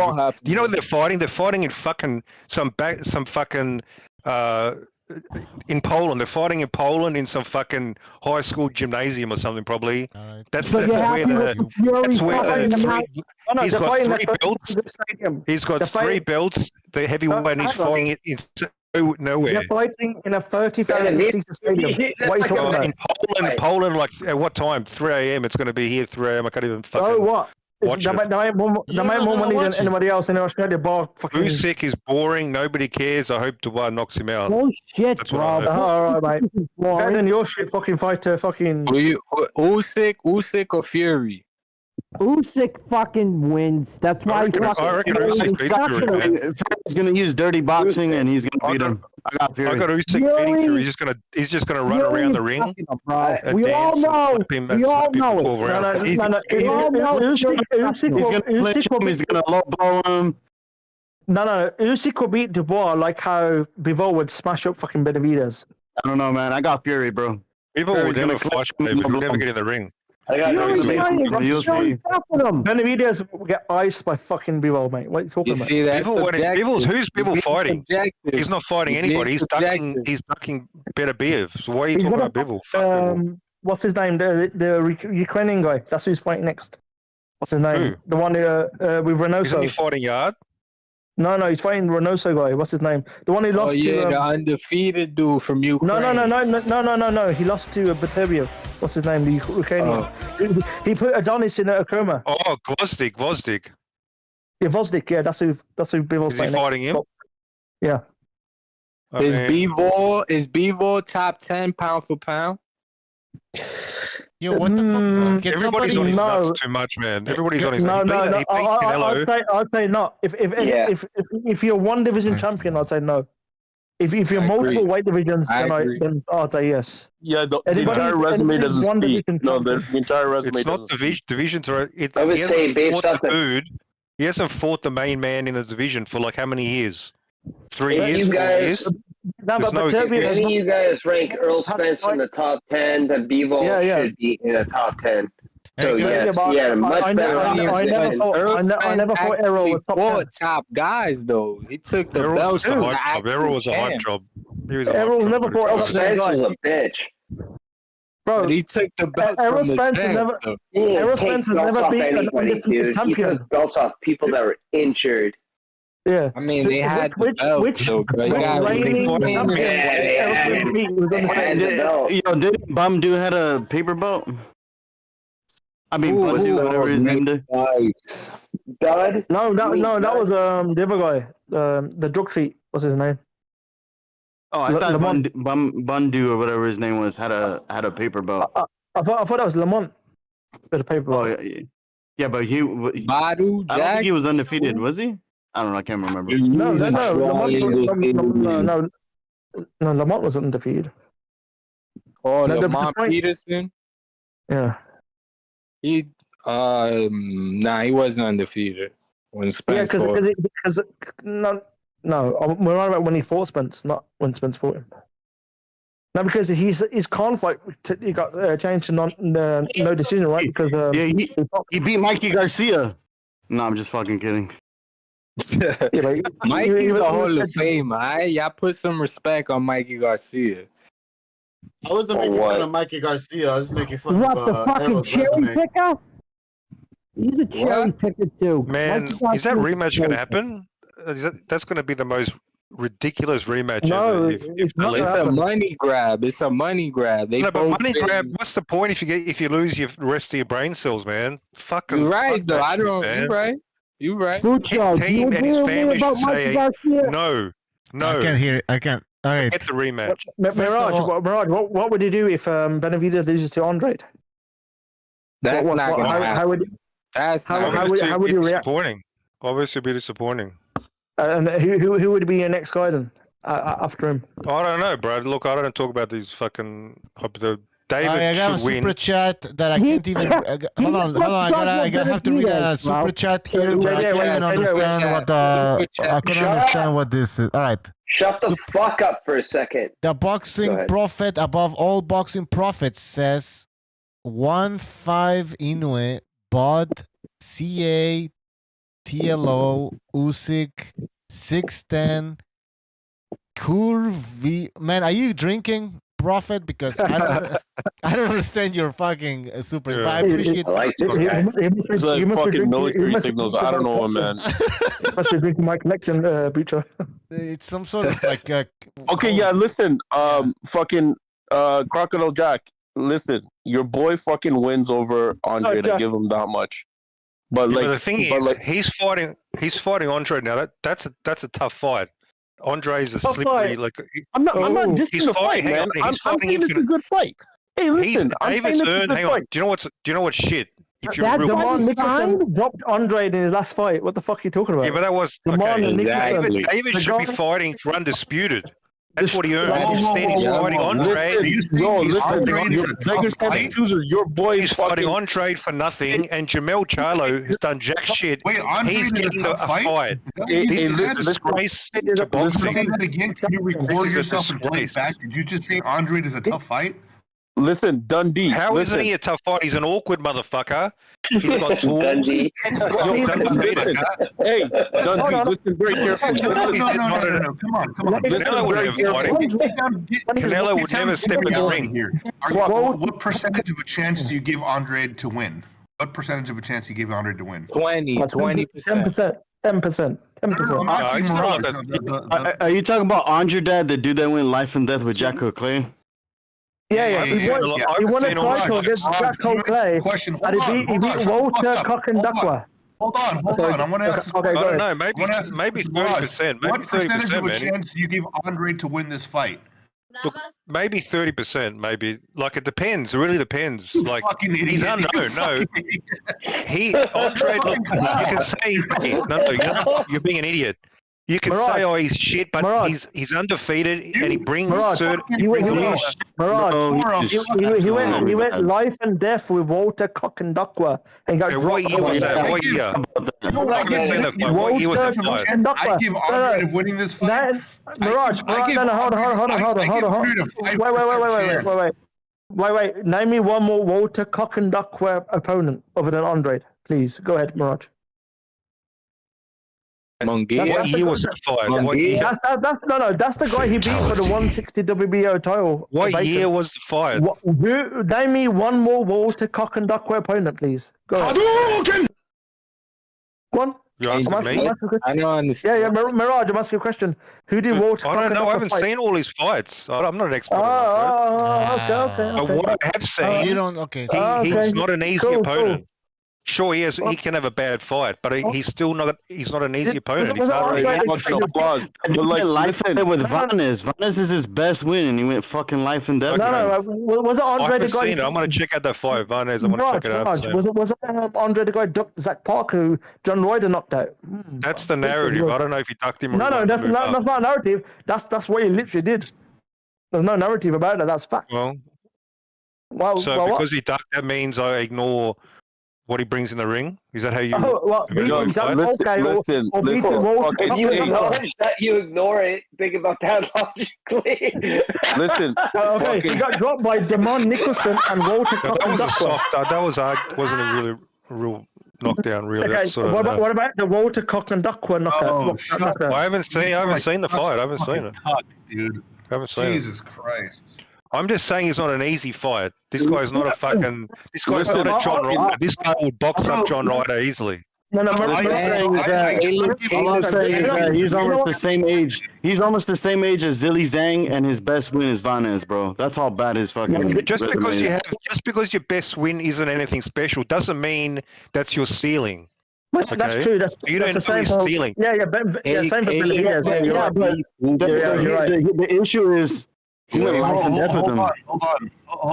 on. He's making a whole lot of excuses here for Andrade. I don't know why this doesn't apply to anybody else. It just applies to Andrade because he's about to fight his boyfriend.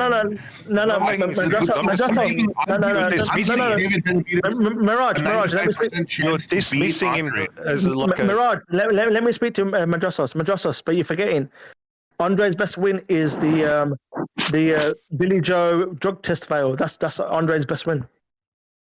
That's a good point. Canelo would have fought him. Hey, Canelo would have stepped in the ring. That's right. That's Andre's best win is Billy Joe's fail. Andre and Billy Joe Saunders were supposed to fight before he took the Canelo fight. They were supposed to fight during the pandemic. And he would beat up Billy Joe Saunders, man. That guy's a fucking domestic UK fighter. Andre ducked Billy Joe one. I wouldn't even Billy Joe Saunders. I wouldn't duck him, man. When Billy Joe beat Lemieux, Andre ducked him. What are you talking about? Billy Joe Saunders, man. Listen, Billy Joe in every way. He's better than Billy Joe in every way. Listen to me very fucking carefully. Why does your boy Billy Joe Saunders beat Lemieux when he was in his prime? Okay, he boxed and moved. Yeah, stylistically, he beat him. Okay. No. Billy Joe's probably. I'm feeling to see your logic, Mirage. I really am. Billy Joe's. I'm saying Andrade is better than Billy Joe Saunders in every way. I'm saying Andrade is better than Billy Joe Saunders. He's far more athletic. He's far more athletic. He's stronger. Don, listen. Don, listen. Captain Kangaroo here just wants to bolster fucking Andrade to kind of beef up fucking Benavidez. All right. You tell me this. Hey, Dundee. You tell me this. Why is your boy's camp so fucked up? Why is your boy's camp so fucked up? We all know. Why is he ducking David Morrell? Why is he ducking David Morrell, bro? No, why is he asking why is Canelo ducking David? You should be asking why is Canelo ducking David because he should be fighting Canelo. Oh man, get your head out of your ass. Answer me this. He should be fighting Canelo. Why is David ducking smaller fighters? You know your boy fucking knows that fucking David Morrell could probably fucking pull his braids back. David Morrell, a junior middleweight instead of the super middleweight number one dude. Why? Yeah, but you know that you know that your boy knows deep down. You know, nobody no matter what. No matter what, he knows that David Morrell could monster? probably pull his fucking braids back. I don't know, David Morrell. He hasn't fought a top 10 dude. Apparently, he's a killer. Yeah, but that's why fucking your boy Benavidez is being a little pussy. Why isn't Canelo fighting Morrell? Why isn't Canelo fighting Morrell? He's a mandatory for Canelo's belt. Why not? Why are we ducking that? That's a good one. Wait, don't worry, man. Canelo's gonna get to your fucking boyfriend. Don't worry about that, boy. Why it is? Because Canelo's already knocked out plans which Benavidez couldn't do, right? That's probably why. So what's it got to do with him fighting a 154 pounder next? David won. What is him not? What do you mean? Canelo's a 154 pounder. Like, what are you bidding for? I'm pretty sure he's a super middleweight. I'm pretty sure he has excessive weight. I'm pretty sure his BMI is really high for that weight class. Yeah. Canelo's best win. Sorry, Benavidez' best win has already been better by Canelo. And Canelo's win against Charlo potentially would be probably better than anything other than Caleb Plant on Benavidez' record. No. Charlo is a 154 pound Charlo would fighter. probably be You cannot say that's better than Caleb Plant.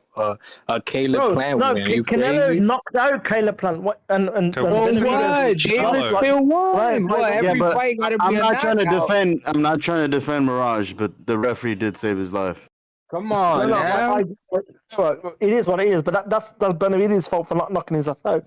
Canelo didn't need a referee. Canelo knocked his ass out. You can't. It's hard to knock some. Canelo did not need a referee. Canelo knocked his ass out. Styles make fights. You know, prime Mike Tyson didn't knock out a couple of fighters because they just held on for dear life. You know, No, but we're not talking about Mike, man. We're talking about your fucking boy. Tyson didn't knock out. Who did they knock out?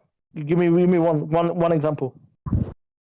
Yeah, he didn't fight guys that were fucking... David Lemieux. No, let Mirage answer the question. Under him either. JD, let Mirage answer. Mirage, you just said, that Mike Tyson didn't knock everybody out. Those people Mike Tyson went points with, who did they beat? Name me one person. Who did they beat? All right, that's a stupid question. Come on, bro. Who did they beat? I'm saying those people... James Quick Tillis got knocked out like 3 or 4 times. He went the distance with Mike Tyson, prime Mike. Does that mean Mike Tyson sucks? James Quick Tillis got knocked out. He lost 3 of his 4 fights before Mike. He was ready to get taken, and he went. That fight was like, that was a 10-rounder. I checked. I was watching this recently. It was like it was almost a draw. It was almost a draw. The fight was almost a draw on the card. He barely beat. So you were live at the time to actually see the whole situation occurring. That's a prime Mike Tyson. Okay, so if you're a dum-dum... 19, how old is he? This is why if you're a dum-dum, you look at one fight and you go, oh, he did knock him out. 21? No, how old is Mike then? 20? That is so dumb. No, how old is Mike then? Would he fight? He was in his fucking prime. How old was he? Okay, Mike Tyson was in his prime in his early 20s. Answer the question. 20 years old, 20 years old? Yeah, in his prime. That was Mike Tyson's prime. Mike Tyson was in his prime at 20 before he went to jail, yeah? Did you? Yes, fucking 20 yes. years old, Everybody knows this.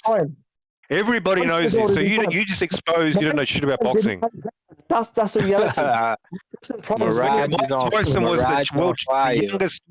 Yeah, Mike Tyson was undisputed, like what, 21 or something? No. 22. His first loss was 23, so. So you're clueless. So when I was alive, I saw those fights live. Okay. Canelo's fighting a 154 pounder next. Think about that. And after that, he's going to fight. How about this, Canelo is the same height as Crawford. Canelo's the same height as Crawford, and he has less reach. He's going to fight the drunk bigger brother next. That's going to be even funnier because I want to wait for your excuses. He hasn't fought in almost 3 years, and get your excuses ready. Get PSK. Get your excuses ready. You fucking then why it's funny, Mirage, because Benavidez' next opponent is the guy who ducked a little Charlo to move up. He's the guy Canelo ducked as well. He's the guy Canelo ducked. He's fighting opponents that he was scared. Charlo to go to Rock Nation. David Benavidez is the real champ. Guys, I have a super chat here from Anthony Lopez. He says, Benavidez wants to get pounded by Canelo, and Mirage wants to get pounded by David Benavidez. Yeah, that's facts, man. All right, get in the ring. Okay, hold on. We have another super chat from the boxing prophet above all boxing prophets. He says, Plant hugged Canelo 5 times to David's 26 times. It was 172 actually. Okay, I watched Mirage. To be fair to you, like you tried to call me poor, and then when I showed you something, then you did renege after that. So I to be fair to you, you do actually see your scenarios and then like readjust. So I'll give you that. But with the Benavidez thing, I don't know, man. Honestly, I don't know. What don't you know about Benavidez? You know, like Is our opposition so limited compared to Canelo's? Like without being like sometimes I troll Mirage. It's like we troll each other. That's fine. You know we have that. But I'm not trolling you. I'm dead. I'm serious. He's serious. No, I don't know. I don't know. He's retarded. I don't know. He's retarded. No. I mean, listen, man. They really fight who they put in front of. So yeah, you know the phrase. David fights who you pay for. No, because look at his team. You had the Polish guy and his dad saying sorry to Canelo, all this shit. That's there for a reason. But why are they doing that? No, Mirage, I don't care what somebody's dad says. No. Exactly. That's what I mean. These guys talk about what were you saying when his dad was calling Canelo a clown? No, hold on. Were you saying, Mirage, David's dad said he's ducking? That means he's ducking. Let me finish. Mirage, let me finish. Why do you think his father did that? Oh, and the Polish guy, what his name is, Samson. Why do you think they did that? Well, 3 days ago, he called Canelo a clown again. So, do you want to talk about? We're going to talk about why he's called him a clown. No, but that's fine. That's fine. But why did he woke up and he thought, I'm in a good mood today. I want to be nice to Canelo.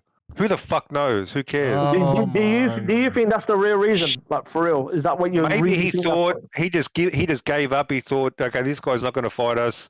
Let's try to be nice. Maybe that's going to work because and that's what you truly think is the reason why he. What is the other? What's your reason? Give me your reason. Go. No. I'll give you my reason. You give me yours. Go. Because they're gonna get the fight. That's my rationale. Why? What kind of answer was that? So they realize they're gonna get the fight. Yeah. You gave your reason. That's my reason. You asked me why I think they said sorry because I think they'll get the fight. He called Canelo a clown like 3 days ago, so we can forget about that. Yeah, but or maybe he's bipolar. Okay, fine. So why? Do you know what I want to know? So you're very confident Canelo's going to fight him, right? Are you confident? Yeah. Are you convinced? Yeah. Are you convinced? Would you say you're convinced? Yeah, I got Canelo over Benavidez. I don't know what I see. Would you say you're convinced Canelo's eventually going to fight David? Would you say that? He's not convinced. Yeah. He's not convinced. Yeah, I am convinced. Why when Canelo was asked every time he was asked in the Breakfast Club, why he said maybe no, what did he say? He said what did he say? Fucking who knows? He was like, who knows? You're quoting Breakfast Club, bro. So Canelo, how come Canelo doesn't even? Canelo doesn't sound convinced that you're convinced. Why is that? Mirage, you asked me a question. The Breakfast Club has got owned by some fucking Indian guy. He's going for Republican president. That's who Breakfast Club are getting owned by. So I have no interest about Breakfast Club. That's some Vivek Ramaswamy guy. What's the question? Charlemagne. I don't care about Breakfast Club. What's the question? Canelo's the one talking. Forget about where he was. Canelo's words is what matters. Forget about exactly. What is this guy? And so does David's father and Samson and David's father's words also matter. No, Canelo is apparently Canelo's the man. Canelo is the man, so his words matter. David's resume actually matters. Listen here, David's daddy. Every time Canelo's asked, he says, "I don't know, maybe, who knows." He doesn't sound convinced to me. And Jose Senior and maybe you sorry, and say you better convince Canelo because he's not. Canelo's like. No. Hold on. Listen. Canelo has a Christmas present for your ass, Mirage. It's going to be Benavidez, all nice and wrapped up. Don't worry about that. Fine. That bout's going to be coming, man. Samson and David. When you know, after Canelo David sent Canelo an offer for Mirage, you live in a big fucking plantation? Is that your deal? Yo, Mirage, you live in a big fucking joint? Is that your deal? Tell me about your joint. Because you know what? You're going to have to invite your boy Macman to come down to fucking Aussie and take him a walk about. Take him a walk up. Like, how we go for a walk No, he's wrong with me. He said my joint was a lie until I showed him otherwise, and then he reneged. PSK, why won't Canelo even say to go to Aussie and take him a walk about? No. This is important. You think Canelo's going to fight? You're convinced Canelo's going to fight him? PSK. Hang on, PSK. Oh my god. Yeah, Canelo won't even say he wants to fight him. He won't even say the words. He won't Why even not? say his name. Canelo won't even say Benavidez. Okay, we're going to fight. I want to fight him. This is going to be a great fight. Said exactly what you needed to hear. Canelo does what the fuck he wants. He's the man. Okay, you didn't answer the question. Why doesn't he say he wants to fight David? No, because Jose thinks he's a bitch. He says, "I'm sorry." Yeah. That's why. So Jose you're thinks he's a ducking the bitch. question. And Samson's scared. Samson's scared.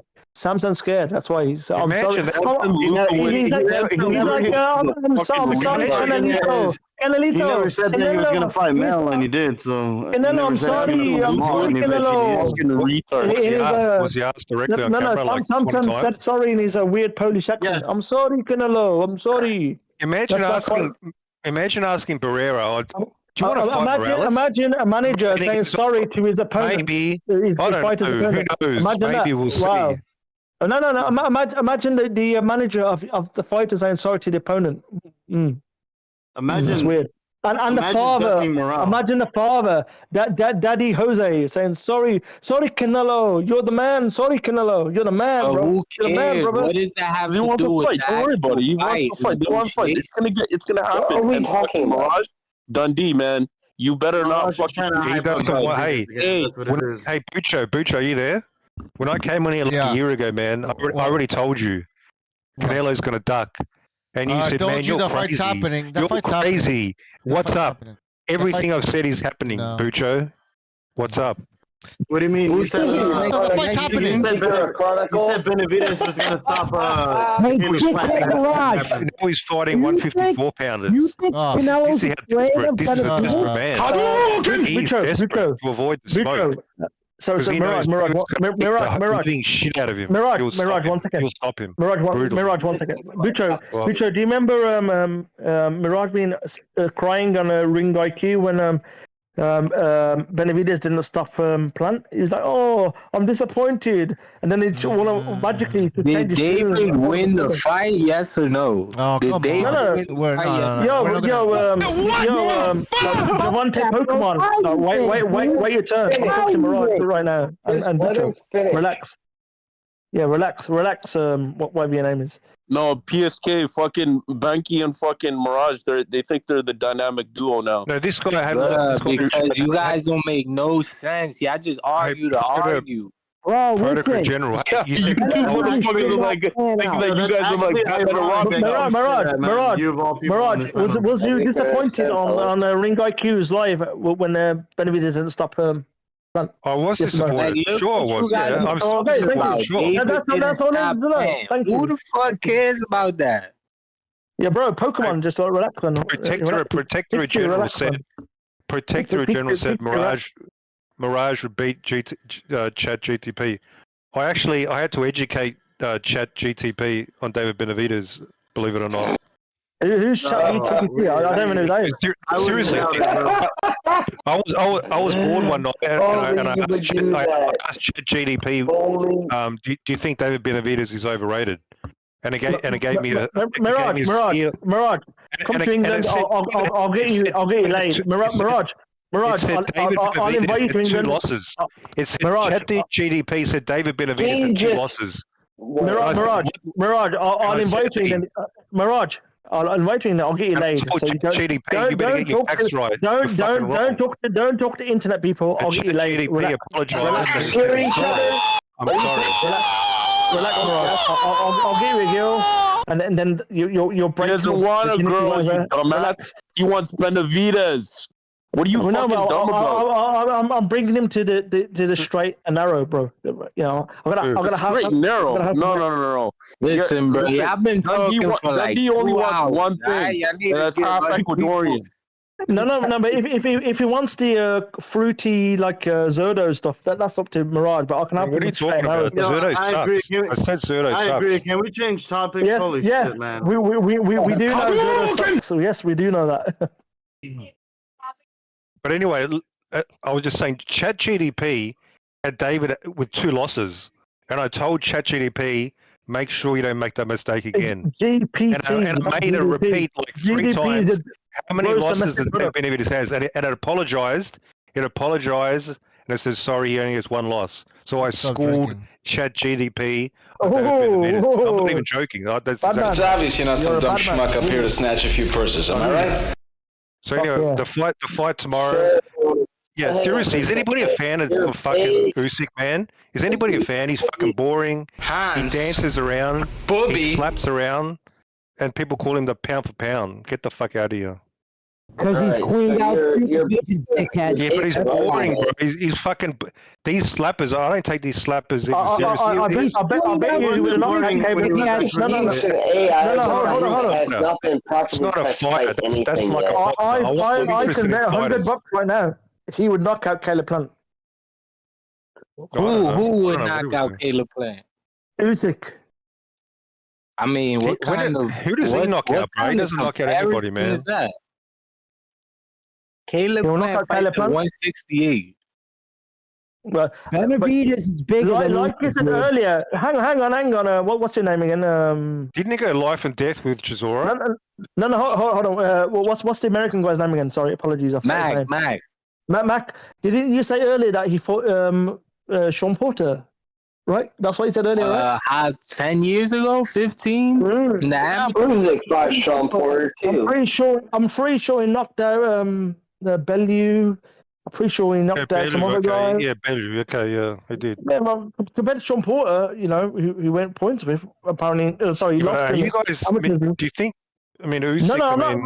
Mirage, I'm not talking to you. I'm talking to the American guy. Hold on, sort of relax. So you think Usyk could drop back down to below cruiserweight to fight Plant? Is that what you're saying? No, I just think he'll knock the Plant the fuck out.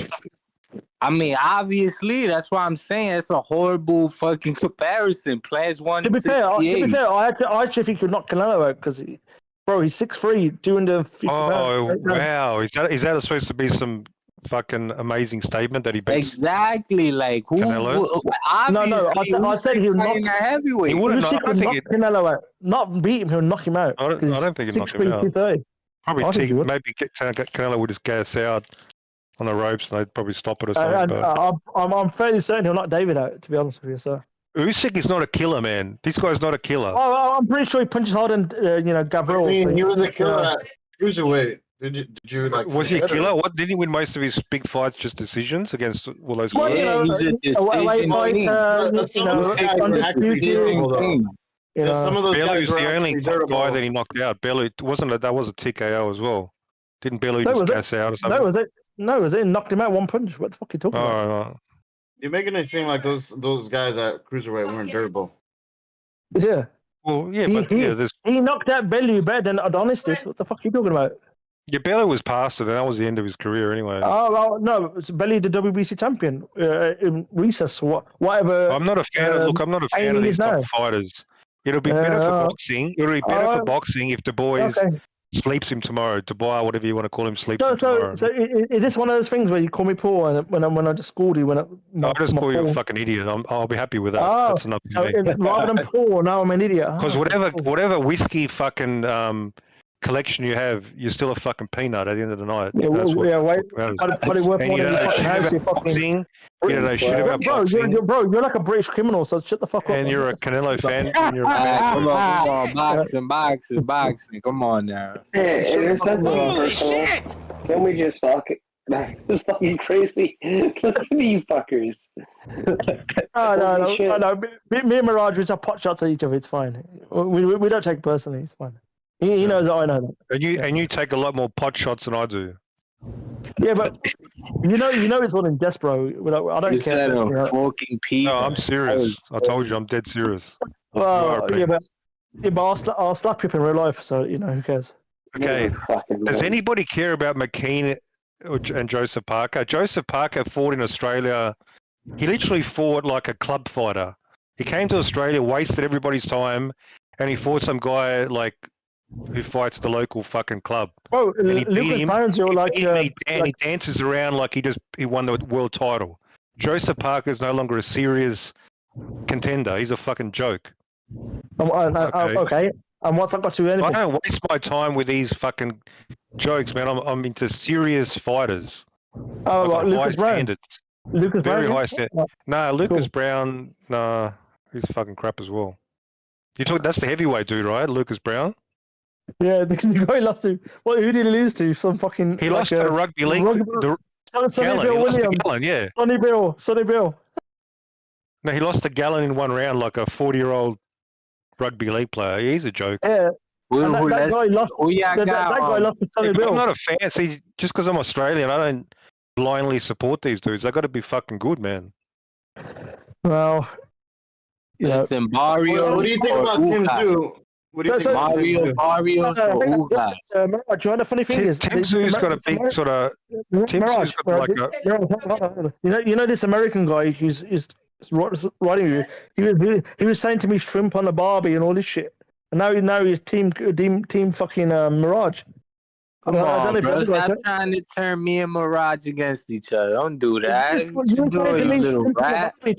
What's wrong with shrimp on a little Barbie? rap, Mirage? You heard?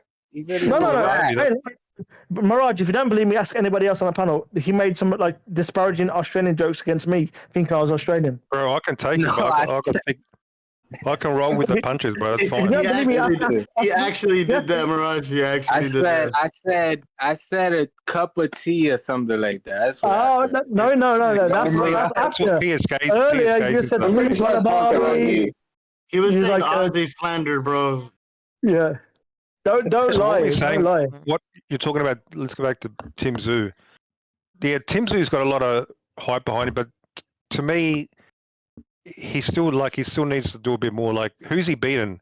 Harrison didn't even turn up. That guy didn't even turn up. He just stood there and took a beating. I mean, I think Tim Tszyu is that good. He made Harrison look like trash. Yeah, but you can still tell, even if a guy. It's Harrison. You can still tell if a guy turns up to fight. Okay, you get beaten up, but you can still he didn't even try. It looked like, when a guy doesn't even look like he's trying, he's just sitting there. I know what you mean. He looked like a target. He did look like a target. Yeah, you can get destroyed, but at least Errol Spence, he turned up to fight. He kept trying, and he got the shit beat out of him. Did Tim Tszyu look like shrimp on a Barbie? Tim Tszyu looks like he's got good. As a back, did but he looked good against Jeff Horn and Dennis Hogan. Yeah, Jeff Horn got destroyed already by. What about the stripper who lost to Cal Brook? What's his name? Zarafa. Yeah, Zarafa. Yeah, he destroyed. Another Australian legend. He knocked out Horn already. And he got beat by Carl Brook, the little fucking. Yeah, so this is why, I'm not getting carried away. He's looking good so far. This next fight, it's a great matchup. And we'll see what happens. Who's the stripper fighting next? Who's he fighting? What's his name? I forget the name. I don't know. That's what I'm asking you. I don't know. No. Does anybody know what's his fucking name? Mendoza? Is it Mendoza? No, that's Tim Tszyu. You're damn right. I'll take every one of you. Dude, why don't I give a fuck about Zarafa, bro? He works on a cruise ship. He works on a cruise ship stripping. Did he just say he beat Jeff Horn? Yeah, that's the point. Jeff Horn was already damaged goods when Tim just beat him. That's the point. When a stripper beat him. Guys, I'm gonna end the show. It's been 4 hours and 46 minutes. It's time to go home. All right. Time to go home. Thank you for being on the show. Fun. Thank you for the show, Bucho. Thank you for being on the show. We'll see you next time. Take care. Everybody on YouTube. I can't believe we went for 4 hours and 46 minutes. This is insane.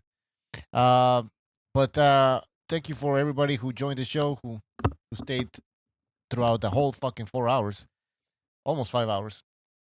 I guess we'll have a Sunday show, post-fight show, unless you guys know how it works. Unless something crazy happens where, let's say Usyk loses or something, then we'll have an emergency show. But I don't think we're going to have an emergency show tomorrow, so stay tuned for Sunday. All right? Good night. Take care.